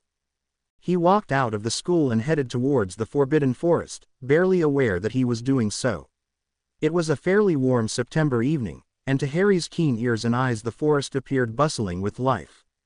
A smile crept onto his lips and he entered the shade of the trees and took a deep breath. A dozen different scents filled his nostrils as he savored the wildness of the woods, with a primitive yearning building inside him. Succumbing to his unconscious desires, Harry blurred and, a second later, in the spot where he had been standing there was a magnificent wolf, its gray fur streaked with black and its golden eyes, lightly tinted with green, were looking around watchfully. Then, in a flash, he sprinted from the spot he'd been standing and plunged deeper into the forest, intent on following the scent of his intended prey. The wolf never noticed a pair of brown eyes watching him silently from some distance away. "Now, sit up straight, Harry. You know I can't abide it when you slouch like that," Bathilda lightly scolded him. Harry immediately straightened his back and sat up in his chair. "That's better. Now, Gellert has suggested that we begin your animagus training and I understand that you're quite keen to try, too," she said, smiling warmly at him. "Yes, please, Auntie Bathy," he said earnestly. Ever since Gellert had told him that his father had been an animagus, Harry had been desperate to become one himself. Well, learning to become an animagus is a long and difficult process, and 12 years old really is far too young to begin, in my opinion. Still, you've already proved what a talented young wizard you are many times, Harry, and it never hurts to learn the basics early, she admitted, before pausing to take a sip of her tea. Harry smiled. When he'd first met Gellert's great-aunt Bathilda, he really hadn't known what to expect. He'd had very little experience with old people, other than an elderly couple who had lived at the end of Privet Drive who had always scowled at him when he walked past, and Mrs. Figg, of course. The revelation that she was a squib sent to watch over him had been a bitter shock to Harry. If she was supposed to watch over him, why had she done nothing about the constant abuse he had received? Hadn't she seen his cousin and his gang beat him up constantly, or noticed the ill-fitting clothes he was forced to wear, or that fact he was skin and bones? Gellert had asserted that Mrs. Figg's sole purpose had been to alert Albus Dumbledore of any magical attack against Privet Drive, not to oversee his welfare, and that had sounded believable. Still, he'd been at Mrs. Figg's house quite a few times and the old woman had never been particularly warm to him. He'd had to spend many boring hours looking through her photo albums that contained nothing but pictures of her cats, or occasionally he'd been treated to a piece of cake that tasted like sawdust. Surely she could have treated him a little better in private, couldn't she? Aunt Bathy, as Harry now called her, was completely different. The woman had been a scholar all her life, and had written a number of important magical texts, some of which still featured as part of the school curriculum to this day. She was also an immensely kind woman, who had known Harry's parents and often told him stories about them. Bathilda wasn't without her own eccentricities, but they only made her more endearing to Harry. For instance, he suspected the only reason that she gave her lessons to him in the kitchen was so she would have a ready supply of tea on hand to fortify her. She was rarely to be seen her without a steaming cup of Twining's finest to hand. Now, the animagus transformation is the most shamanic of all magic that we use on a regular basis, Bathilda began, shaking Harry from his thoughts. A witch or wizard may only take a single animal form, as that form is a representation of their own character and personality. In many ways, this is similar to the selection of a spirit guide, used in shamanic meditation, and it's through such meditation that your animal will be revealed to you. You don't get to choose. Harry asked in disappointment. What if you don't like the animal you end up with? As the animal is a reflection of the sort of person you are, I'm afraid you're stuck with it, she chortled. It's the same as you being stuck with that wayward hair of yours, my boy. Harry attempted to flatten his spiky hair in irritation, which only amused the old woman more. She reached over and ran her fingers through his black mop of hair, making it even messier than usual. One day, when you're older, I suspect you'll find that a lot of young ladies rather like your hair, Harry, and that it's a blessing, not a curse, she told him fondly and chuckling when he pulled a face when she mentioned young ladies. But getting back to the point, I think it's highly unlikely that anyone would be disappointed with the animal they discover. The only exception to that rule would be if the person intensely disliked themselves, and therefore it's unlikely they would have the mental discipline to maintain a form that they hate, anyway. So, my dad's personality was like a stag, was it? He asked in fascination. Yes, a stag fitted James to a T, she confirmed. The thing about the transformation is, just like the shamanic spirit guides, it often represents an element within ourselves that we require to make us grow and develop as a person. Although I never knew him when he was younger, your mother told me that James was quite a childish and arrogant young man in his early years at Hogwarts. Once he had discovered his stag form, however, he began to change. Subconsciously, he probably realized that he had to grow up and become a man, and his stag represented that. He became far more noble and protective than he had been before, for instance. That nobility, in the truest sense of the word, had always been within him, but the transformation unlocked it and enabled him to embrace his adult personality. Wow, Harry gasped. So, becoming an animagus will change me as a person. Oh, indeed, she smiled.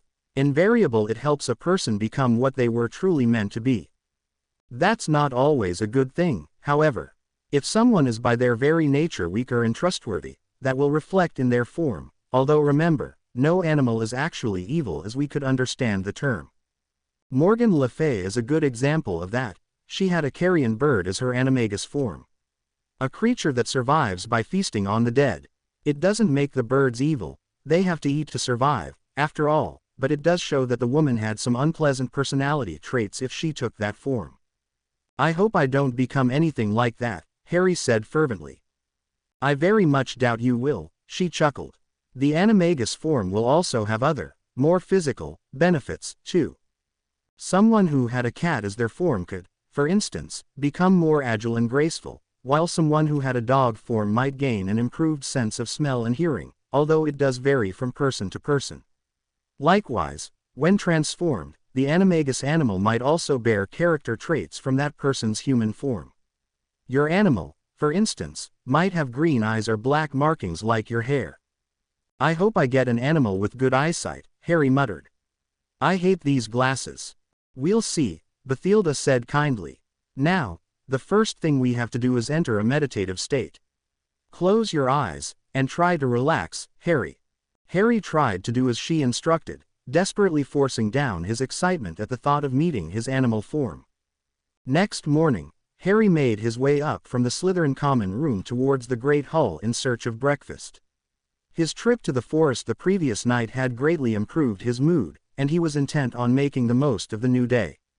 He'd just reached the entrance hall when the sound of raised voices attracted his attention. He looked over to see Ginevra Weasley slouched against the railing of the central staircase, while a tall, red-haired boy shouted at her. Initially, Harry was rather alarmed at the aggression that this angry young man was showing, but Ginevra appeared completely unconcerned. Indeed, she just examined her fingernails with a bored expression on her face. Harry approached them. Don't care, do you? The boy raged. Mum's worried sick about you, but you only care about yourself, don't you? Typical selfish, bloody Slytherin. Oh, Mum's so worried about me, is she?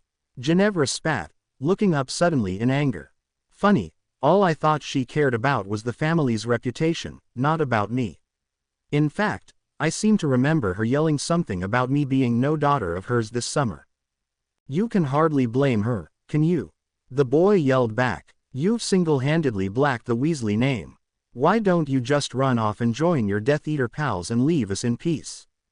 Funny, I thought it was you that came up to me and started beeping. I was quite happy to ignore you, Ronald Weasley, so why don't you piss off and join up with your dorky Gryffindor pals and leave me alone? I bloody will, he growled, his face a bright shade of red. I don't know why I bother trying to talk to you. Ever since you became a Slytherin you've turned into a total bitch. You're heading for a sticky end, Ginny, no doubt about it. Come on, Hermione. With that, the boy stormed away into the Great Hall. A bushy-haired witch was nearly running by his side to keep up with his long strides. A few other Gryffindors glared at Ginevra before turning and following the angry youth. Harry walked up to Weasley, who looked equally furious. That was one of your brothers, I take it, Harry asked sympathetically. Yes, Ronald, to be exact. The stupid, arrogant, pig-headed moron. Gah, if he dislikes me so much, why does he feel the need to constantly seek me out just so he can tell me how disappointed he is in me? Why doesn't he just leave me alone? She demanded. No idea. Does he think that if he yells enough that silver and green on your uniform will turn into red and gold? Harry asked with a smirk. It could be, she said, grinning back. Ron seems to believe that most things in life can be accomplished by yelling. It says a lot about his intelligence levels. Did your mother really say that you were no daughter of hers? Harry asked, the disgust plain on his face. That's awful. Yes, but to be fair it was in the middle of a rather heated argument and I don't think she knew what she was saying, Ginevra admitted sadly. These days, I can't seem to be in the same room as my mum for more than 5 minutes before an argument breaks out. It's been like that ever since I was made a Slytherin. It's like that one act just changed my family's opinion of me overnight. It's stupid really. It's not like I asked to be put in Slytherin. The Sorting Hat just said it was the best place for me, but everyone seems to think it was some master plan of mine. Yeah, family can be like that, can't they? Harry agreed. Before I lived with my guardian, I lived with my maternal aunt and uncle. They were muggles who despised magic and grew angry if the word was even mentioned. I can't tell you how relieved I was to be taken out of that environment. What? How could that be? Ginevra protested. You were the boy who lived. You were famous. How could the authorities have stuck you with a pair of idiotic muggles? Oh, my self-appointed magical guardian at the time took it on himself to stick me there. He thought it would be the safest place for me, away from the attention and distractions of the magical world. Of course, he never bothered to check with my aunt or uncle if they actually wanted me, or lifted a finger to make sure I was all right once I was there. As a result, I was treated like a house elf for 9 years, and regularly beaten by my whale of a cousin, for good measure, Harry told her bitterly. Who, exactly, was this magical guardian of yours who dumped you there? Ginevra asked suspiciously. Who do you think? Albus Dumbledore, of course. He sealed my parents' will and dropped me on my aunt's doorstep before the authorities had a chance to blink. Naturally, he claimed he was just acting to protect me, but in truth he was just ensuring I would be right where he could lay his hands on me if he needed me again, Harry growled. He didn't reckon that someone would see through his game and rescue me. Bloody hell, and I thought I had problems at home, Ginevra snorted. Who was it that rescued you? I can't tell. I've taken an unbreakable vow not to reveal his name, for obvious reasons, Harry explained. But let me tell you, the day he took me away was the single greatest day of my life. From that point onwards, I was actually treated decently. I had a proper bed and was actually fed, which never happened before. I received my own clothes, not worn hand-me-downs that were 5 times too large for me, and I wasn't treated like a beep. More importantly, I started to receive a proper magical education. My new guardian was immensely talented, and he had a relative that helped me a great deal, too. Between them, I expect I received the most comprehensive training in magic that any teenage boy has ever had. Now I intend to use that training to obtain vengeance on those that killed my parents and made me a beep. Do you hate muggles, then? She asked curiously. Nah, not all of them, anyway, just the ones named Dursley. Actually, I don't even hate them anymore. They died in a house fire not long after I left their care, and I just don't have it in me to hate them anymore. They were bigoted, cruel and stupid, but they're gone now, so why worry? Harry shrugged. As for the other muggles, I don't think you can just lump them all in one pot and label them. Just like us, some of them are good and some of them are bad. The fact remains, however, that by law we have to hide our existence from them, and I have no problem with that. So, live and let live, That's your attitude to them. Ginevra pressed. Yeah, I think that sums it up, Harry agreed. I'm never going to turn into another muggle-hating Dark Lord, if that's what you're worried about. Perhaps a little, she agreed. That sort of experience can change people, and stop them thinking rationally. I would hate to think that you're some sort of deranged psychopath, intent on destroying anyone that gets in your way. That never works, Harry said automatically. Violence begets violence, and irrational, racist violence always blows back on the people who practice it. As I said yesterday, I would rather work from the shadows, and try to be a bit more subtle. Of course, that only works up to a point. I don't doubt that all the Death Eaters will have to be killed or imprisoned for life, as it's simply impossible to re-educate them. That kind of fanaticism can never be erased totally. I think you're right, she sighed. Ever since I got to this bloody school, I've had to fight. I'd have been mincemeat if my oldest brother Bill hadn't taken pity on me after my first year and shown me some cool curses to use. Of course, lately he doesn't have the time of day for me, but that's only because some part vila he met at work has started shagging him and he's besotted. The French bitch hates me, so she's been turning him against me. Do you know any good anti-vila curses, Potter? Most of the ones I know are meant to attract vilas, not destroy them. Still, I imagine that an entrail-expelling curse will work just as well on them as it would a normal human, Harry replied with a grin. So, your brother taught you to fight, did he? What is he, an Auror or something? Curse breaker for Gringotts, she clarified. You can imagine all the interesting and imaginative spells he knows. I can, Harry agreed, impressed. Your first year here was rough, then. Before you learned how to properly defend yourself. It was horrendous, Ginevra snarled. Malfoy and his gang were already established, and you can just imagine the warm welcome they gave me, especially as Ron and Draco hate each other's guts. I had 3 other brothers here at the time apart from Ron, and they all disowned me as soon as I was sorted into Slytherin. Then, if things couldn't get any worse, some bastard slips me an enchanted diary which tries to take possession of me. Bloody marvelous. An enchanted diary, Harry exclaimed. That sounds a bit weird. What did this diary look like? Oh, it was weird, believe me. The pages were completely blank, but when you wrote in it, the damn thing replied. It said it had been the property of some boy called Tom Riddle, who had left his memories in it, a bit like a magical portrait painting, I guess. It was a shame really. I thought Tom was a really nice bloke. At least I did until they told me that the pissing diary had taken control of me for a while. Apparently, I killed a load of Hagrid's chickens under its influence, so he hates me now, too, Ginny growled. What happened to this diary? Harry asked carefully. Snape saw me writing in it one day and confiscated it immediately. He then gave me a long lecture on what an idiot I was to trust a strange magical object and how I should try using my brain. Bastard, Ginny replied. Do you know what Snape did with the diary? Harry pressed urgently. I've no idea, Ginevra said with a frown. Do you know something about this, Potter? Because no one could ever figure out how the damn thing ended up in my possession, anyway. Well, I have heard of something similar, he admitted. The diary I heard about was last seen in the possession of Lucius Malfoy, though, and I severely doubt he would try and plant it on an 11-year-old girl. It was quite valuable, you see.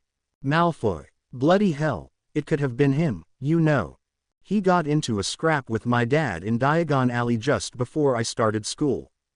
We'd been in the bookshop and he'd been taking the piss out of us because I had secondhand books we'd been buying. He could have slipped it to me then. As for a motive, I suspect that was due to my dad, too. He works for the ministry and was trying to introduce a new Muggle Protection Act at the time. Lucius desperately wanted that bill to be defeated, and turning me into some evil, possessed killer would have been the perfect way of discrediting Dad. That bastard. I'm going to chop Draco into little pieces in revenge. She snarled. Steady, Ginevra, this is all just speculation, at present. We have no proof it was him, Harry said, but privately he thought differently. As soon as Ginevra had mentioned Tom Riddle, he had known who had been involved. It was best that the Weasley girl didn't know that for certain, however. It must have been him, it all fits. She protested. Probably, but there's no saying Draco knew about it, is there? Besides, Lucius is currently keeping the Dementors company at Azkaban, and that's a pretty fitting punishment, don't you think? He reasoned. Possibly, but gutting his only son would be icing on the cake, she muttered. I like how you think, Harry told her with a grin. Look, we'd better get to breakfast or we won't get to eat before the first class.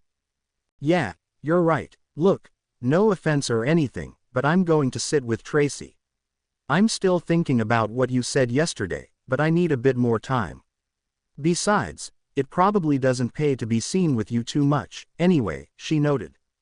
True, although we have been standing out here for 10 minutes chatting in plain sight, so that probably wasn't the smartest thing to do, Harry pointed out.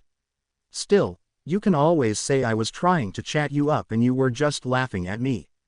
Not that far from the truth, then, she smirked. I'll talk to you later, Potter.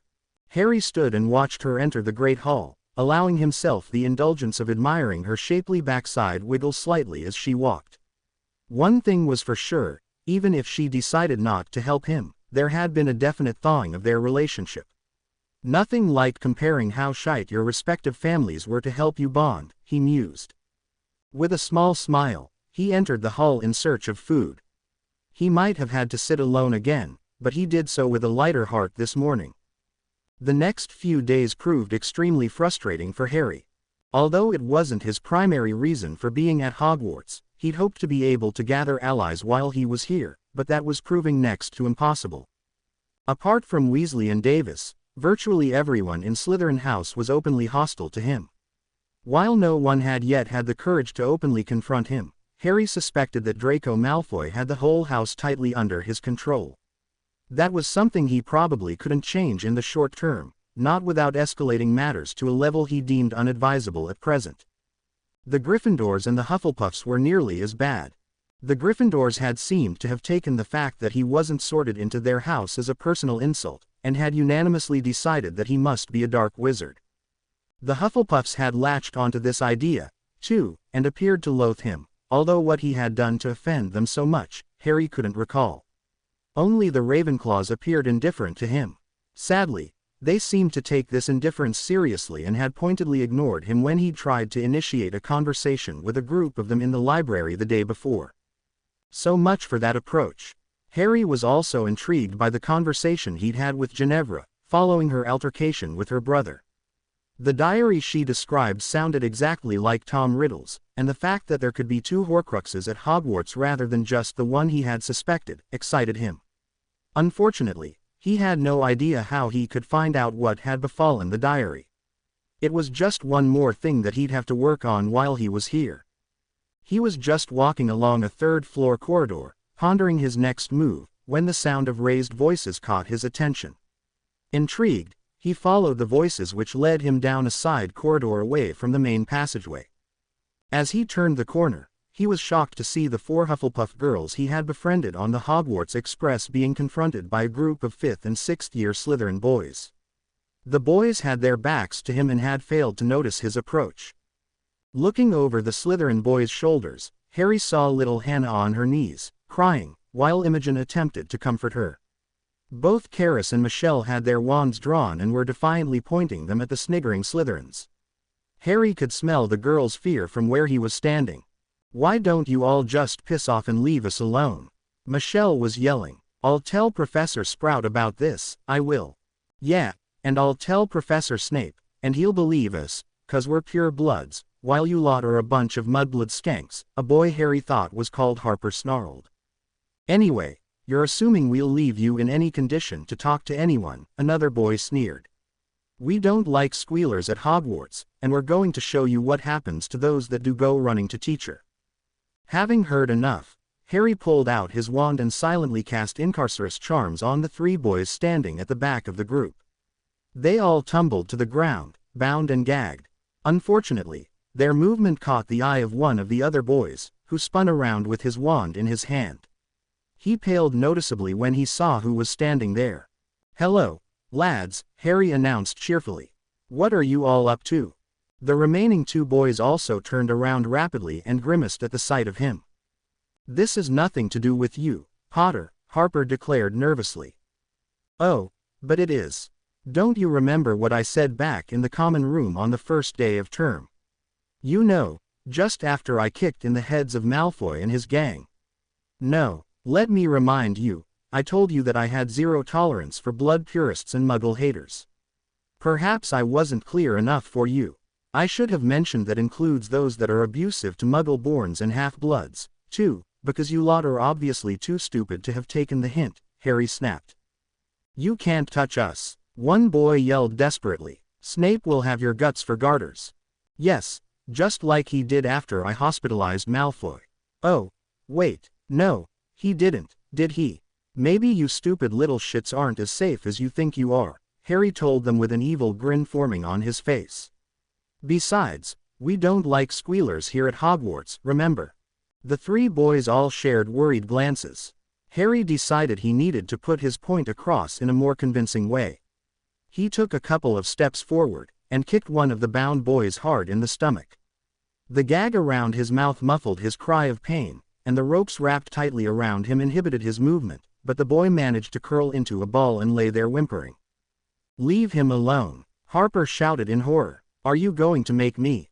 Harry challenged and, before any of the boys could react, soundlessly cast 3 disarming spells at them. Their wands were ripped from their grasps, and Harry effortlessly caught them.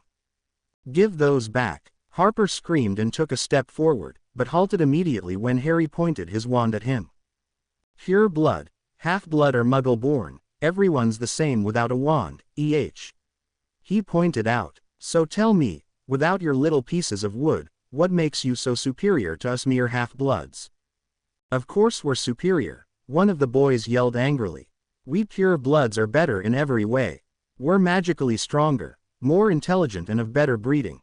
"Magically stronger? That's funny, because I've yet to meet a pure blood that is stronger than me," Harry pointed out in a deceptively calm voice.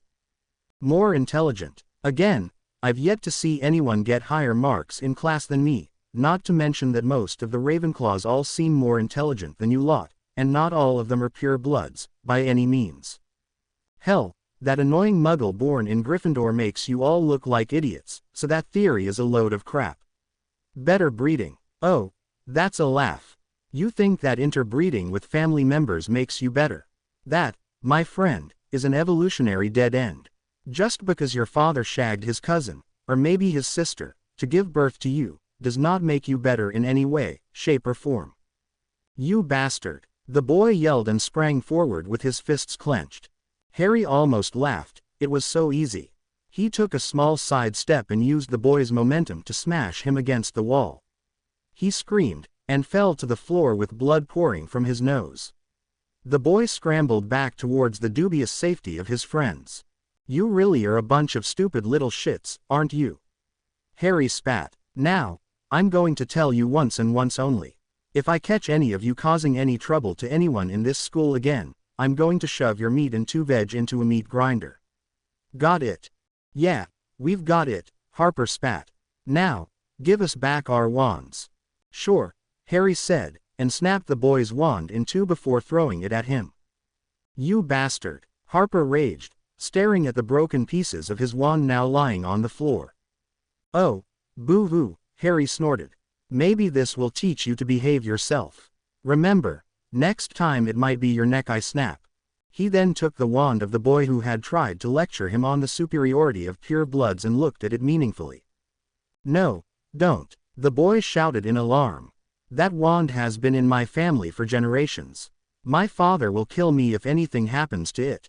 Oh, your story has touched my heart, Harry said pleasantly, before snapped the wand into 4 pieces. Out with the old, in with the new, he grinned. The boy fell to his knees, staring at the shattered wand with tears in his eyes. Harry then threw the one unbroken wand at the remaining boy, who had stayed silent throughout the exchange. He caught it in surprise. The boy was even more surprised when a second later he was hit by an incarcerous charm, and he tumbled to the floor. Harper and his prideful friend followed seconds later. Are you girls all right? Harry asked, finally having the chance to address Michelle and her friends. Oh, yes, Harry, Michelle cried and, to his surprise, she leapt forward and wrapped her arms around him. The other 3 girls tittered at her behavior. Well, let me know if any of these fools give you any trouble in future, okay? He said, hugging the upset girl gently and smiling knowingly at her friends. We will, Harry, Karis agreed. Normally, we wouldn't get caught like this, but these gits grabbed us as we were walking along the corridor and dragged us here. If they try anything like that again, they won't have any fingers left to grab anything, Harry said in a loud voice, knowing that the bound boys could hear him perfectly. Come on, we'll leave this bunch here. I'm sure someone will find them eventually.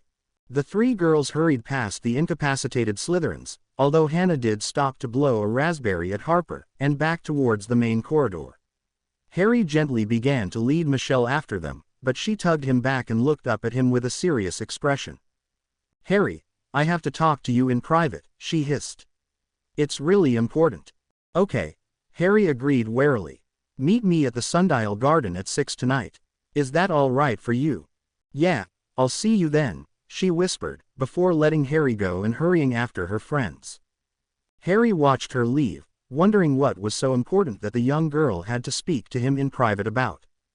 After lunch, Harry decided to grab the bull by the horns and seek out his head of house before he received the inevitable summons. He made his way to Snape's office and knocked firmly once. Enter, he heard Snape's voice drawl. Without hesitation, Harry opened the door and marched in, stopping a few feet in front of Snape's desk. The man looked up at him with thinly disguised contempt. What do you want, Potter? Snape snapped at him. I assumed you would want to talk to me about that little altercation I had with 6 of my fellow Slytherins this morning, Harry said blandly. I thought I'd save you the trouble of summoning me. No one has mentioned any altercation to me, Snape sneered. But you know about it anyway, don't you? Harry countered. Indeed, And I seem to remember you promising not to attack any of your fellow pupils in this very office just a week ago, Snape pointed out coldly. The boys in question had managed to corner 4 second-year Hufflepuff girls and were tormenting them, Harry explained calmly. If there is one thing I truly hate, it's a bully. Really? That's surprising, bearing in mind your own father was one, Snape growled. I understand my father wasn't the most pleasant of people when he was younger, but he grew out of it, Harry said. Besides, his bullying was quite selective, wasn't it? As I understand it, he tended to target those that supported pure blood supremacy, or had a liking for the dark arts. I've never heard of him going after a bunch of defenseless female Hufflepuffs, for instance. James Potter was an arrogant, childish, pig-headed idiot who should have been expelled from Hogwarts a dozen times. Snape raged. You accused me of bigotry, but Gryffindor's golden boy received far more preferential treatment than I have ever given out to one of my Slytherins. Apparently, being a Quidditch star is sufficient for all your sins to be forgiven. Really, I rather understood that James Potter and Sirius Black held the record for the number of detentions they served, not to mention house points lost. Of course, they were both talented students who won as many points as they lost, but I'm sure that's immaterial to you, isn't it? Harry pointed out. Besides, do you really think my mother would have married him if he was as bad as you make out? Snape glared at him with undisguised hatred, but said nothing. People do change as they get older, you know, Harry continued. James Potter became a kinder, more compassionate man as he grew, which is why Lily Evans fell in love with him. You, on the other hand, became an angry, bitter individual as the years passed, interested in dark arts and eventually taking the dark mark. Do you really ever believe that my mother would have ignored those things and ended up with you? Honestly. For a second, Harry thought he had pushed the man too far, as his pale face turned a spectacular shade of red and he started to fumble in his robes, presumably for his wand. Life isn't fair, sir, Harry said in a placating tone. After all, Snape had information he needed, and that changed the rules of the game. I can't blame you for loving my mother, either. From what I know of her, she was a remarkable woman. Snape paused and stared at Harry in disbelief. He seemed to be struggling to find the words to speak. After a long pause, he seemed to calm down enough to articulate himself. You're not what I was expecting, Potter, not by a long chalk. How do you seem to know so much about everything? The greasy-haired man demanded. I have many sources of information, Harry replied evasively. McGonagall says that you deny being a spy for the Ministry, Snape pressed. Personally, I don't see how you could have remained hidden for so long without their help, or be privy to so much classified information. Is that it, Potter? Are you Scrimgeour's little pet? That's rich, coming from someone who's been on the end of Dumbledore's leash for years, Harry retorted. Is it worth it? I mean, you're playing the most dangerous game in the world, acting as a spy in Voldemort's inner court. Are you really convinced that Dumbledore will really do anything useful with the information you collect at such person risk? What choice do I have? The Dark Lord has to be stopped and the Ministry are incapable of opposing him. Our only chance is to back Albus Dumbledore. He's defeated one Dark Lord, remember, and he still might defeat a second, Snape snapped. Except he can't, can he? That idiotic bloody prophecy that you so neatly dropped into Voldemort's hands clearly states that he won't be the one to stop the Dark Lord. This stupid bloody scar on my forehead says that's my job, Harry replied, anger creeping into his voice. How can you possibly know these things? Snape gasped. Oh, I know a great deal, but there is more that I still need to learn. What I would like to propose is a trade of information, including things I'm certain Dumbledore would never have dreamed of telling you. In turn, you have to answer my questions. How does that sound? Harry asked intensely. Oh, no, Potter. I'm not betraying Dumbledore's confidence in me without good reason. More to the point, I want some assurance that what you'll tell me is truthful, and without knowing how you've come by your knowledge, I don't see how you can confirm anything, Snape replied in a low growl. Harry pondered the matter for a moment, debating how much to tell him. In the end, he knew he'd have to give away more than he'd intended. He had to know what had become of the diary Ginevra Weasley had briefly possessed, and Snape was the only man who could tell him. All right, I won't disclose all my sources, but I will tell you one, Harry said. Peter Pettigrew. Pettigrew. Snape gasped. Is he still alive? No, Harry confirmed flatly. Did you kill him, then? Snape sneered. The Dark Lord had most of his inner circle out looking for him for months. Most of us assumed his nerve had gone, and he'd fled overseas. It wasn't me that killed him, it was my guardian, Harry corrected. Before he passed on, however, Peter told us many interesting things. Pettigrew probably knew a lot more about Voldemort than the Dark Lord ever intended him to. Being a rat and lurking in dark places just seemed to come as second nature to that man.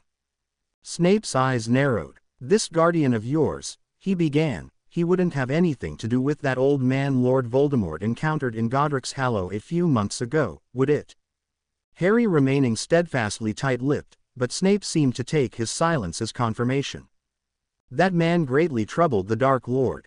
In all his years, he has only ever encountered one man who was a match for him with a wand, Albus Dumbledore.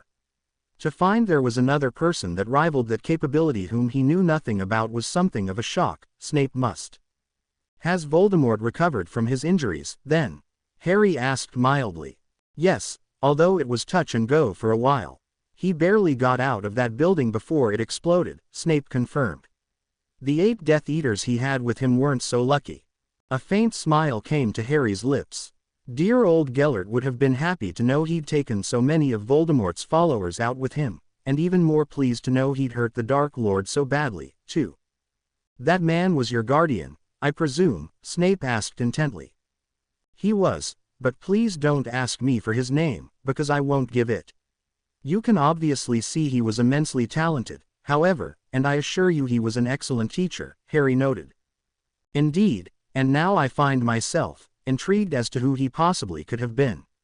Only an incredibly powerful wizard would last more than 5 seconds against Voldemort, and this man nearly beat him, Snape pondered, his beady, dark eyes never leaving Harry's face. Beat him, possibly, but we both know that my guardian couldn't have killed him, right? Harry challenged. The best he could have hoped for was to have destroyed his current body. Snape stared at Harry in amazement. You do know about Voldemort's Horcruxes, I assume? Harry asked. I had suspicions that, wait. You said Horcruxes, as in plural. Snape bellowed, nearly leaping out of his chair. Correct. Plural, Harry confirmed. He intended to make 6 Horcruxes in total which, along with the piece of his soul he retained in his body, would make the magically significant number 7, which appears to be the maximum number you can create without your soul degrading rapidly. Not even Herpo the Foul would have done such a thing. There was no way Pettigrew would have known this information, Snape challenged. How did you discover this? Ever heard of a man called Horace Slughorn? Harry asked. Of course, he was my potions teacher here at Hogwarts. In fact, Dumbledore tried to track him down last year in an effort to convince him to take over my present teaching post so I could move on to defense against the dark arts. He was never able to find him, though, Snape explained. Well, you won't be able to track him down now, he's dead, Harry said bluntly. I wouldn't feel too sorry for him, though. It appears dear old Horace was the one who gave the young Tom Riddle a lot of the information he needed to create his first Horcrux, which he did right here at Hogwarts when he was just 16. Slughorn refused to tell anyone exactly what he'd taught Riddle, at least until we found him, that is. Another dead body in your wake, Potter. You seem to be well on the path to becoming a Dark Lord yourself, Snape said angrily. Slughorn couldn't be allowed to live after we'd extracted a confession out of him. Voldemort was already hunting for him, and if it had been discovered exactly what the man had told us, the Dark Lord would have tripled the protection around his Horcruxes. Besides, Slughorn discovered that blurting out details of the darkest of magics comes at a price, Harry retorted. I see your logic, Snape agreed reluctantly. Anyway, my guardian and I have made a start on the destruction of these items, and 3 have already been accounted for.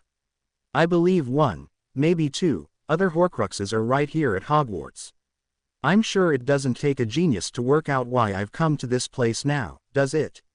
Harry smirked. No, indeed, Snape pondered before looking at Harry intently. Why are you telling me all this, Potter?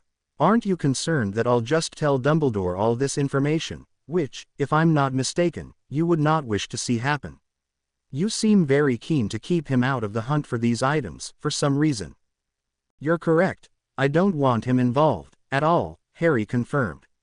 But to answer your question, no, I'm not concerned that you'll go to Dumbledore. In fact, before I leave this office, I'll have expected you to give me a magical oath not to disclose this information to anyone. And why would I do something like that? Snape sneered.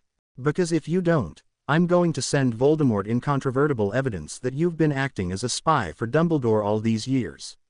I'm sure you appreciate that if he learnt of your duplicity, your lifespan could be measured in minutes, Harry told the man bluntly. Snape looked at Harry without malice. You're most certainly not your father's son, are you? He said, sounding almost impressed. All right, I'll give you your vow, but my question remains, why are you telling me all of this? Very simply, you have information that I need to help track down the Horcruxes in this castle, Harry told him. Information about the Horcruxes, Potter, until you confirmed it just a few minutes ago, I only suspected that such things could even exist. I didn't truly believe that even the Dark Lord, in all his madness, would go as far as to vandalize his own soul. I'm not sure I can help you, Severus said earnestly. Ah, I think you can, Harry smiled. Back in her first year, you confiscated a magical diary from Ginevra Weasley. What happened to that diary? Why would you, sweet Merlin? You believe the diary is a Horcrux? Snape gasped. It certainly sounds like it could be one, a very dangerous one, at that. I believe the diary was planted on Weasley by Lucius Malfoy in an effort to discredit Ginevra's father. Lucius, fool that he is, didn't realize exactly what he had been given to look after, and thought it was just a dark magic item he could use to his benefit. Weasley was bloody lucky you took it off her, otherwise she would probably have been possessed and killed, and Voldemort would have been back a few years earlier. What happened to the diary? Harry asked urgently. It's in Dumbledore's office, Snape confirmed. After I took the diary from Weasley, I showed it to the headmaster who was fascinated by it. I left it in his care so he could research it further. That's pretty much what I expected. Do you know why the old man hasn't tried to destroy the diary at all? Harry asked thoughtfully. To be honest, once I handed the damn thing over to Dumbledore, I never gave it another moment's thought, Snape admitted. I only happened to notice once when I was in his office. He has it locked away in a display case, no doubt heavily protected. I'll have to figure out a way to get it at some point. I suspect Dumbledore has some other items of mine, too, but it remains to be seen if he'll admit to it. I wonder if he intends to use the diary in some way. Harry pondered. What do you mean? What possible use could he have for such an evil object? Snape demanded. I don't know, but there must be a reason he's kept it intact. I wouldn't be surprised if he uses it in some attempt to test me, or to draw me into his sphere of influence.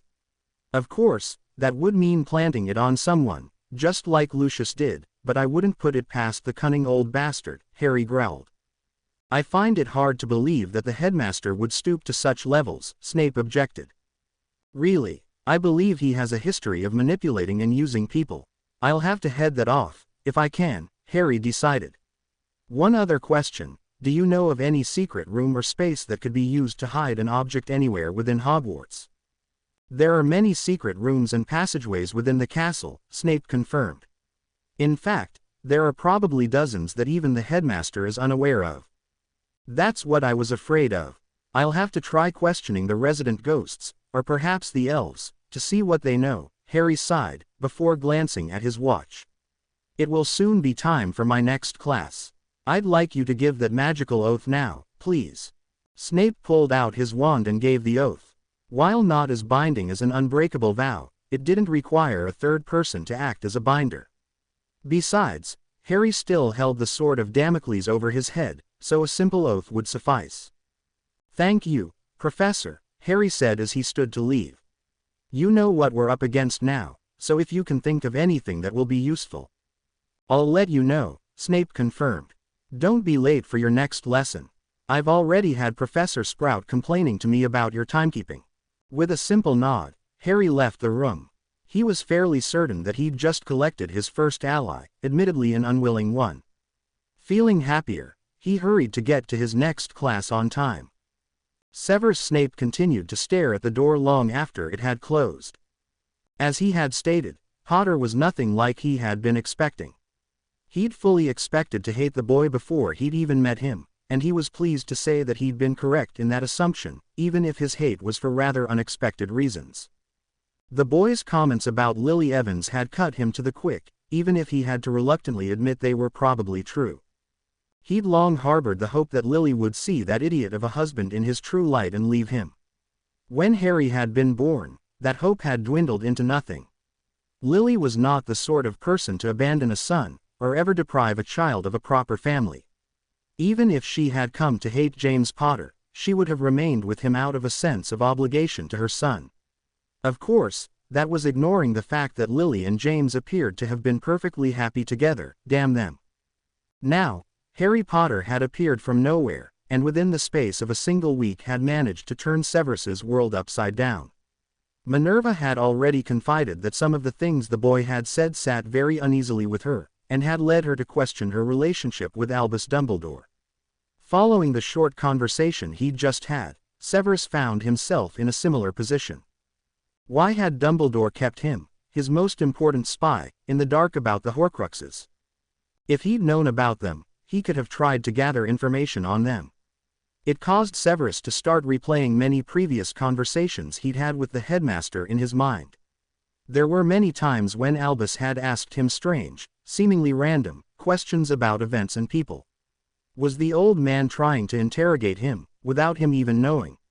Suddenly, the world seemed a much more confusing place than it had been just a few hours before.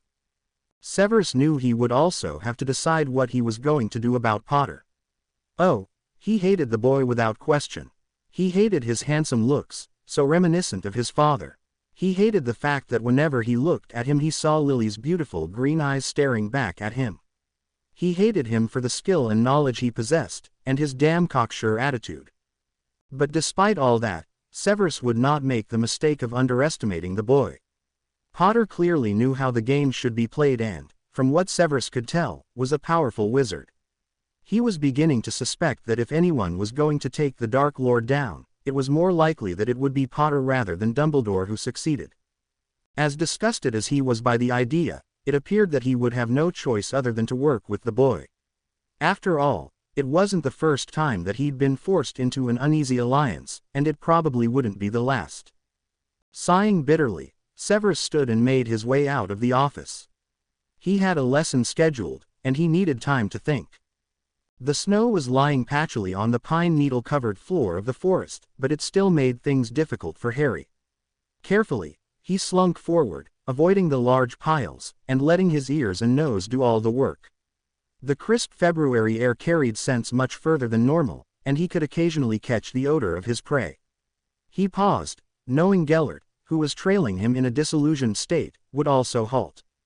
There, somewhere off to his 3 o'clock, he heard a twig snap under a heavy boot.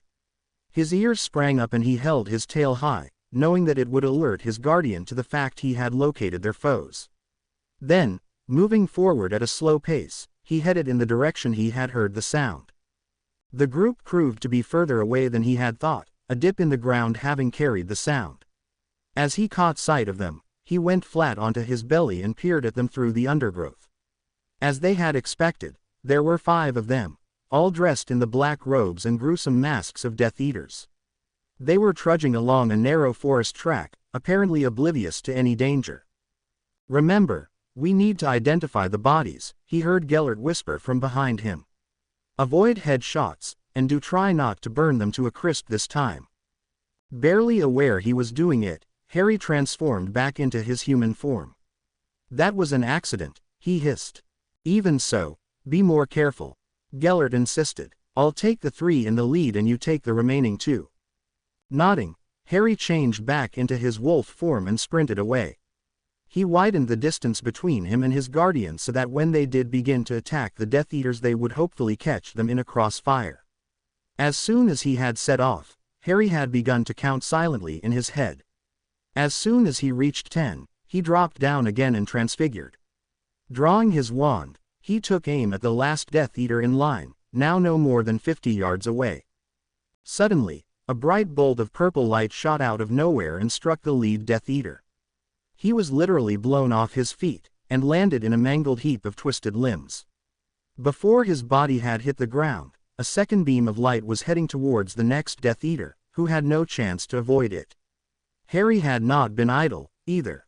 He watched in satisfaction as the chest of the last Death Eater in line seemed to explode, and he quickly sent 2 more curses at the other target. This Death Eater was quick and managed to get a shield in place to deflect one of Harry's curses. However, the man wasn't so lucky with the second one, which clipped him and sent him spinning. Harry sent 2 more spells towards the fallen body, and was relieved to see them both find their target. Even from this distance, he could hear the screams of his victim as he was ripped apart by the spells. With a grimace, he realized that Gellert would chastise him later for allowing the man to get a shield charm in place at all. Glancing over, he saw that his guardian had put all 3 of his nominated Death Eaters down. No one was faster or more accurate with a wand than Gellert Grindelwald, save perhaps Voldemort himself. Harry stood so his guardian would be able to see him. Sure enough, Gellert walked rapidly over to him, his hands clasped behind his back. "Well," Gellert demanded as soon as he was within a few feet of Harry. "I'm sorry, Gellert," he said apologetically. "I wasn't quite fast enough targeting the second Death Eater and my second curse was slightly off target." There is no, not quite fast enough, or, slightly off target, in combat, Harry, you should know that by now. You were too slow and your aiming was sloppy. When we get home I want you to spend 3 hours practicing target shooting. I will expect a 90% hit rate and an average engagement time of under a second. Got that? Yes, sir, Harry sighed. In truth, he was annoyed with his own performance and couldn't fault the old man for calling him out on it. Good. Now, let's see what rewards our ambush has given us, Gellert said, and began to walk towards the fallen bodies. Harry followed him closely. When they arrived at the bodies, they split up and began to remove the dead Death Eaters' masks. The first person Harry had killed proved to be a young witch with black hair that had purple streaks in it. He didn't recognize her at all and assumed she must have been a recent recruit. The second body proved to be more familiar. "Over here," Harry called as crouched down next to the wizard who had managed to cast the shield spell. He knew the fact that the man was a skilled wizard and a fighter with a fearsome reputation would not lessen his punishment for not putting him down with his first spell, but it did make Harry feel slightly better. "Ah, the very wizard we were hoping to see," Gellert nodded in approval as he peered at the body. "Is he dead?" Harry nodded. "Excellent. Sever his hand and bring it with us. Hopefully, we will learn much useful information tonight," Gellert said with grin. "You may want to mutilate the body a little more, so it's not immediately obvious the hand is missing." Harry nodded again, and grimly began dismembering the body of Amicus Carrow. Harry walked down the busy corridor with many things on his mind. His conversation that morning with Severus Snape had radically changed his game plan, and he would have to completely rethink his approach to the time he spent here at Hogwarts. On top of everything, he still had to have his promised conversation with Michelle that evening, too. What problems would the pretty young girl drop in his lap? He was barely concentrating on his surroundings as he walked, when suddenly a familiar scent reached his nostrils. Trying to look casual, Harry took a glance behind him. Although the corridor was fairly busy, a chubby-looking girl with long, straggly blonde hair caught his eye. She was dressed in the uniform of the Hufflepuff house, and Harry would lay odds he had never seen her at the school before. Seeing Harry was looking in her direction, the girl suddenly stooped and began fiddling with her shoelaces. It was all Harry could do not to growl in anger. Picking up his pace, Harry headed along the corridor and then turned abruptly left. This took him down a less populated walkway. Listening carefully, he was certain that he heard footsteps following him. Time to spring an ambush. As he reached the end of the corridor, he again turned left, and as soon as he was out of sight broke into a quick run. He then darted into a disused classroom and pressed himself against the wall, listening intently. He waited until the sound of footsteps were right outside the door, before he lunged out and grabbed the chubby girl roughly, dragging her back into the room. Slamming the door shut with his foot, he pressed the girl up against the wall with his left arm. In the meantime, his right hand reached into his robes and withdrew the knife he always kept with him. Bellatrix had harshly taught him the benefits of having a backup blade years before. He pressed the knife forcibly against the girl's neck and she gasped in shock at his actions. Fearfully, she stared into his eyes, panting slightly. Grinning, Harry used his now free left hand to grab the girl's ample left beep and squeezed hard. "Nice tits, Tonks," he smirked. The girl's mouth dropped open in surprise, before an angry expression appeared on her face. Instantly, her face morphed into a more familiar heart shape, while her hair became shorter and turned bubblegum pink. She glared at him. "How the bloody hell did you know it was me?" she spat. "And do you want to stop touching me up, you pervert?" "Might as well," he agreed. "After all, this pair you have now aren't nearly as impressive as the ones you just had. You should have kept them. Who knows, it might have actually put a smile on the lips of that miserable bloody werewolf you hang around with." "You leave Remus out of this," she raged, "and while you're at it, get that bloody knife away from me." "Nah, I can't do that, my dear Nymphadora," Harry said apologetically, and he increased the pressure of the blade against her skin just to prove his point. "You see, I might need this knife in a minute. That really depends on whether you tell me who sent you to follow me." "Go to hell," Tonks snapped. "Shut it, bitch," Harry growled. "One way or another, you're going to tell me who sent you here. Are you acting for the DMLE or the Order of the Phoenix? Which one is it? How do you know I didn't just decide to do this, anyway? You're a dangerous bastard, Potter, and I don't trust you in a school full of children. From what I hear, you've already hospitalized a bunch of kids," she said angrily. "A bunch of kids. For your information, that was Lucius Malfoy's little brat and his gang of thugs, and they attacked me. If Draco hasn't taken the dark mark already, he will be doing soon, so don't give me any crap about me assaulting some harmless bunch of teenagers. Anyway, I know you don't wipe your own ass without orders from either Bones or Dumbledore, so don't give me that load of old bollocks. Who sent you?" Harry demanded, drawing the blade against her pale skin slightly so it cut into her flesh. "Ag, leave me alone, you traitorous bastard," she yelped. "Me, traitorous? You little bitch, I should cut your throat for even daring to say that. You're the traitor to the House of Black, you hypocrite. You were the one who was going to sell Sirius down the river, you backstabbing cow," he raged. "Sirius is a wanted man and, despite what you say, I've seen no evidence to prove he didn't kill those muggles. If he's innocent like he claims, he should hand himself in and face a fair trial," she retorted. "Fair trial? Are you really so stupid? The Ministry would set a Dementor onto him as soon as he showed his face. I wouldn't put it past Dumbledore to try and polish him off, either, bearing in mind how much effort he expended to make sure Sirius didn't raise me. So don't spout the party line at me, Nymphadora, it won't wash," he spat. Tonks just glared at him defiantly. Realizing he wasn't getting anywhere, Harry pressed her tightly against the wall, ensuring she couldn't move at all. Then, with slightly more groping than was strictly necessary, he fumbled inside her robes until he found her wand, which he tossed over his shoulder. He then grabbed her and threw her roughly to the ground. She caught her shoulder on a desk as she fell, and lay on the floor beeping. Harry sheathed his knife, and drew his wand. "Imperio!" he cried. Instantly, Tonks stopped beeping and rolled over to face him. On his silent command, she rose to her feet, and stood meekly in front of him with her arms dangling at her side. "Legilimens!" he cried out, entering her weakened mind. Fortunately, as Harry's question had been fresh on her mind, he found what he was looking for quickly. After a quick scan through her recent memories for anything else useful, he left her mind and began to ponder what he had just learnt. It appeared he had been right with both of his guesses. Madame Bones, the head of the DMLE, had agreed to Tonks taking a leave of absence from her usual job as an Auror on the suggestion of Albus Dumbledore. The headmaster had then tasked Tonks to follow Harry and learn what she could about him, on the understanding that he would share any information with Bones. The fact that he had a faction of the Ministry working against him, as well as the headmaster, complicated things. Harry glared at the still passive Tonks.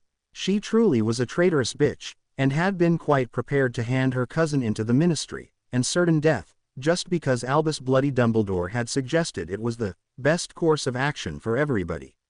What he meant, of course, was that it was the best course of action for him in his grand master plan, the bastard. Deciding that forewarned was at least forearmed, he obliviated Tonks of the last 15 minutes of her life, and sent her on her way after tucking her wand back into her robes. He would lift the imperious curse from her once she was a sufficient distance away. Swearing to himself, Harry left the classroom and headed back along the deserted corridor.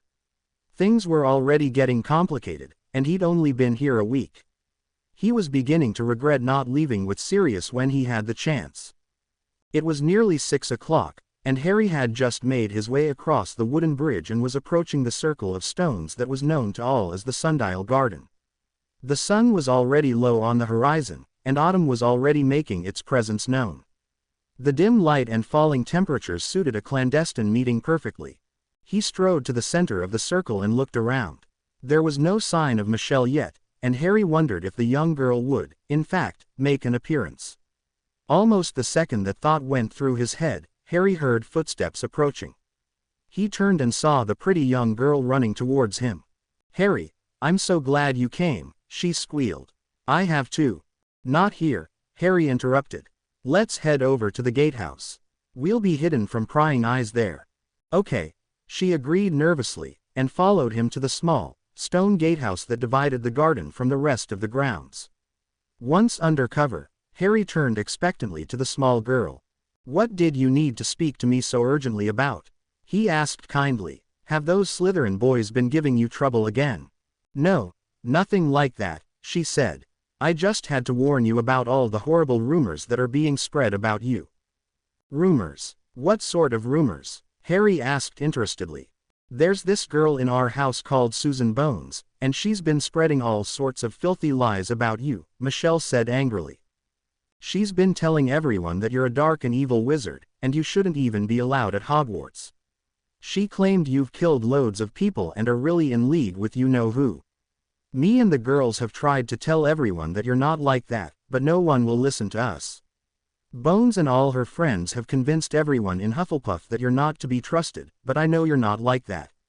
I don't know why they're saying these things." Harry pondered this information for a moment.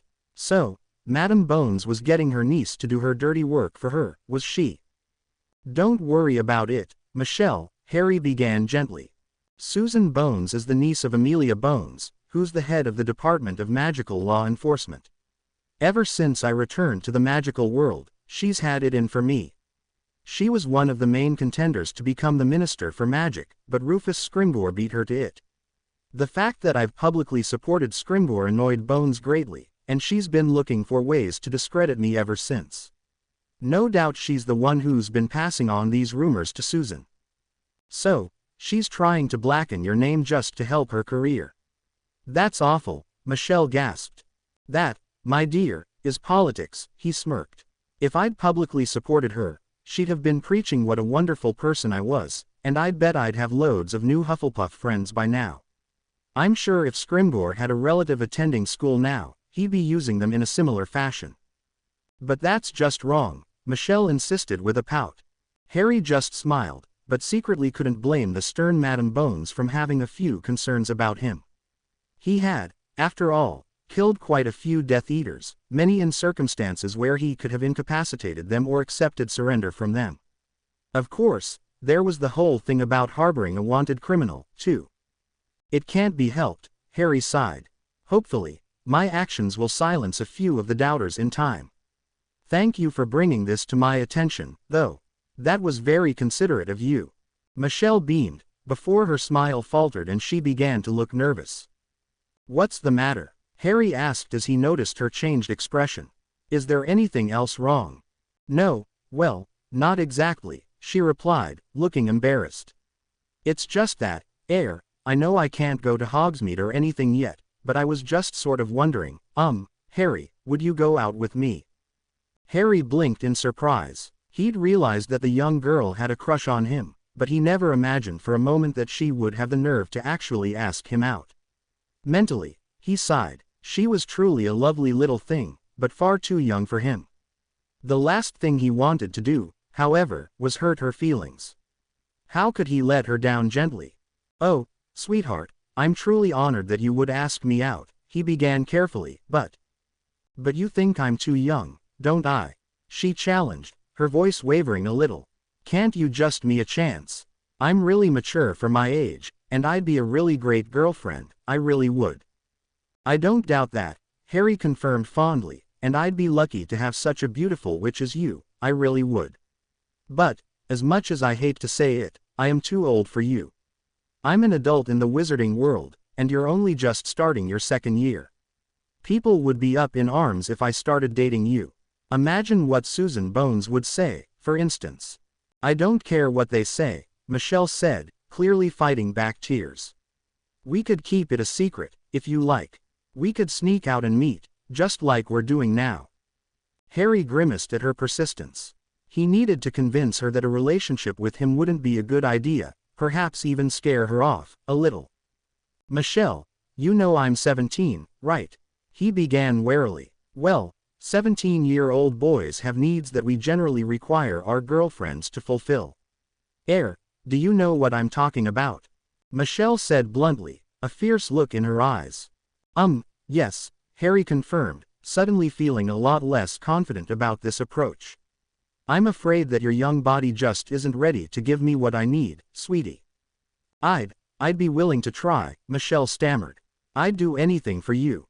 Harry gulped, his head suddenly full of images that would probably earn him a 20-year stretch in Azkaban if he ever tried to turn them into reality and, for once, he wouldn't be able to call it an injustice. "Oh, my little angel, I'd simply be too worried about hurting you," Harry reasoned. "Plus, if anyone ever found out, I could be thrown in prison for a very long time. You wouldn't want that to happen, would you?" "No, I guess not," she replied, the first tear starting to drip down her cheek. "Look, I'll make a deal with you. If on your 17th birthday you still want to date me, and we're both free, we'll get together." "How does that sound?" he asked kindly. 17, she wailed. "But that's years and years away." "It's not so long," Harry disagreed, "and if we're meant to be, it will happen eventually. Besides, I promise we'll still be friends before then, if you still want me to be." "Of course I do," she said sadly, clearly beginning to accept defeat. "Good, because I want to be your friend, too. Now, how about a hug for me?" he smiled. Michelle leapt forward into his arms and clung on fiercely. He could feel her small body shake as she sobbed quietly against his shoulder. Gently holding her, he let the young girl cry herself out. Eventually, her weeping subsided, and she pulled away slightly, looking at him with red eyes. "Feeling better?" Harry asked softly. "Yeah, I bet you think I'm some stupid little girl, don't you?" she said in a raspy voice. "No, actually I think you're wonderful," he countered. "I should go back now," she replied, straightening her back and wiping the last few tears away from her eyes. "Someone will notice I'm gone soon. Will you be okay?" Harry asked and was met with a firm nod and a forced smile. He slowly leaned in, and beeped her gently on the forehead. Michelle blushed prettily. 17, I'm going to hold you to that, you know, she said. "I'm looking forward to it," Harry smiled. Then, with speed that astonished him, Michelle leapt up and beeped him firmly on the lips, before turning and running back in the direction of the school. Harry watched her go wistfully, wondering if everything at this school was going to be complicated. He had just turned to head back himself, when he caught a familiar scent. "You might as well come out, I know you're there," Harry called out. A second later, a smirking Ginevra Weasley appeared from behind the gatehouse. She leaned against the stone wall casually. "Well, that was a shame. I thought I was going to get some juicy blackmail material, there," she grinned. "You think I'm into fiddling with little girls, do you?" Harry asked, anger creeping into his voice. "Calm down, Potter, I was only joking," she replied nonchalantly. "Actually, I thought it was rather sweet the way you dealt with that situation. That little Hufflepuff minx really has the hots for you." "Yeah, that's me, a babe magnet for 12-year-olds, Harry snorted. "How much of that conversation did you hear?" "Pretty much all of it," Ginevra admitted. "So, That top-heavy cow Susan Bones is spreading shite about you, is she? I gather she plans to follow in her aunt's footsteps and work at the ministry, so being a lying bitch is probably a job requirement. You should probably knock her on her fat ass. Believe it or not, I'm not really a big fan of beating up girls, despite what I did to Draco's pet slag. Besides, if I do threaten her, all I'll do is confirm what everyone has been saying about me, Harry grumbled. I guess you'll just have to look for an opportunity to take her down some other way, then, Ginevra mused. Still, the other houses always take anything the Hufflepuffs say with a pinch of salt. They do tend to be like a bunch of old washerwomen. Unfortunately, I suspect that the Gryffindors will lap up any dirt on me, and our fellow Slytherins won't care either way. As I haven't actually found any Ravenclaws that were willing to talk to me, I haven't got a clue what they would think, Harry groused. Your little recruiting drive isn't going so well, is it? She laughed. Why exactly are you following me, Weasley? Harry asked wearily. Come to think of it, how did you find me out here? By using my extreme cunning and fearsome intelligence, Potter, qualities that you appear to be lacking, she smirked. Stick to beating people up, that seems to be what you do best. Maybe I should start now. Harry countered. Ooh, so much for not wanting to beat up girls. Ginevra taunted. Anyway, I've actually come to tell you that I've considered your offer, and I'm willing to help. I do have some conditions, though. What conditions would those be? He asked, trying to hide his surprise at Weasley's offer of support. Well, firstly, as discussed, my involvement would remain completely secret. If it was discovered that I was helping you, I suspect I'd be dead or crippled within a day. I'll help with any reasonable task, but only if I remain incognito, okay?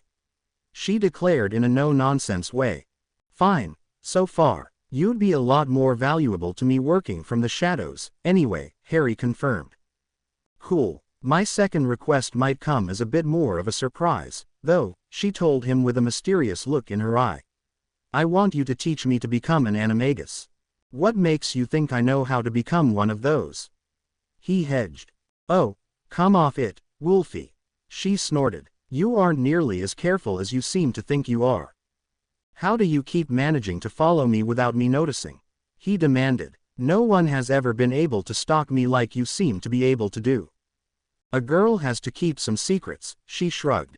Anyway, this is a deal breaker. Are you going to help me or not? Not many people actually succeed in becoming an animagus, you know, he pointed out. What happens if you have no natural ability to do it? I'm positive I can do it, she said fiercely. I'm sure I'm right on the edge of changing, but I just can't take that final step. What's your animal form? He asked curiously. I don't know, she frowned.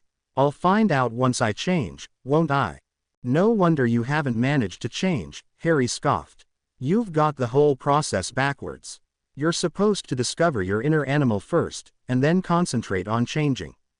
I'm surprised you haven't ruptured something by trying to force a change without a form in mind.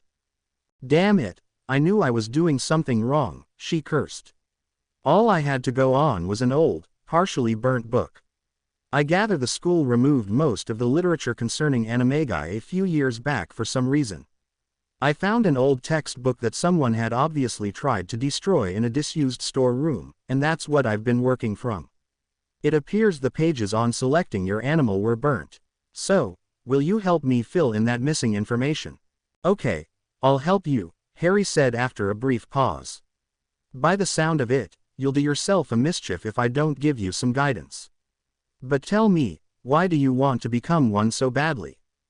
Are you kidding? That would be the coolest thing ever. Think of all the advantages it gives you. Personally, I've always hoped I'd be some kind of bird. I love flying and that would be a really useful skill to have, she said, her eyes shining at the idea. I guess I can't argue with that, Harry conceded. I'll have to teach you the basics of meditation, unless you already know that. We'll also need a secure place for you to practice, away from prying eyes. You seem to know this place pretty well, can you think of anywhere? Oh, I might know a little out of the way spot we can use, she purred. Meet me in the left-hand corridor on the 7th floor tomorrow night at 6. We'll begin then. Then, without another word, she turned and walked off. Again, Harry's eyes were drawn to the sensual swing of her hips and the graceful movement of her beeps, which was emphasized by the tight muggle jeans she was wearing. Poetry in motion. With a grin, Harry began to slowly walk after her. Perhaps teaching the feisty Miss Weasley how to become an animal might be fun. Now, could he get away with convincing her that you had to be naked to transform the first time? As was becoming usual, Harry sat alone at breakfast the next morning. In truth, he quite enjoyed the peace and quiet, which allowed him to organize his thoughts for the day. It only tended to be at lunch and dinner that the solitude began to eat at him. He rather missed those playful little talks he'd had with Weasley and Davis during his first few days here, but he doubted they would be repeated anytime soon. He was surprised, therefore, when Davis unceremoniously dropped into the seat opposite him and smirked at him. Looking up at her, he noticed she had once again reverted to leaving the top buttons on her blouse undone sufficiently to reveal a glimpse of her ample cleavage. Her hair looked like it had just been washed and was positively luxurious, while her lush lips were a rich shade of red. With her tie unknotted and a mischievous grin on her face, she looked like every red-blooded male's dream of a naughty schoolgirl. Harry tried to ignore the sudden tightening of his underwear and looked her in the eyes. "Can I help you with something, Miss Davis?" he asked coolly.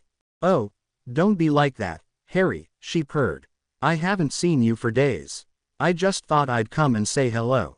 "Hello," he said blandly, his expression remaining unchanged. "You know, you and I should really get to know one another better," she began, leaning across the table slightly to permit Harry a good view down her blouse. "I'm sure we could become really good friends." Harry frowned. He knew Davis was a smart girl, and this clumsy seduction was not like her at all. He watched distrustfully as her fingers gently caressed his. "You didn't seem interested in becoming my friend before," Harry noted carefully as she continued to stroke his hand. "I realized I was being a fool. After all, big, handsome boys like you just don't grow on trees, do they? Maybe I decided we should get more intimate," she admitted, looking at him lustfully, before whispering in a low voice. "You get me so turned on. Would you like to slip your hand under the table and find out just how turned on I am?" It was all he could do not to leap over the table and shag her right there and then. Her voice, so low and sultry, sent shivers down his spine, while her body was lush and desirable. Still, he was not stupid and he knew there must be a reason for her sudden change of attitude. Davis had said it herself, if she displayed any signs that she was friendly with him, she could expect a world of hurt from Malfoy and his goons, unless. "Did Malfoy put you up to this?" he demanded harshly. "What? Of course not. Why on earth would he want me to be friendly to you?" she spluttered, looking highly flustered. "Oh, so you could discover information about me. I'm sorry, Davis, as much as I would love to help you with your little dampness problem, I don't trust you an inch. I'm not about to be caught with my pants down, if you get my meaning," he said firmly. "Your loss, you big poof," she huffed and flounced off. Harry continued to eat his breakfast. Once he'd finished, he stood and walked out of the great hall, ignoring the hate-filled stares leveled in his direction by his fellow Slytherins. He headed up to the third floor and found an unused classroom which he entered, locking the door behind him. Only when he was certain of privacy, did he start to unfold the small, tightly wrapped piece of paper that Davis had skillfully slipped into his hand while she'd been blatantly flirting with him. The paper unfolded to a size of about 4 inches square, and was filled with minuscule writing. Taking out his wand, Harry enlarged the paper so he could read it better. "Potter, apologies about the naff pass I've just made at you, but Malfoy had the wonderful idea that I should seduce you so I can lure you into an ambush. I told him that there was no way you'd fall for such an obvious ploy, but Malfoy is an idiot, as you know.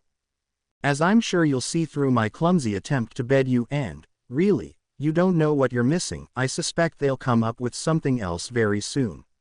I gather their plan is to try and entice you to some deserted corner of the castle and waylay you. Again, I doubt that you'd be daft enough to fall for such a stupid idea, but I thought I'd better warn you, anyway. Just remember, you now owe me. I never intended to get dragged into any of this, and I'm putting my neck on the block by passing on this warning. I'll expect to be rewarded for my efforts and, No, I don't think that a good shag is sufficient payment, although it does sound quite appealing.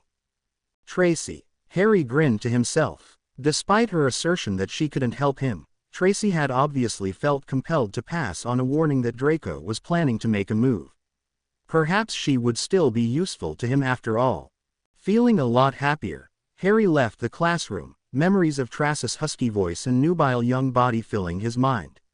It was just a shame he didn't have time for a cold shower before his next class. "What is this place?" Harry asked as Ginevra led him through the door that had miraculously appeared in the wall just moments before. "The elves call it the come-and-go room," Ginevra informed him. "I quite often make a habit of eating meals in the school kitchens, and I've made friends with some of the elves. They told me about this place a while ago after I asked them if they knew of any out-of-the-way places I could use to avoid my fellow Slytherins. This is my secret place, Potter, and I'm trusting you with that secret. If you blab about this to anyone, I swear I'll cut your balls off with a rusty penknife and make you eat them." "That's what I like about you, Weasley, you're so sweet-natured," Harry laughed. Yeah, but I'm not joking about this. This room has been a godsend to me, and if any of my fellow Slytherins find out about it, you're dead," she snapped. "I promise not to tell another living soul," Harry told her earnestly. "So, why does this room look like someone's kitchen?" "The room changes to match whatever you wish for," Ginevra explained, sounding a little embarrassed. "I figured we'd want a safe and friendly environment to practice in, so I imagined the kitchen at home. My mother used to give me lessons in there when I was young, and it was the one room where all my family gathered at the same time. Of course, these days the real thing is a lot less welcoming for me, but I still have fond memories of how it used to be. Come on, let's grab a chair and begin." She led Harry over to the large kitchen table and sat herself down on one of the mismatched chairs positioned around it. Harry grabbed the chair next to her, and turned it so he would be facing her directly. "Okay, as I explained before, you need to discover your inner animal before you can progress any further," he began. "In many ways, selecting your animal is a similar process to a shaman discovering his spirit guide. To do so, you need to enter a meditative state. Have you ever done that before?" "No, never," she replied nervously. "Don't worry about it," Harry assured her. "It's a relatively easy thing to do. You need to be completely relaxed, though. The first thing I want you to do is just become as calm as possible. Whatever problems or hang-ups you have, just put them aside for the moment. Just take some slow, deep breaths and relax your body." "Okay," Ginevra said, and breathed deeply.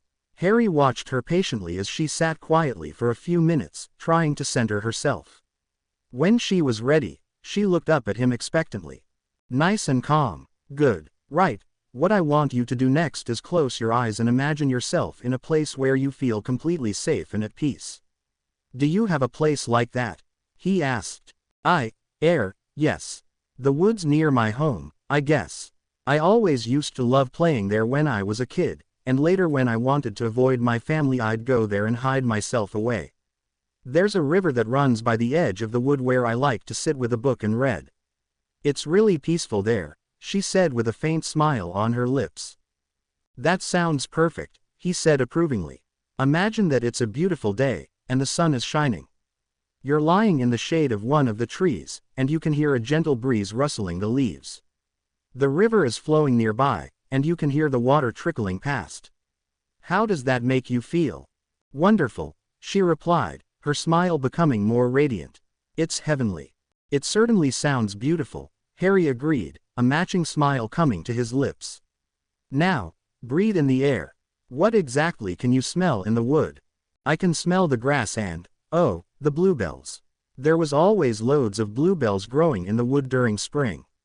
The air's always so fresh and clear, here, too," she told him dreamily. "That's wonderful," he said, watching her carefully.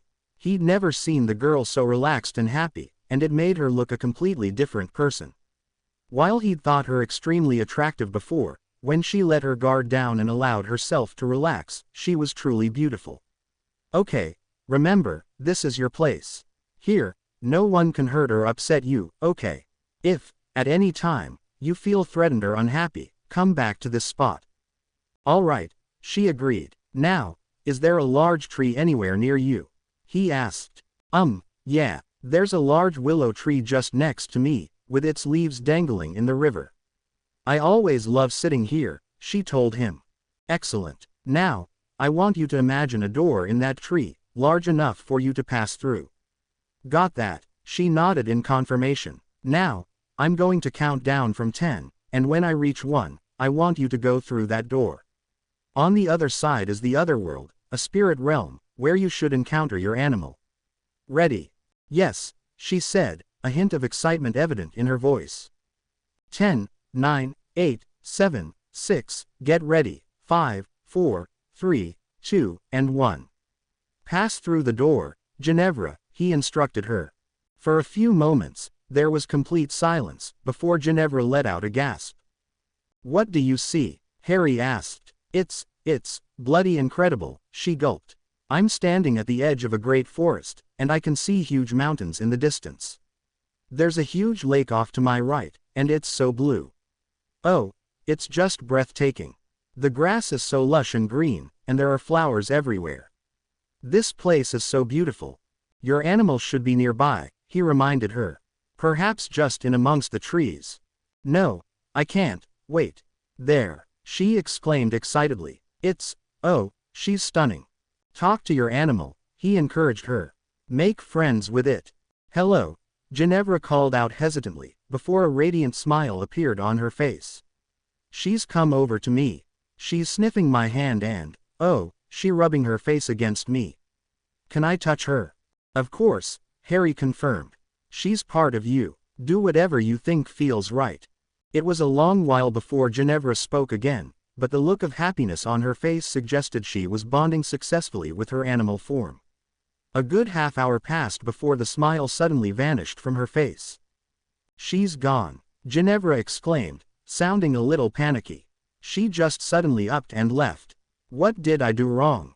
Nothing, Harry assured her. It's just time for you to return now. You've met your animal now, so it's time for you to come back and learn how to join with her completely. Oh, good, she replied, sounding relieved. How do I return? Just turn around and pass back through the door in the tree, he told her. Return to your safe place. Okay, I'm back in the wood, she confirmed after a second. Open your eyes, he said simply. She did as she was instructed, and Harry found himself looking into her large, brown eyes as they stared back at him. He couldn't stop a wide grin from forming on his face. That was brilliant, she exclaimed, and she launched herself forward to hug him. Harry laughed as he wrapped his arms around her. The embrace only lasted a moment, but it made him feel genuinely happy, perhaps more happy than he'd felt since Melinda had died. You did really well, Harry told her as she pulled away. Very few people discover their animal on the first attempt. What was it? I'm like you. A wolf.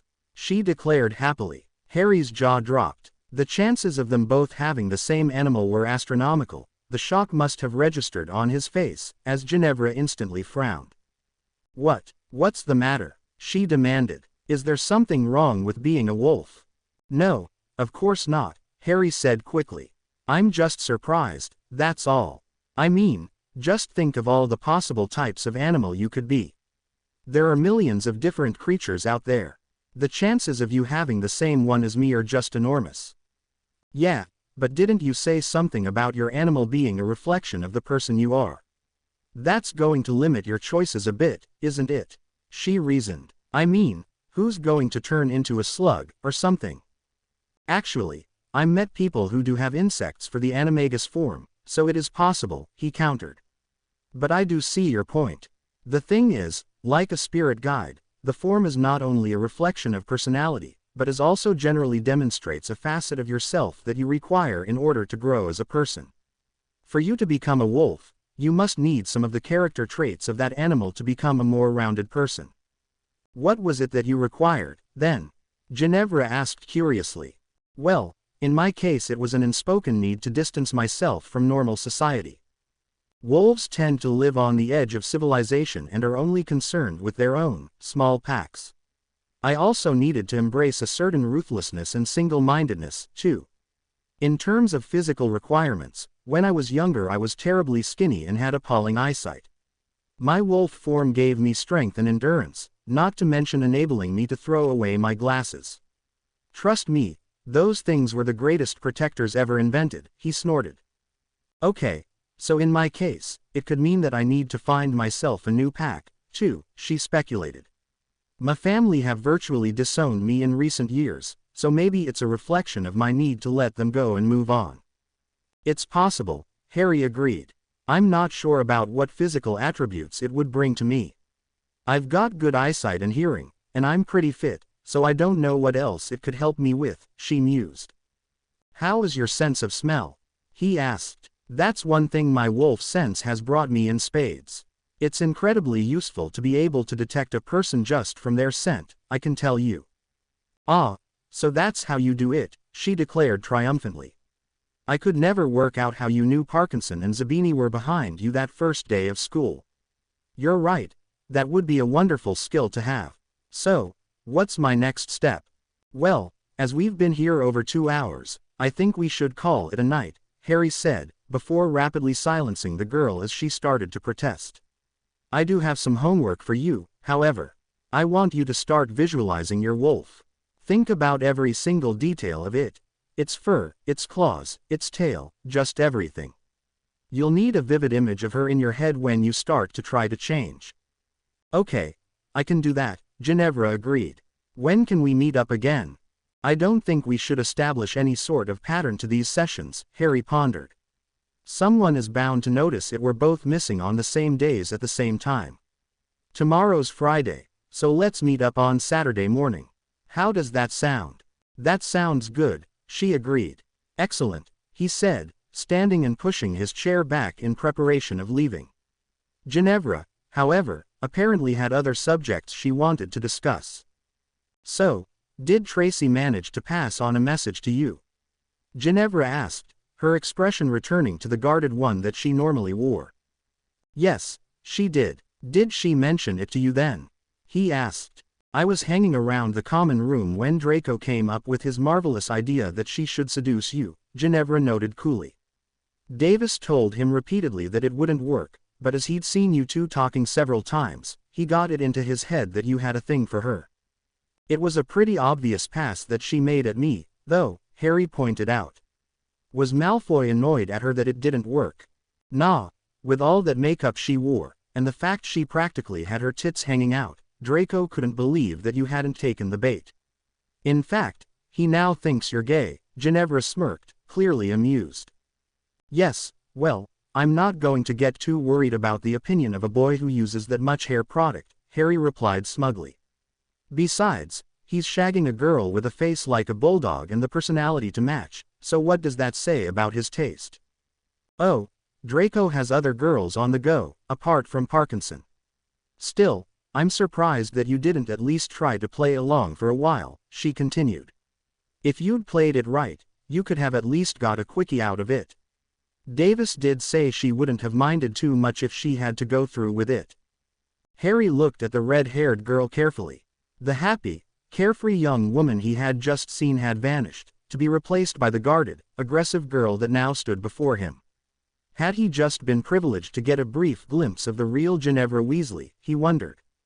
If I'm going to shag a girl, it will be because both of us want to, not because Draco Malfoy thinks it's a good idea, Harry said adamantly.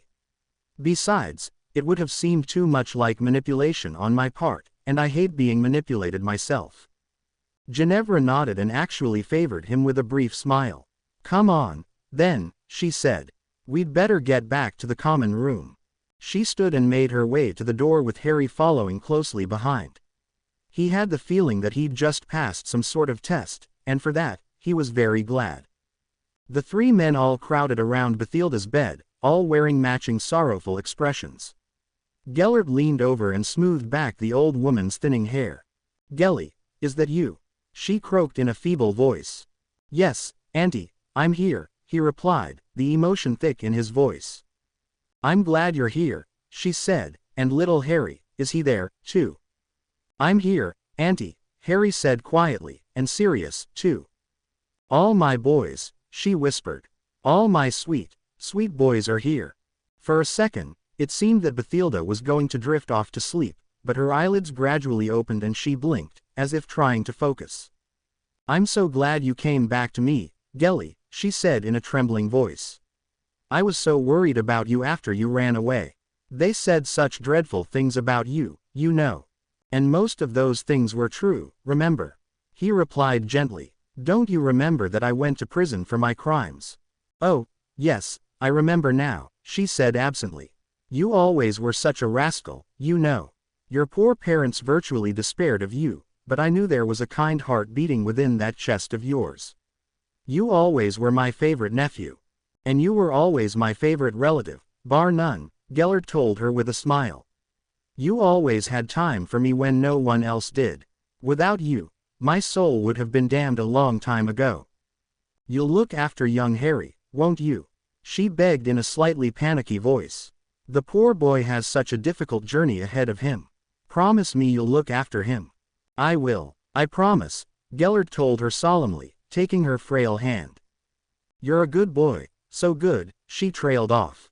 "Bathilda," Gellert said cautiously. He put a gentle hand to her cheek and then turned her wrist over, seeking a pulse. He found none. "Is she gone?" Sirius asked reluctantly. "Yes, she's passed on," Gellert replied with a sigh, before laying her hand across her chest tenderly. "Can't we do anything?" Harry asked, sounding close to tears. "She was extremely old and very sick, Harry. It is a mercy to let her go," Gellert told him sadly. "Merlin, I'm going to miss her," Sirius said quietly. "She really was a saint. Indeed, without her I would have probably ended up treading a path considerably darker than the one I chose, which is saying something considering my long list of crimes," Gellert noted. "I owe her everything. Even when I came to her as escaped convict with a famous boy snatched from his home by my side, she didn't turn me away. She truly was a most wonderful woman." By now, Harry had tears running down his cheeks. "What are we going to do without her?" he demanded shakily. "We carry on, my boy," Gellert told him firmly. "Death comes to us all eventually, as that is the way of the universe. Without death, our lives on this planet would be meaningless. One day, hopefully a long time from now, you will meet Bathilda again in some far distant place, just as you will meet your mother and father again. Remember Bathilda warmly, and keep her in your heart, Harry, but do not mourn for her over long, because that is the last thing she would have wanted. Death is the natural order of things, and the one thing that unites all men." "Not all men," Sirius disagreed bitterly. "Indeed, and that travesty against nature will need to be dealt with soon," Gellert agreed. "Come, let us go into the other room a while and let dear Bathilda sleep in peace. I feel the need for a strong drink." "Yes, I agree," Sirius said, before reaching over and gently stroking the old woman's hand. "Rest easy, Bathilda, my dear. You gave me a home here despite of everything, and I'll always love you for that." He turned and slowly left the room. Harry, his emotions running high, just grabbed her other hand and beeped it once, before practically running from the room. Gellert watching him go, before turning and once again gently stroking his great-aunt's hair. "I'll keep him safe, Bathilda," he promised, "even if it costs me my own life." Walking along a quiet corridor the next day, Harry caught the scent of a familiar person. Taking a swift left turn, he walked down a set of spiral stairs and found Tracy Davis waiting nonchalantly at the bottom. She smirked at him. "Well, if it isn't the boy who lived, himself. Fancy meeting you here," she said teasingly. Harry smiled as he approached her. "You've been talking to Ginevra, haven't you?" he asked, figuring that would have been the only way that she would have known he would find her down here. "Oh, you know us girls, we do so love to gossip," she replied. "So, I take it Draco hasn't tried anything yet." "Not as yet," he confirmed. "I can't believe that idiot actually believed that terrible pass you made at me was for real. I'm glad to see you've wiped all that muck off your face, by the way. You really don't need it." "Oh, what a sweet thing to say," she grinned. "Although I am disappointed you didn't play along. Just think of the fun we could have had, all with Malfoy's approval, too. That was the bit that I didn't like. I refuse to do anything that little prick actually wants me to do. Besides, I genuinely thought he would get suspicious if I caved into that act you pulled. Are you actually telling me that he thought that was a genuine attempt at seduction? Harry asked in an incredulous voice. Draco expects all witches to act like sluts, she shrugged. If Pansy Parkinson is your main frame of reference, you tend to get a distorted idea of what women are actually like. What exactly does he see in her? Harry asked curiously. I mean, she's a vicious little bitch and she's not the most attractive person in the world, is she? I saw that girl you said Draco's betrothed to the other day, and she's a million times better than Parkinson. Is Draco genuinely in love with Pansy, or something? Love, Tracy snorted. The only person Draco loves is himself. I tell you why he keeps Pansy about. She'll do absolutely anything for him. She's a grade A slut who will perform any act for her darling Draco, no matter how degrading. Plus, I share a bedroom with the girl and I have to admit she's got quite a nice body, one she's quite willing to share, too. Really? And here was me thinking this was a school. I seem to have walked into a brothel by mistake, he snorted. You'd certainly think so sometimes. Draco likes to keep it quiet, but most of the Slytherin upper years know that he, Pansy and Blaze are fond of having little threesomes together, Tracy grinned evilly. Many are the time I've seen Parkinson come down to breakfast walking bow-legged and finding it uncomfortable to sit down, if you get my drift. Mind you, I've seen Zabini sitting down a bit tenderly, too, a few times. I guess Draco's not too worried about where he sticks it. Wow, Harry said, a little surprised at the level of depravity that existed at Hogwarts. You have to remember, Draco Malfoy has ruled the roost here for years. What he wants, he gets. You put that power in the hands of a perverted little teenager like him and anything can happen, Tracy informed him bitterly. Of course, there was a tradition of breaking in young witches within Slytherin long before Draco got here, but he's turned it into an art form. Have you? Harry began.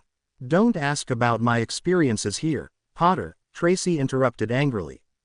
I did what I had to just to survive, and I won't let the likes of you judge me. I wasn't trying to judge you, Harry told her calmly.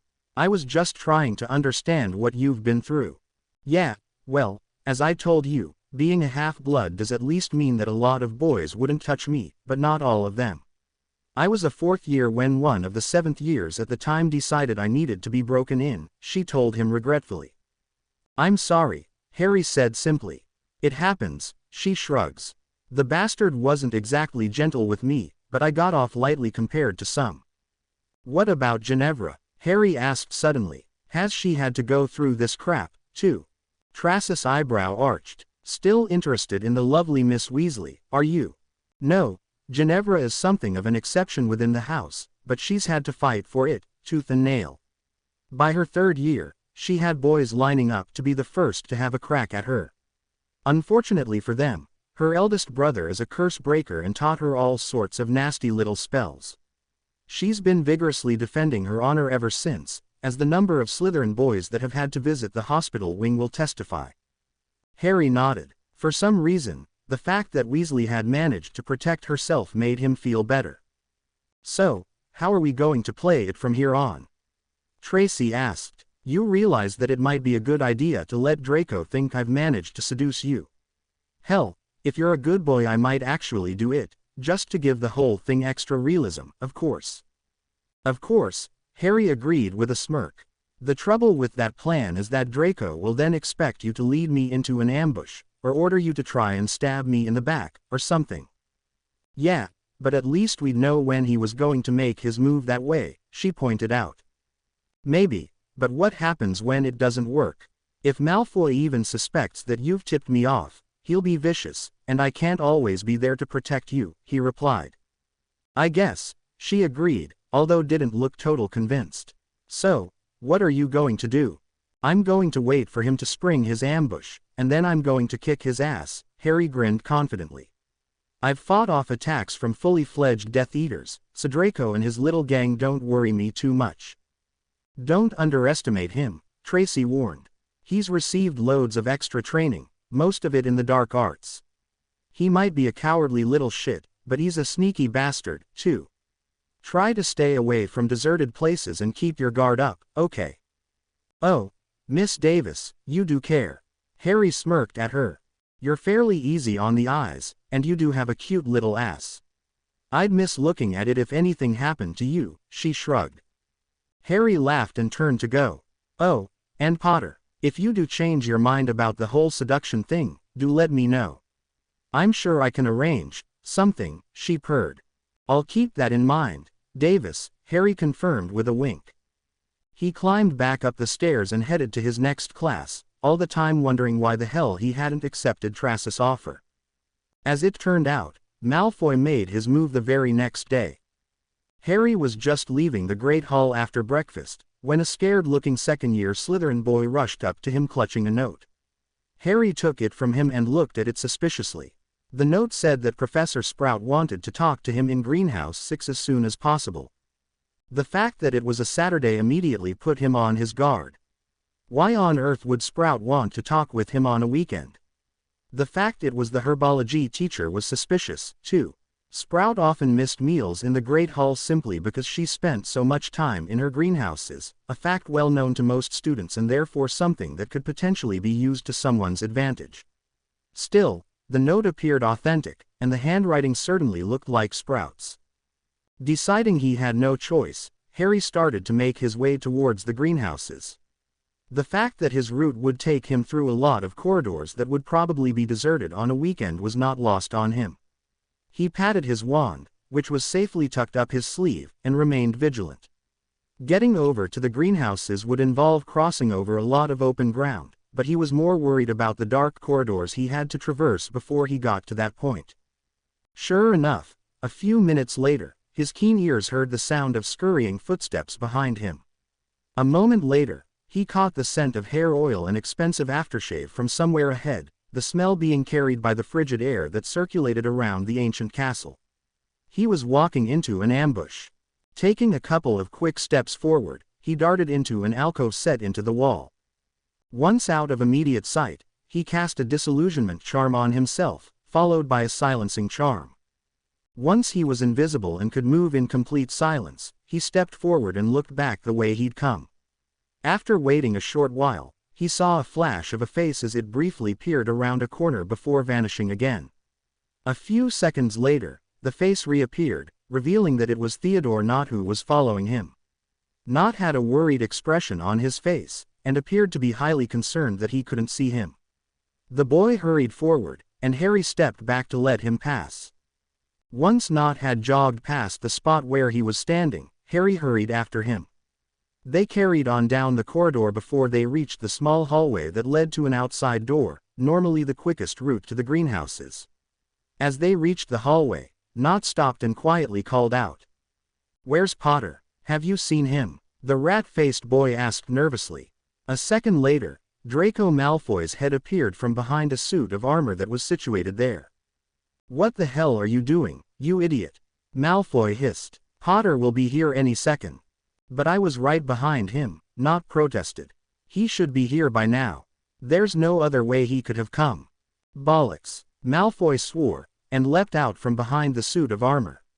A second later, he was joined by Parkinson, Zabini, Crabbe and Goyle, who had all hidden behind various objects or had lurked just outside the door. They congregated in the middle of the hallway. "He can't be far away," Parkinson protested. "Do you think one of us had better go and see if he found another route to the greenhouse?" "Yeah, if he's already talking to Sprout then we can try and get him when he makes his way back." "Nott, you go and check, okay. Zabini, you double back and make sure he hasn't just turned off somewhere.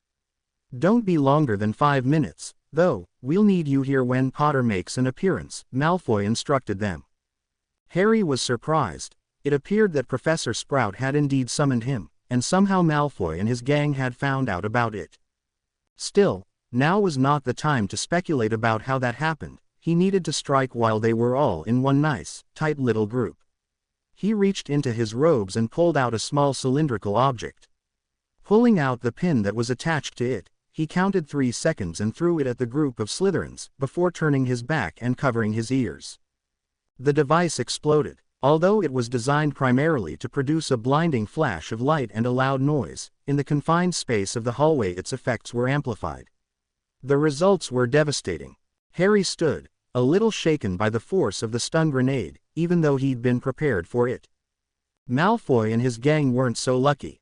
All 6 of the Slytherins were rolling on the ground, most holding their heads and beeping. Crabbe seemed to have caught the worst of the blast, and his face was bleeding profusely.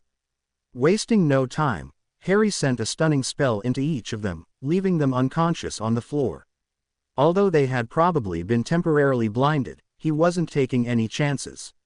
He then searched each of the inert bodies until he found their wands, before snapping them and dropping them into a neat pile. As he started to make his way out the door, he noticed Parkinson's skirt had ridden up, revealing a lot of very shapely leg.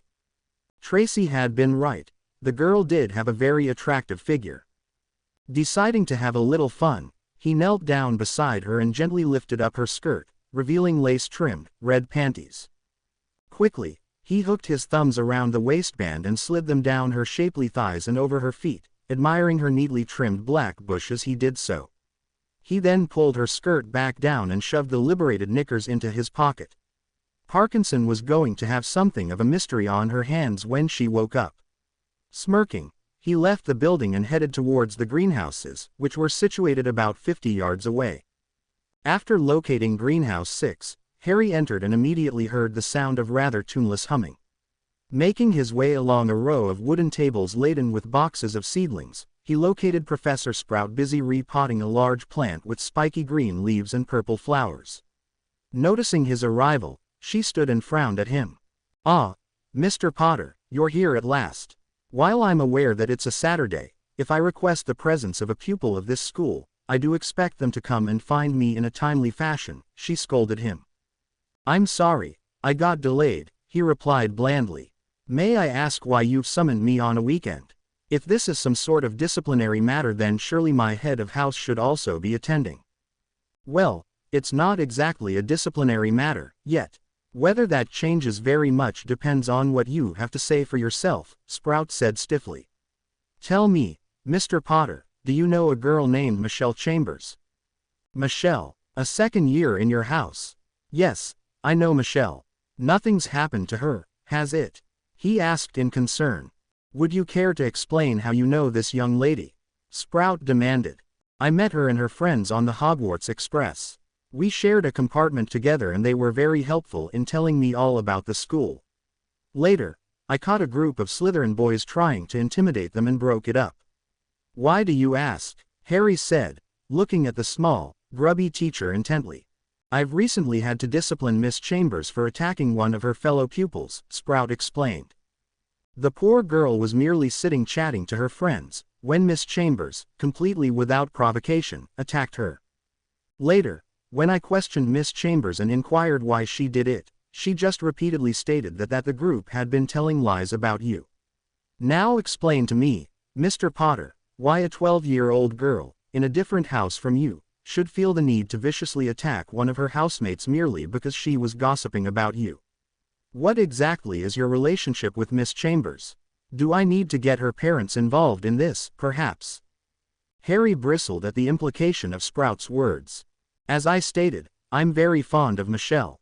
She and her friends have been extremely friendly and welcoming to me, which is considerably more than can be said for a lot of people at Hogwarts, both staff and pupils alike," Harry said sternly. "If, however, you are suggesting that there is some sort of physical relationship between the two of us, then you are very much mistaken." "Am I indeed?" Sprout huffed. "I have heard several people say otherwise. So, am I to understand you are accusing me on the strength of some common room gossip? Because if you are, Professor Sprout, you need to be very careful," he spat. "I would remind you that I'm the head of an ancient and wealthy house, and I would take any accusation of impropriety with Miss Chambers as a direct slur on the honor of House Potter. Perhaps you would like to detail your evidence against me in front of the Wizengamot." "Do not take that tone with me, Mr. Potter," Sprout raged. "The pupils I overheard making the accusations against you are also from worthy families, and whom I trust implicitly." "Oh, and would one of these worthy people happen to be Susan Bones?" Harry sneered. "Who it was is of no concern to you, Mr. Potter. The fact remains, accusations have been made and you cannot deny that Miss Chambers seems completely enamored of you. I want the truth, Sprout yelled angrily. You want the truth? Fine, I'll tell you the truth. You're getting involved in political games that clearly you have no understanding of. As you are no doubt aware, I recently came out in the press in support of our current Minister for Magic, Rufus Scrimgeour. That has immediately put me at odds with his most ardent political rival, Amelia Bones. I'm sure I don't have to explain to you the relationship between Amelia and Susan Bones, do I? Amelia has been using her niece to try and discredit me from the moment I stepped through the doors of Hogwarts, Harry snapped. This rubbish being circulated about Michelle and me is just another example of that. Ridiculous, Sprout snorted. Amelia is a fine woman, and would never resort to such underhand tactics. You really are naive, aren't you? Harry laughed bitterly. Amelia is first and foremost a politician, and such tactics are second nature to her. From what I gather, Susan is looking to follow in her aunt's footsteps, and bringing shame on me and thus indirectly on the minister would be quite a feather in her cap. I don't believe it, Sprout declared adamantly. I don't care if you believe it or not, but I will say one thing to you. Be very careful about what accusations you make against me. You have absolutely no proof of wrongdoing on my part, and I am quite willing to give a binding magical oath that I have not had relations with Miss Chambers, Harry stated. I would also suggest that you might want to rein in some of your pupils, too. I will take aggressive legal action against anyone I find making such unwarranted accusations against me, or, if I feel the situation requires it, I will demand a magical duel. Have I made myself clear? Quite clear, Mr. Potter, and I would also like to state that if I do discover any truth to these rumors, I will not rest until you are safely imprisoned in Azkaban. Am I clear? Sprout snarled. Harry took a couple of steps forward until he was practically nose to nose with the witch. He looked unflinchingly into her eyes. Don't make me your enemy, Professor Sprout, he snarled in a low voice. You're playing games beyond your wit or intelligence, and you're going to get your fingers burned if you keep doing so. Just pass on the message to Bones that I know what she's up to, and unless she wants to face me in single combat, she'd better keep her big mouth shut. Got it? Without waiting for an answer, Harry turned and stalked out of the greenhouse, leaving a flustered and angry professor in his wake. To be continued. I hope you enjoyed this story. Also remember to subscribe and like this video. See you in the next video.